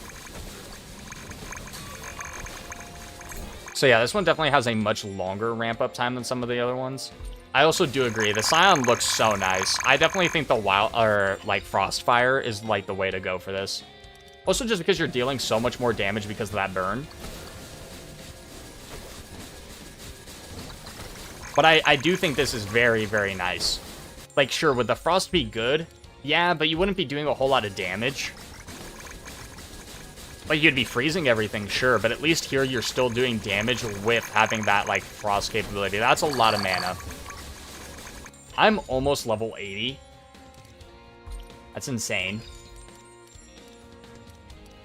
More size. More and more size.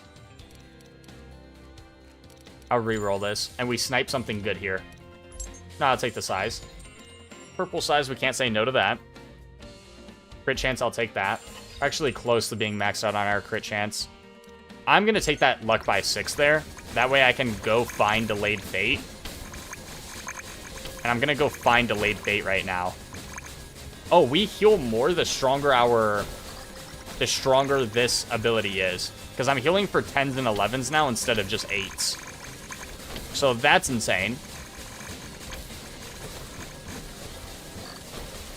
That is insane that we actually heal more for how much more damage we're doing.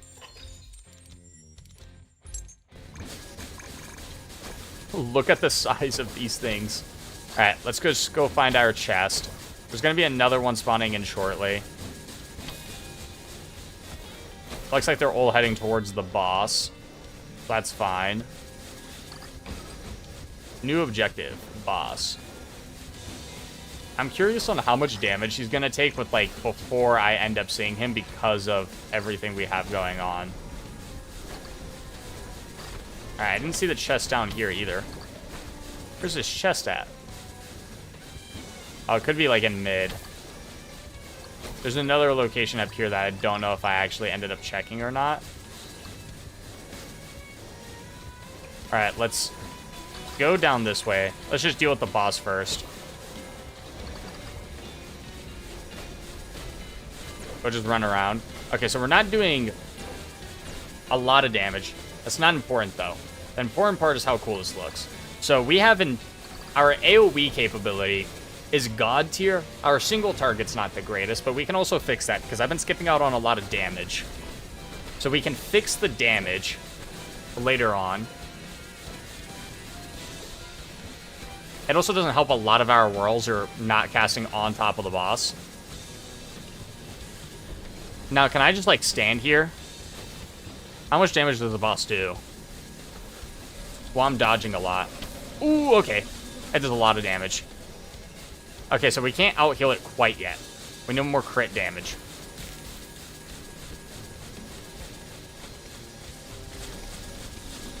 This is where that base damage really comes into play. Now, I think I banished armor already, though, so it's not like we can actually take more armor. We'll be stunned here again. Look at all the whirls trying to converge on its position. But honestly, still just a super easy free boss kill. Sure, it's not. It takes a little bit longer. I think that's fine. I think the fact that we're so flashy, it more than makes up for it. The boss should be dead here. There we go. I do think I pick up an additional whirl if it's offered to me. Just to have more. More is always good. More is always good. Another whirl. Alright, let's go find these chests. I know for a fact I still have 2 of them, because I only have 1 scroll. Yeah, I only have 1 scroll. Spell lifetime. Base damage. 12% crit chance. That's actually huge. That puts me right under the soft cap.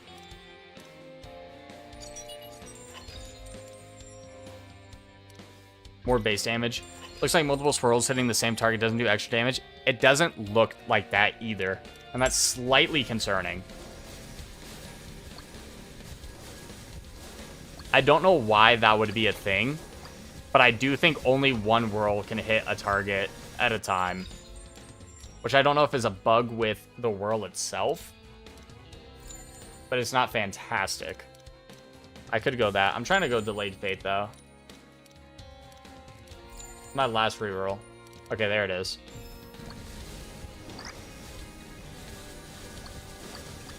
But yeah, I'm fairly confident.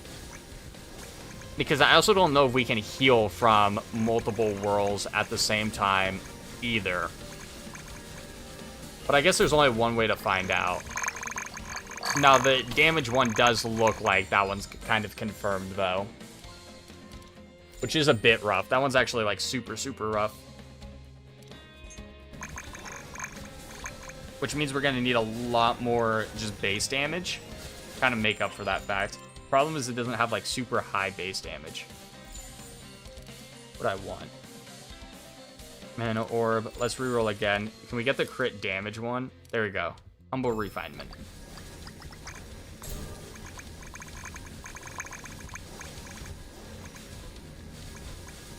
I mean, we heal fast. I just don't know if that's because of the multiple whirls or not.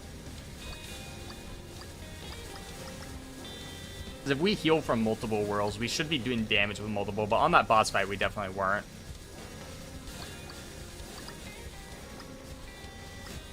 I don't know. No, because they are hitting the same target. The reason why is look at this guy.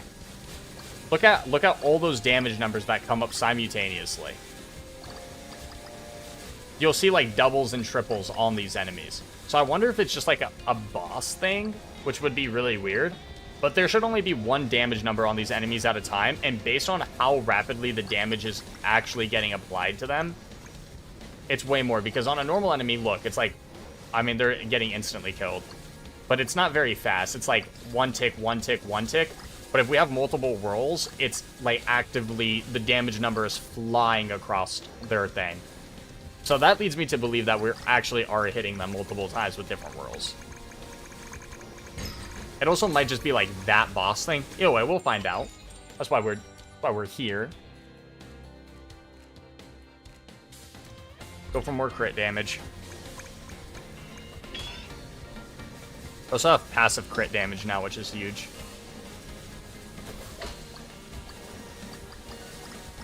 Yeah, if it's not working against bosses, that is really bizarre, and is probably a bug. But at the same time, the bosses are the easiest part of a run. So it's not like it's the end of the world. Sure, is it annoying because you're thinking, like, the boss is just gonna, like, instantly die? Yeah, but as long as the run's being cleared. Whoopsies, come on, get back over here. Whoopsies.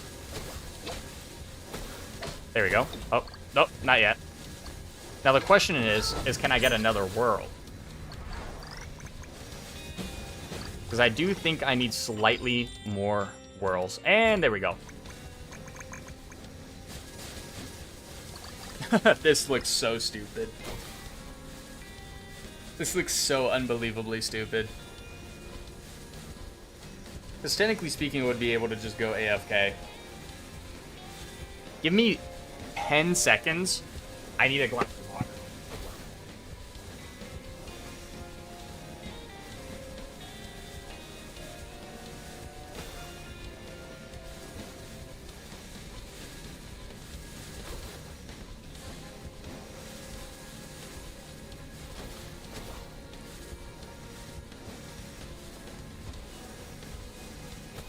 Alright, I am back.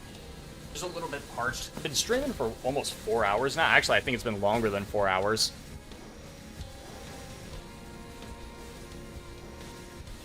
But yeah, this is definitely a god tier build.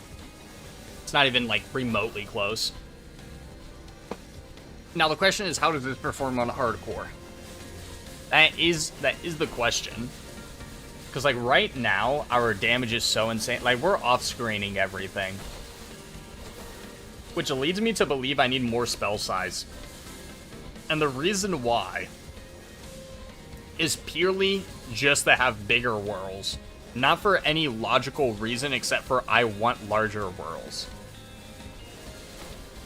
Which, on all honesty, that sounds pretty good and okay to me.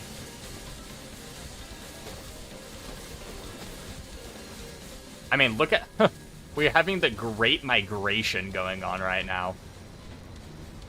I mean, there's a stampede incoming. What happens to them? Okay, so they just die. Alright, so this is only cycle 2. I do agree. I think this is probably, like, the most visually pleasing spell. Like, this is just beautiful. It's gorgeous. There's going to be a pink orb somewhere along the lines. I'll end up picking that up. And then let's see how much I actually level up from the pink orb. Ow! Ow! We had a breach. The goats do breach. There we go. He's dead. We need more dodge chance to avoid the goats. Most of the time, I still have to worry about the bombs on a build, but the fact that the bombs are just being stopped as well, it's just crazy to me. Another objective should be spawning in, like, pretty soon.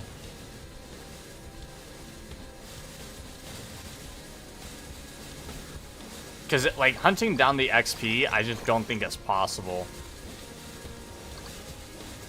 Unless we just have, like, an ungodly amount of, like, magnets dropping. If we had, like, an ungodly amount of magnets dropping, then I feel like it'd be fine. Another goat. Alright, what do we got? Complete the sacrifice? I don't actually think we'll be able to do it. We need to sit, like, right here. That way the enemies are spawning. Because if I sit on top of the objective, I don't think the enemies will be able to kind of spawn in. We got to sit like right on the cusp here and just like hope they kind of like wander into that objective. It's working. We're doing it.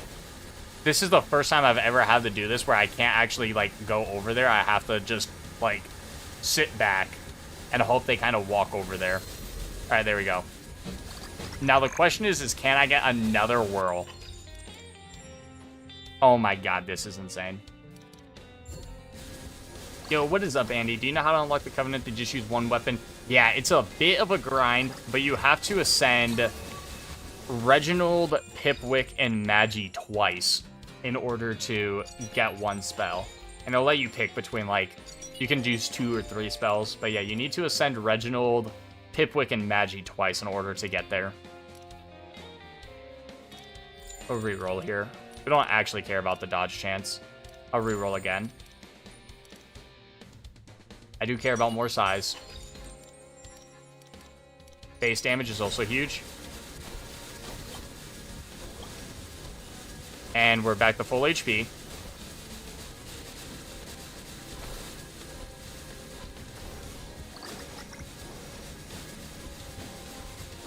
Absolutely insane. No problem, Andy. Yeah, it's a lot of a grind. To put it in perspective, I was playing Kavin, the character I'm playing today, trying to get this spell unlocked, and it took me 3 or 4 hours to ascend him once. So ascending a character 3 characters twice is going to be a lot of a grind, though the devs did say they were working on trying to get that reduced. Yo, what is up, Icy? We are indeed live.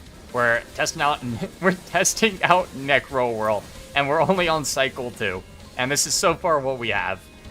So bit of a bonkers spell. Bit of a bonker spell.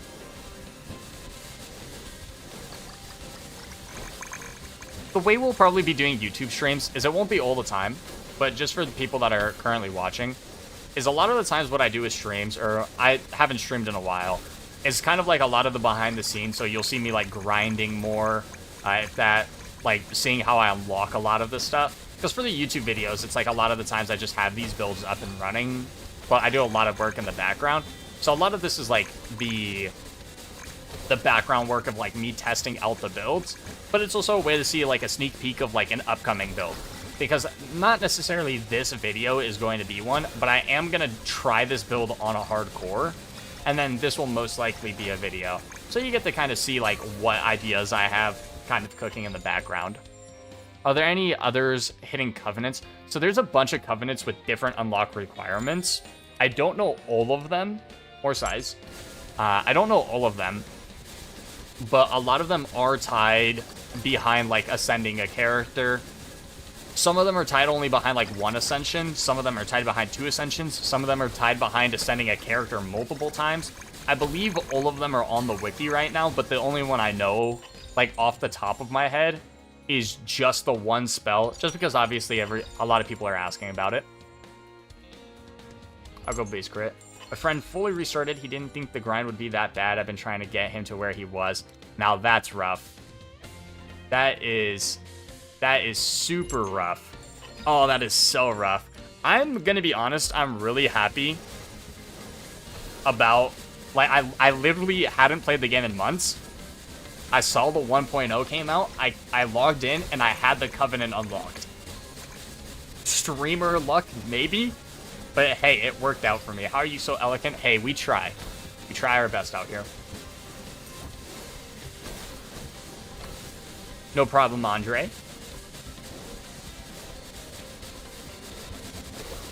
Okay, we're getting to the point of sound effects starting to almost wonk out because of how much we're actually hitting these enemies for.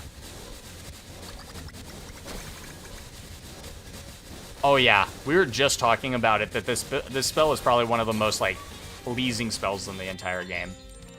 I need more life. There's more lifetime. I need a lot more lifetime, though. Crit chance 9.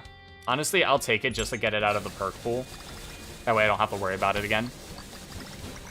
I do need base damage, though. I mean, do I? Do I need base damage? I mean, look how fast things are dying. Do I really need base damage increase? I don't think I need base damage increase. Alright, I've currently broken 3 statues, and I haven't seen a single one of them, which is a good sign. Well, let's start our journey to go find more. But I want to get to the point of, like, covering the map with these. Like, if I move, I want to see nothing but whirls. So I need a lot more lifetime. More cast speed isn't bad. More lifetime it is. What are we at for our lifetime? We're almost at 10 seconds. We're almost at 10 seconds. That's insane.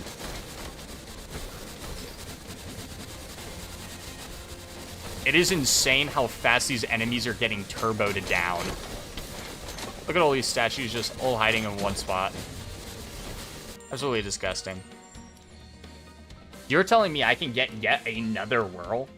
I just want to make sure we're all on the same page here. I think this is like I'm pretty sure this is my 6th one. I think it caps out at this point. But the fact that I can cast 6 at a time, oh my god, what is happening? What is happening? Alright. Best spell in the game, question mark? Let's pick up this magnet. We should get a few levels out of it. Maybe. Boop, there we go. Lifetime. What's our cast speed? It's probably low. Getting to 2 a second would also not be bad. Let's go cast speed. More size. More size. The funniest thing to me is the way to go with the spell might be Thunder. Most people PCs can't handle that. I'm gonna be honest. The problem is Thunder makes everything really strong. Like, really strong. Now, I do agree Thunder would be exceptionally strong with this.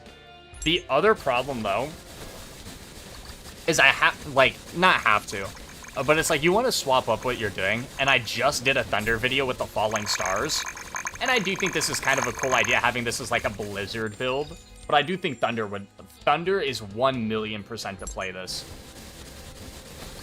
Like, if you had Thunder on this, oh, it's shredding through things. I also think you're crippling your PC, though. I think you're crippling your PC by going Thunder. I think we're over 10 a second now. I'm just shy of it.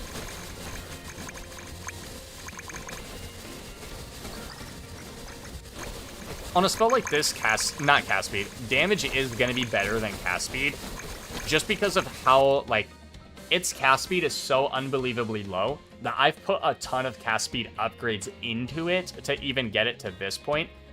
A little bit of cast speed is still really good. I still like getting these spells to like 1 or 2 a second just because of the lifetime.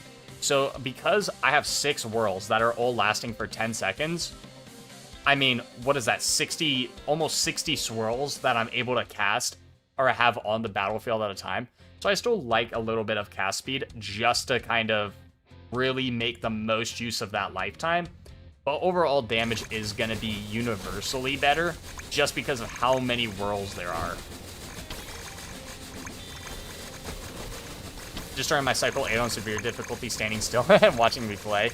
I mean, honestly, that's what I do. So for the people that haven't seen too much of the videos, because I end up cutting a lot of them, where like I do cycle 2 and then kind of cut like to cycles like 3, 4, or 5. Most of the time I just watch YouTube videos. I'll either watch YouTube videos, I'll watch like a movie, TV series, while I'm just kind of grinding out.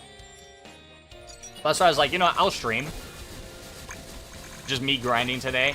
That way people can kind of see what's going on, ask questions, all that. Speaking of which, if you haven't seen today's video, the best thing you can do to support the channel is hit that like and leave a comment on the video. It really helps drive growth on there. And if you haven't pressed subscribe, press the subscribe button. We're approaching 1,000 subs. Super huge milestone. We actually just recently passed 750, which has been absolutely insane. Appreciate everyone that's been watching. But yeah, today's video was mental. It was our first hardcore solo run. And to say it didn't go well, yeah, it was insane. I might actually take a max HP level up just so I don't get one-shot by something. Because I think I'll get to the point where the boss will just straight up one-shot me, which would obviously not be ideal. Whoopsies, got stuck on a wall. I could go for more mana gain too, kind of get that out of the system. I'll take that. Same with dodge, but that dodge is low. Let's re-roll this. Or cast speed, sure. We're at like, what, 3.1? We're at, yeah, see, like, the cast speed, that was a legendary cast speed, and we went up, I think, point, like, 0.9 or something like that. Not fantastic. More lifetime. Alright. We're getting there. We are getting there. There's a magnet here. Spell damage, dodge. Let's just go with more dodge. Discovered you just today and was thinking you got like, nah. We dream one day, but definitely not. Let's go cast speed or dodge.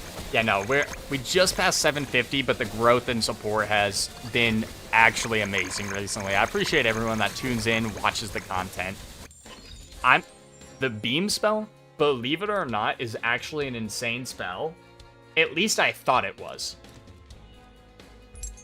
Now, was it straight up terrible when I used it? Yes, but that also could be because I was using acid on it, and I don't think acid's necessarily the best, because the beam spell has one of the highest cast speeds in the entire game, so thunder is another one of those that makes it extremely good because you can get multiple beams. So I really think it just depends on what infusion you run with it. I think if you're not running thunder, is it a bad spell? I actually think it's a bad spell without thunder. But if you have to rely on one specific infusion for it to be good, I could also agree that it's not the best. Which is unfortunate because the beam spell is one of my favorite spells. But yeah, yes, that's why I used it yesterday's video, because I was like, oh, the beam is gonna carry me. It did not. I went through struggle.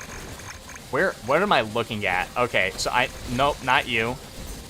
There's another one somewhere. Is it you? Nope, not you. You, okay, here. Nope, not you. You. I can't, I'm trying to see.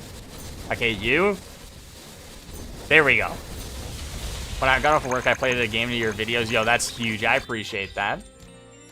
Yeah, the beam with ice and thunder is crazy good. I could see that. I could see that. Just with all the slow effect, all the thunder, it needs an augment to make any mob that hits the beam also take the... That would be huge, because a lot... I do agree. I don't understand necessarily why a lot of games do that with their beam attacks, where you have a beam applied to something, which is a link between you and that enemy or whatever it is, right? And a lot of the times, if an enemy passes through, nothing happens to them. I'm not entirely sure why that is, or if it's like just a super hard thing to code. But I do think that would be extremely cool. Oh, Void? A Void with this would look crazy. I think Void is the best looking spell combo in the entire game. I really do think it is. Like, the black and white is beautiful. But yeah, Void with this would be nuts. But I do like the blue. I do like going with, like, that blizzard theme. So if there was ever a blizzard like this, where it's just, like, 80 of them, I think there would be an issue. Probably not be good.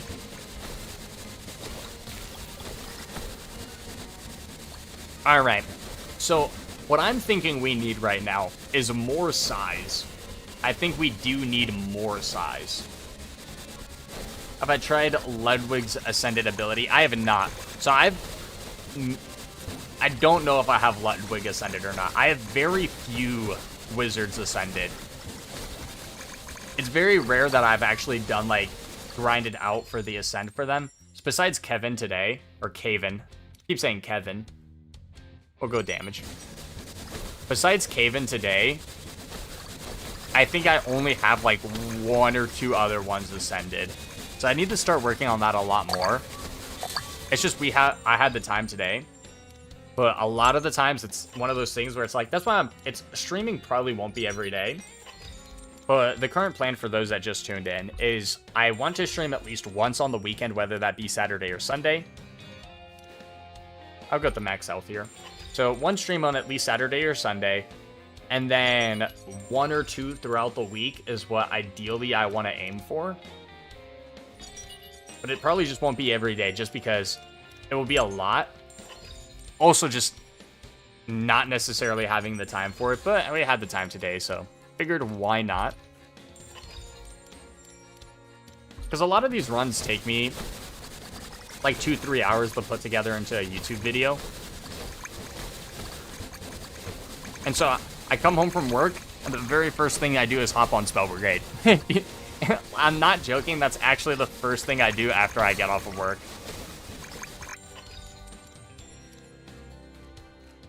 That's true. Now that you have a bunch of cast speed, you can check stats, appears, and check base cast speed. I really want to know if they're separate stats or combined. Okay, so we'll do that right now. So we have 1.47 cast speed currently. Here's 15% cast speed. So it's, what, 1.47? We want the 1.51. So we want a 0.04% increase. We got a 0.04% increase. Let's see if we can get a base. Well, that's legendary damage. I'll worry about it in a second. Here's 9%. So theoretically, it should be lower than 0.04 if it's a combined stat. Let's take a look. It is. It's just a combined stat. Because I got 0.2 that time, instead of getting the 0.4. So that's why... So for all of the... for the, like, the universal cast speed, I think it's just... It's just this. It's the exact same thing, but if you had multiple spells is why the only reason it would be good. It's basically just spell cast speed, but on all your spells. But since I'm only running one spell, it doesn't do anything.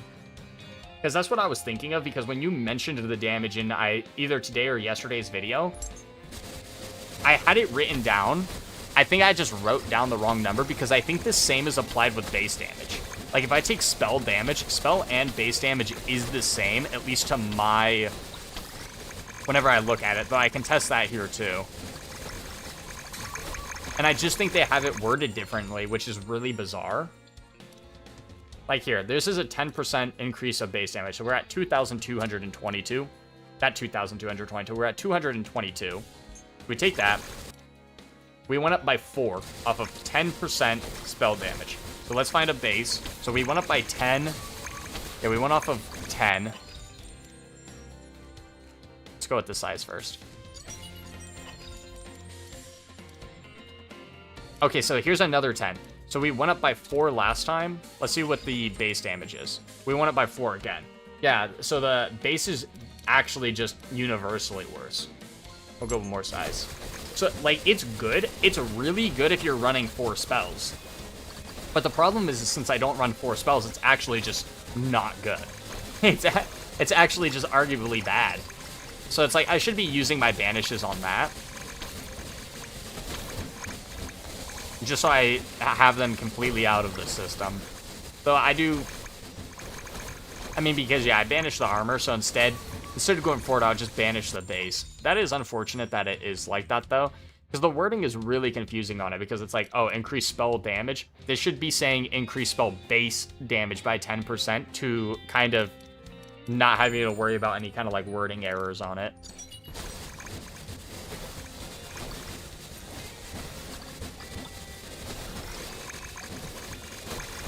Alright, hopefully this does something against this boss. And hits multiple times. Do you know in console there's no rerolls yet? Wait. Really? You have all the enhancements unlocked? There's no way that that's a thing. Did they release different, like, versions of the game? Because for the rerolls, it's, you have to have, like, the 4th column of your enhancements unlocked in order to get rerolls. Because I thought the same thing. I watched a video where someone had rerolls, and I didn't, and I was like, how do I not have rerolls? But I did find out it was a meta progression upgrade. But if console just straight up doesn't have rerolls, that's kind of crazy. Grab this magnet.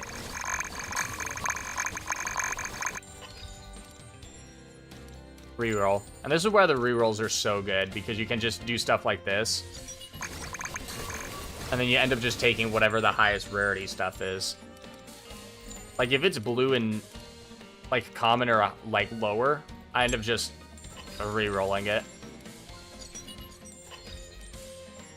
You have so much lifetime. More mana game. More size. No, you're all good, Andre. I was curious, because if that was a thing, that would not be good. That would really not be good. But yeah, you unlock it on the fourth column of the meta progression, and in order to unlock the fourth column, you have to have 5 masteries. Also, holy legendaries in a row. What was that, like 5 or 6 legendaries in a row? We'd love to see it. And now our damage is like really ramping up. But yeah, you have to have 5 masteries in order to unlock the fourth column. So what I always recommend people do is just find the 5 cheapest ones, mastery them. That way you unlock the fourth column.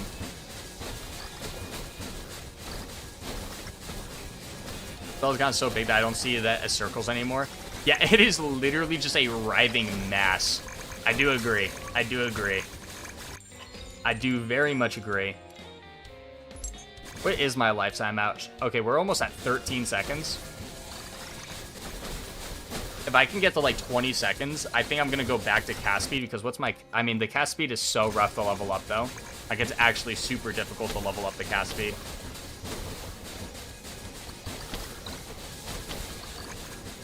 Wasn't even able to steal any of my mana. I think they're all making their way towards the boss. So I'm going to make my way down here. That way I have a bunch of whirls. Alright, let's see how much, if it stacks. It does not stack. That is criminal. So, for some reason, the enemies, I can, like, if multiple whirls are on the same enemy, it will do way more damage. But for some reason, the boss only gets hit by one of them at a time.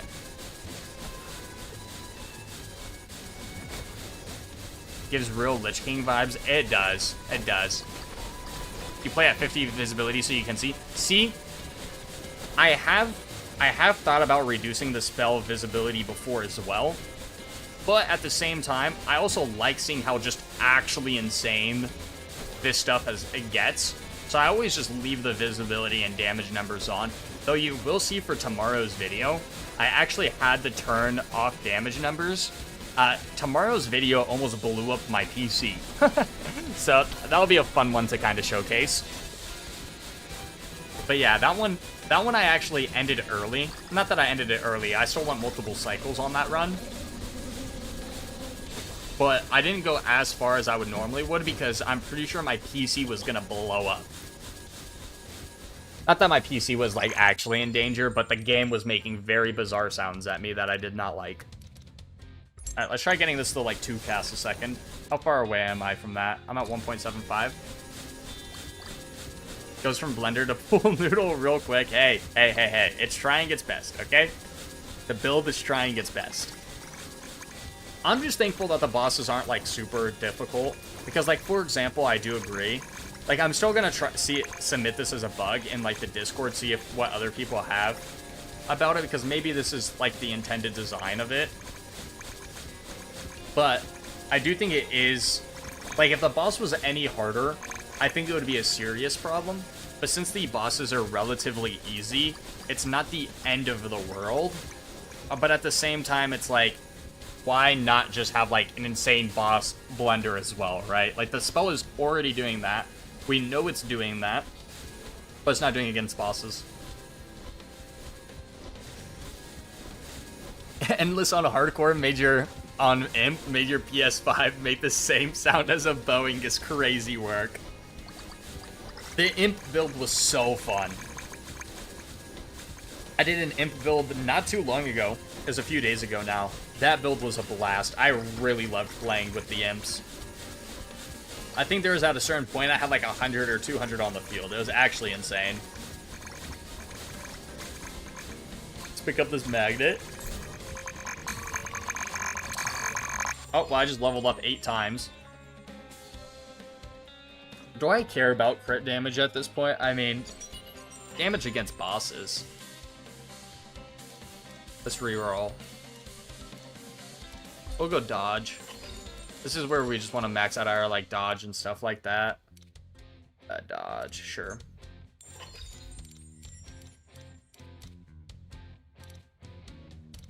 I'll reroll again. What's my mana gain even at? Okay, it should be, like, maxed after that one. Size. Falling stars with dark and lightning made your PC lag. Yeah, so if you saw today's video, my bit rate went to absolute hell. It destroyed my bit rate. I didn't realize how bad it was because for me watching it back, it didn't actually look like super bad, but the bit rate was super low. But yeah, because I went Thunder and it was really bad. It was super bad. I played the Imp with Plasma. I don't remember what I did with my Imps. I think I went Hellfire or Wildfire. I went Wildfire. Yeah, I went Wildfire with my Imp build, and it was really strong. I feel like Plasma is the best DPS combo. I don't know.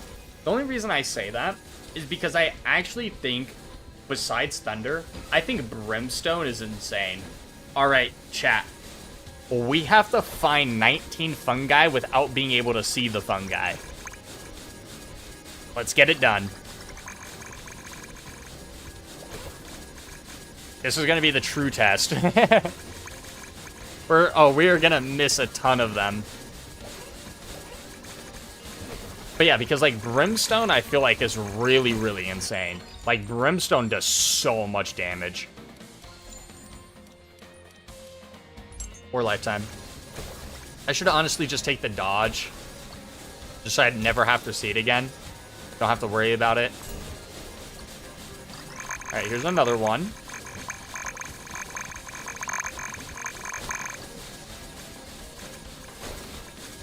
Oh, I know I've walked by so many fungi because there's no way I only have 6.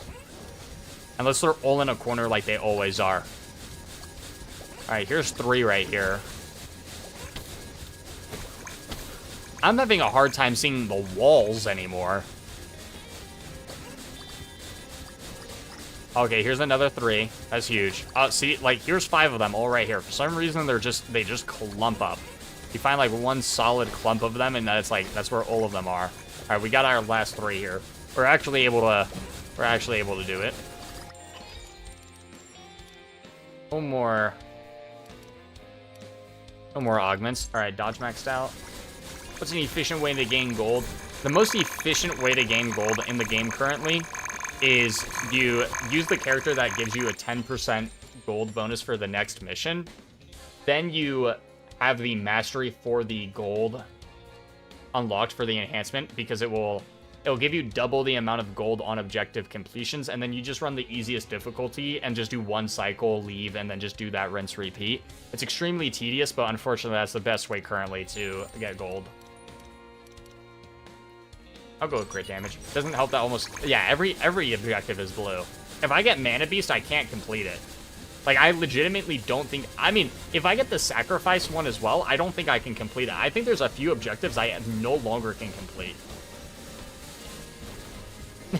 Andre, I just read that message too. Yeah, I don't think I can do Mana Beast with this build. For some reason, all these colors kind of give you a headache. Looking at this for hours is definitely something. Because thankfully, it's not been this insane. It's been rather chill. But yeah, it can get to be a bit much. No problem, no problem. Always here to answer questions in case people have them. All right, chat. What's the topic? I know, Mr. Streamer. Let's talk about. I think I've talked about fast food. Let's talk about how Panda Express is just such a goated fast food. I might get that for dinner, actually, now that I'm thinking about it. I had it for lunch earlier this week, though. I'm gonna be honest. Oh, did I break the sound? Guys, I think the sound design in the game is breaking. Yeah, I think this sound is currently breaking. Also, I don't remember the last time I've seen an enemy. To be fair, they're all like pretty small right now. But yeah, I started a new job recently, And I've been eating out so much, just for like lunch, just because I don't have a lot of time. And so I just go fast food, and it's definitely not good. It's definitely not good. But I've experienced a lot more fast food joints now. But Panda Express is up there. Panda Express is up there. Yeah, the sound is actually legitimately breaking. I mean, I haven't seen an enemy. I'm actually kind of curious on like what happens. Like, there's the pink orb in the distance. I don't know if you can see it. Let's see if we can take our mouse. So there's a pink orb right over our mouse, which should give us a bunch. I thought they fixed that. I have no idea that this was an issue. But the sound design is, like, actually taking a dump. Oh, there's a new objective. It's the golden crab. Oh, well, the golden crab... Guys. I just off-screened the golden crab. Oh my, what is happening? We need more size, right? No, we just need more size. Oh, you don't have a Panda Express there? Oh no. You don't understand, like, Panda Express is like my actual, like, pride and joy of, like, a fast food place. Like, I just feel like older stuff is made fresh so often. Like, it's so good. It's so good. I think up next for me is probably either Burger King or Culver's. So something about me is I'm addicted to chicken sandwiches and I'm addicted to burgers. I think both of them are so good. In France, there's so much fast food that I can't test them all. That's crazy. That's actually a crazy amount of fast food. Have I tried Zax? I don't even know how to pronounce that, so the answer is no. I don't think I have one around here. What is it? Like, what type of food is it? But yeah, I don't think I've even seen that before. At least we answered the question about the base that it's just significantly worse to go after.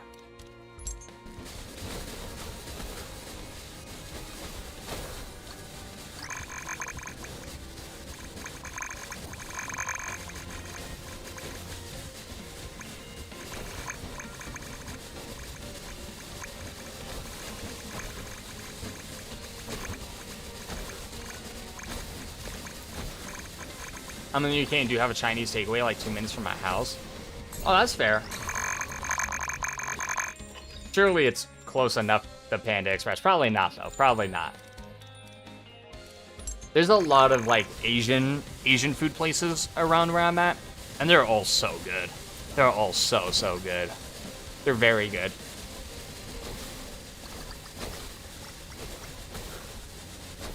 They have chicken fingers and boneless wings. Okay. Doesn't, like, every place have chicken fingers?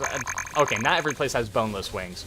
This might be a crazy thing. So, I used to only, like, I used to only eat boneless wings over, like, bone-in wings until someone told me that they're just saucy chicken nuggets and I can't eat them anymore. I have to eat bone-in wings because referring to them as saucy chicken nuggets actually ruined boneless wings for me.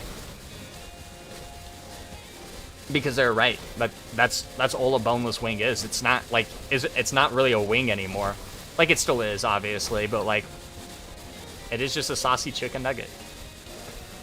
So next time someone ever brings up the fact that they're gonna eat boneless chicken wings, just mention that. Just tell them that they're having saucy chicken nuggets. Still leveling up, which is huge. Reroll. Do I need more crit damage? Not really.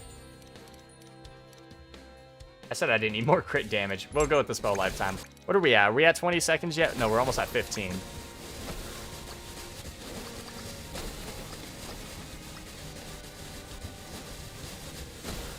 This is a turbo blender.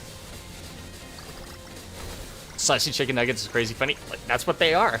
Like, I didn't make the rules. Someone mentioned it to me, and unfortunately they are correct. Unfortunately, they are correct. It is what they are called.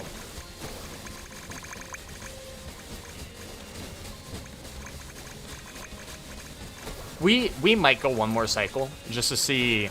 I want to know if I can, like, crash the game doing this. Probably not.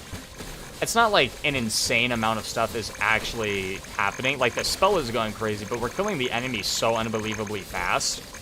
Like, they're basically instantly dying. Because they're getting hit by so many of these at the same time. What's my cast speed? Am I at 2 yet? I'm not at 2. So I think I'd go for a little bit more cast speed. See what kind of happens.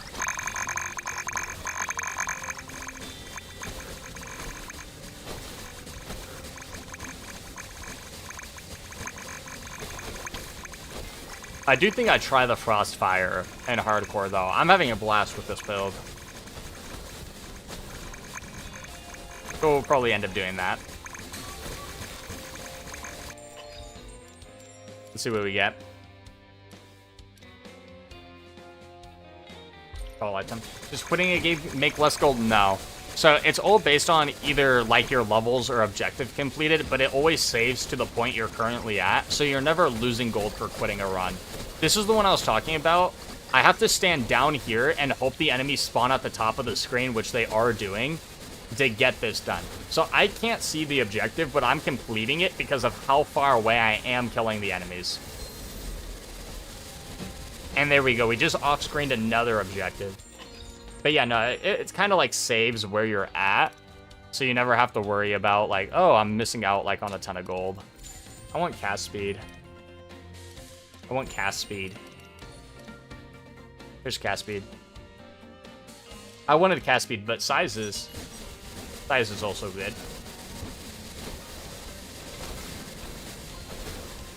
Oh, especially when it's cast with like the bonus 160%. Oh, I think we just go more size. I'm almost at the point of covering the entire screen. It's actually super close to covering the entire screen. I think a few more size upgrades and I actually get there. Now this is mental.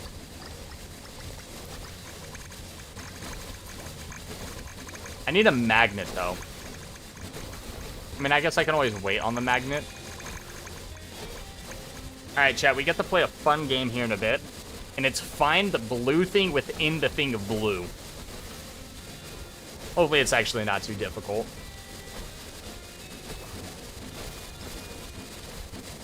I hear health potions dropping. And that's the nice thing is, like, they all have kind of different sound effects. Like, the health potions have their own sound effect. The magnet has its own sound effect. Problem is I actually have to be, like, paying attention for the sound effect in order to know where it's at. Okay, I see the magnet. There's actually one right next to me. It's right where my mouse is. Do you see how hard that is to actually detect? That's wild. But we'll end up getting that later down. Honestly, I'll probably just grab it right now. Okay, I know there's a lot more XP than that on the map. I just don't know where the pink one is. We need to find the pink XP orb. Because that's what's holding all my levels hostage. I think that was it. Maybe. Reroll. Need size. Lifetime, no, we need size. We'll get the lifetime here. Pick up another magnet, maybe? Is there a Mana Thief currently alive somewhere? Nope. We're just outside of the magnet range. Here's the purple one, or pink one. There we go. There's all my levels. Size. Reroll. Reroll again. More size. More size. There's nothing but size here. I'll go with the cast speed. Sure. I'll go with more cast speed. Are we at 2 a second yet? Almost. More size. I don't know how many times I leveled up. I think it was just a few. I do like that there's an augment that makes them move, so when you stood still, it's like you're in the... Yeah, that's true. So, because if I really wanted to, I could just take them, like, make them not move. More size. Making them even bigger is criminal. No, it's mandatory. It's mandatory. We have to. It's a legal obligation at this point to make them as big as possible. But yeah, I do think the Eye of the Storm is like super cool. It's a cool way to describe it. More size. We're ignoring legendary upgrades for more size. That's legendary size. We're not ignoring that one. I'll go with some max HP here. It also allows us to reroll again, but we got more size. I think I'm like plus 100%. Oh, I'm like plus 200% size right now. Okay. There we go. Chat. I think we might have taken too much size. There's no such thing as too much size. But this is what we're currently working with. Oh, we got some more level ups. I need them bigger though. I need them even bigger. More size. More size.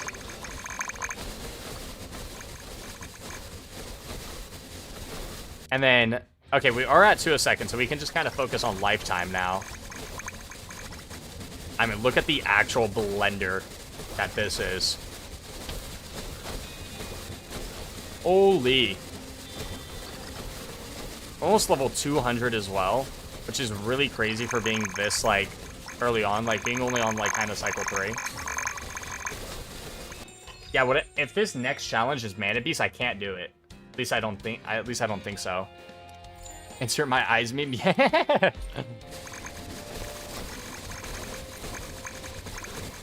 What color would hurt the most? Wildfire, maybe, just having, like, the bright red. Like, at least this one just got flashbang. Every time I level up, yeah, every time I level up and it blocks the screen for a second and then it comes back to this, that is true.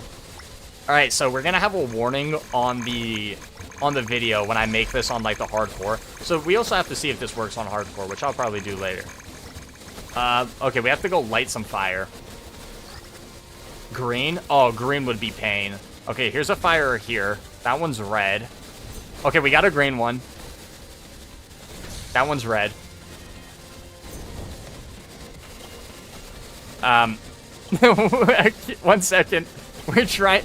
Oh, I got another green one. Okay, I see them. I see them. I currently see them. Wow, that was the same one I just stepped on. What am I doing? Apparently, I don't see them. Okay, it's gonna be this one. Nope, not that one. Okay. So it's this one. This one. It's gonna be you. Okay, come on. At least we know which ones it is. Hey, but we did end up doing it. We did end up completing this objective. Huge. Oh my, the level ups. More size. Actually, the void infusion show everything would just be black would be funny. Oh, the screen would just be black.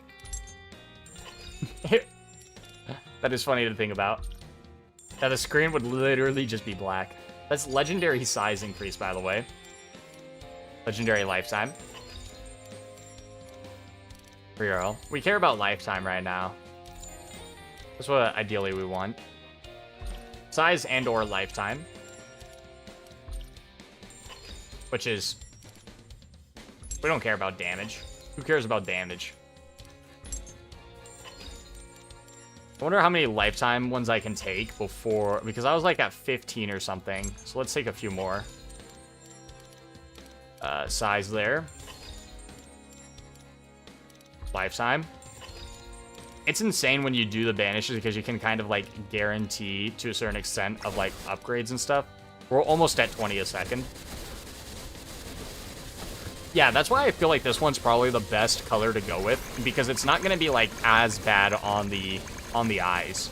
Because if I did any other color, to be fair, I still might have to put a warning in like the description of like, hey, there's a lot of colors currently going on.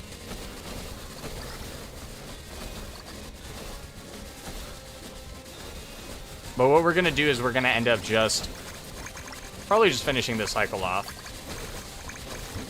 We got like a minute or two before the boss. And when these things get cast with 160% size, it's insane. It's actually mental. This might be my most fun build so far. Just because of, like, what am I looking at? Like, this is just random stuff go. Like, we're not doing the most... I mean, to be fair, like, it's not that we're not doing a whole lot of damage. We have so many of these down. Like, that enemy just got hit by 1.6k like 30 times. Like, look at the damage numbers on just one of these enemies. It's hard to see, but, like, look at that. We're hitting it, like, 40 times in a second. Because of all our whirls going on. And most of the time, these enemies can't actually even get hit. But, like, I have all these whirls here in the background as well.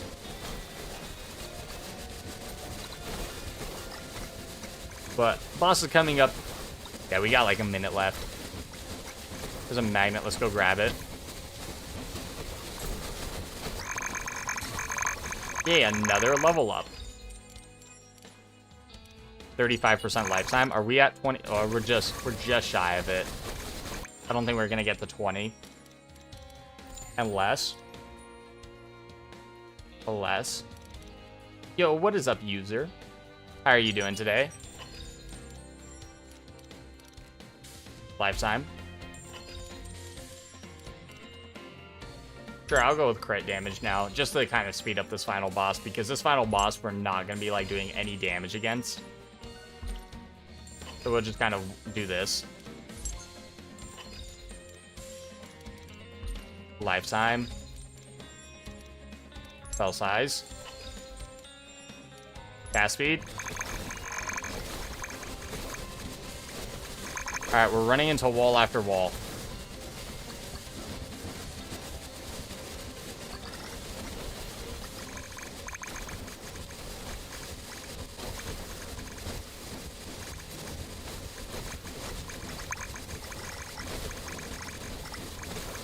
Another magnet up here. To get me another level up. Not that we really need more level ups. I don't know how many level ups we just end up getting hit with. Probably just try to speed this up just by a little bit. Okay, we only leveled up by the one. Yeah, I'm definitely going to need the damage for the boss. That's something I'm definitely going to need.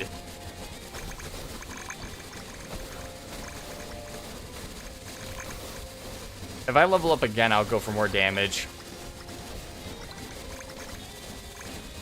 It might take a second to kill the boss. Now, the good news with the boss is, well, it won't be an issue whatsoever. Unless it's the fat dragon, now that I think about it, because if it does its, like, stupid dash attack, I can't see it. So hopefully we get any boss besides the fat dragon, which is a 1 in 3 chance. I need to stop collecting these magnets. Alright, damage. I need spell damage. I need it at a higher rarity, too. Well, surely lifetime, more damage. Now, let's go actual spell damage. Spell damage. Crit damage. Spell damage. Size. Okay, there we go. Okay, so I immediately full heal as well. Good to know. That I'm never at risk of dying.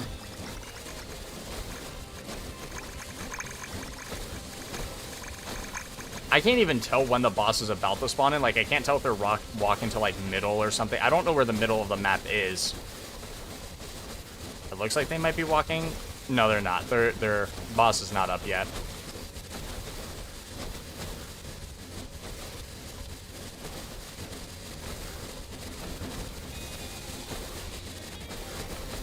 Oh my lord. When we're down here in, like, the corner, pretty sure that summons it into existence.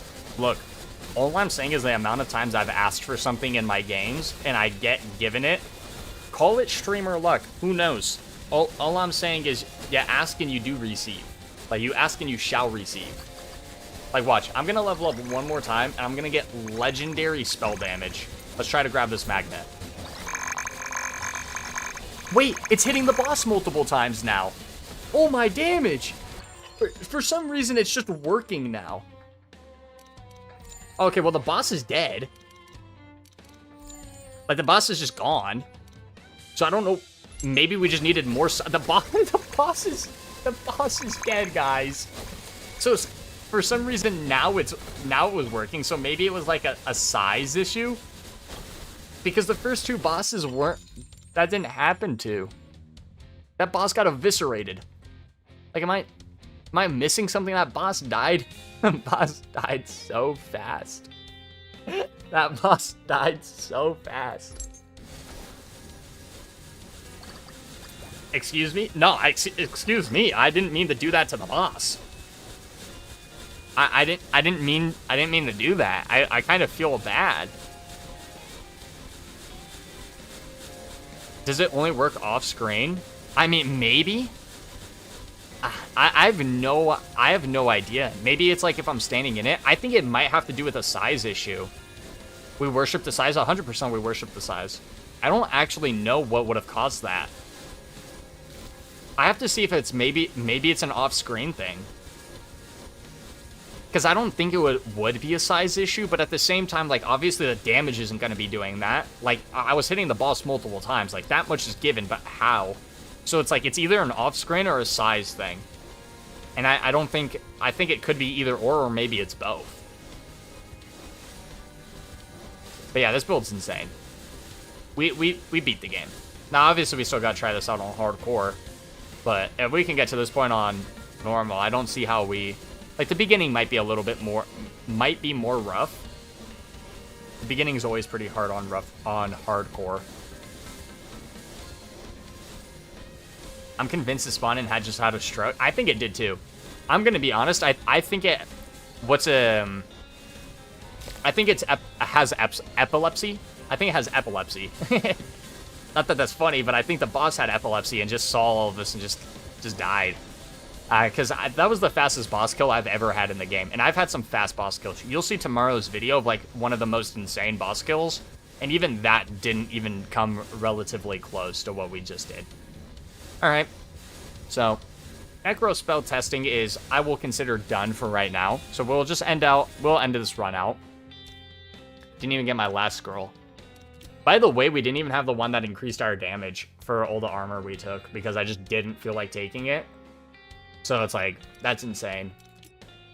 Let's see what the final stats are.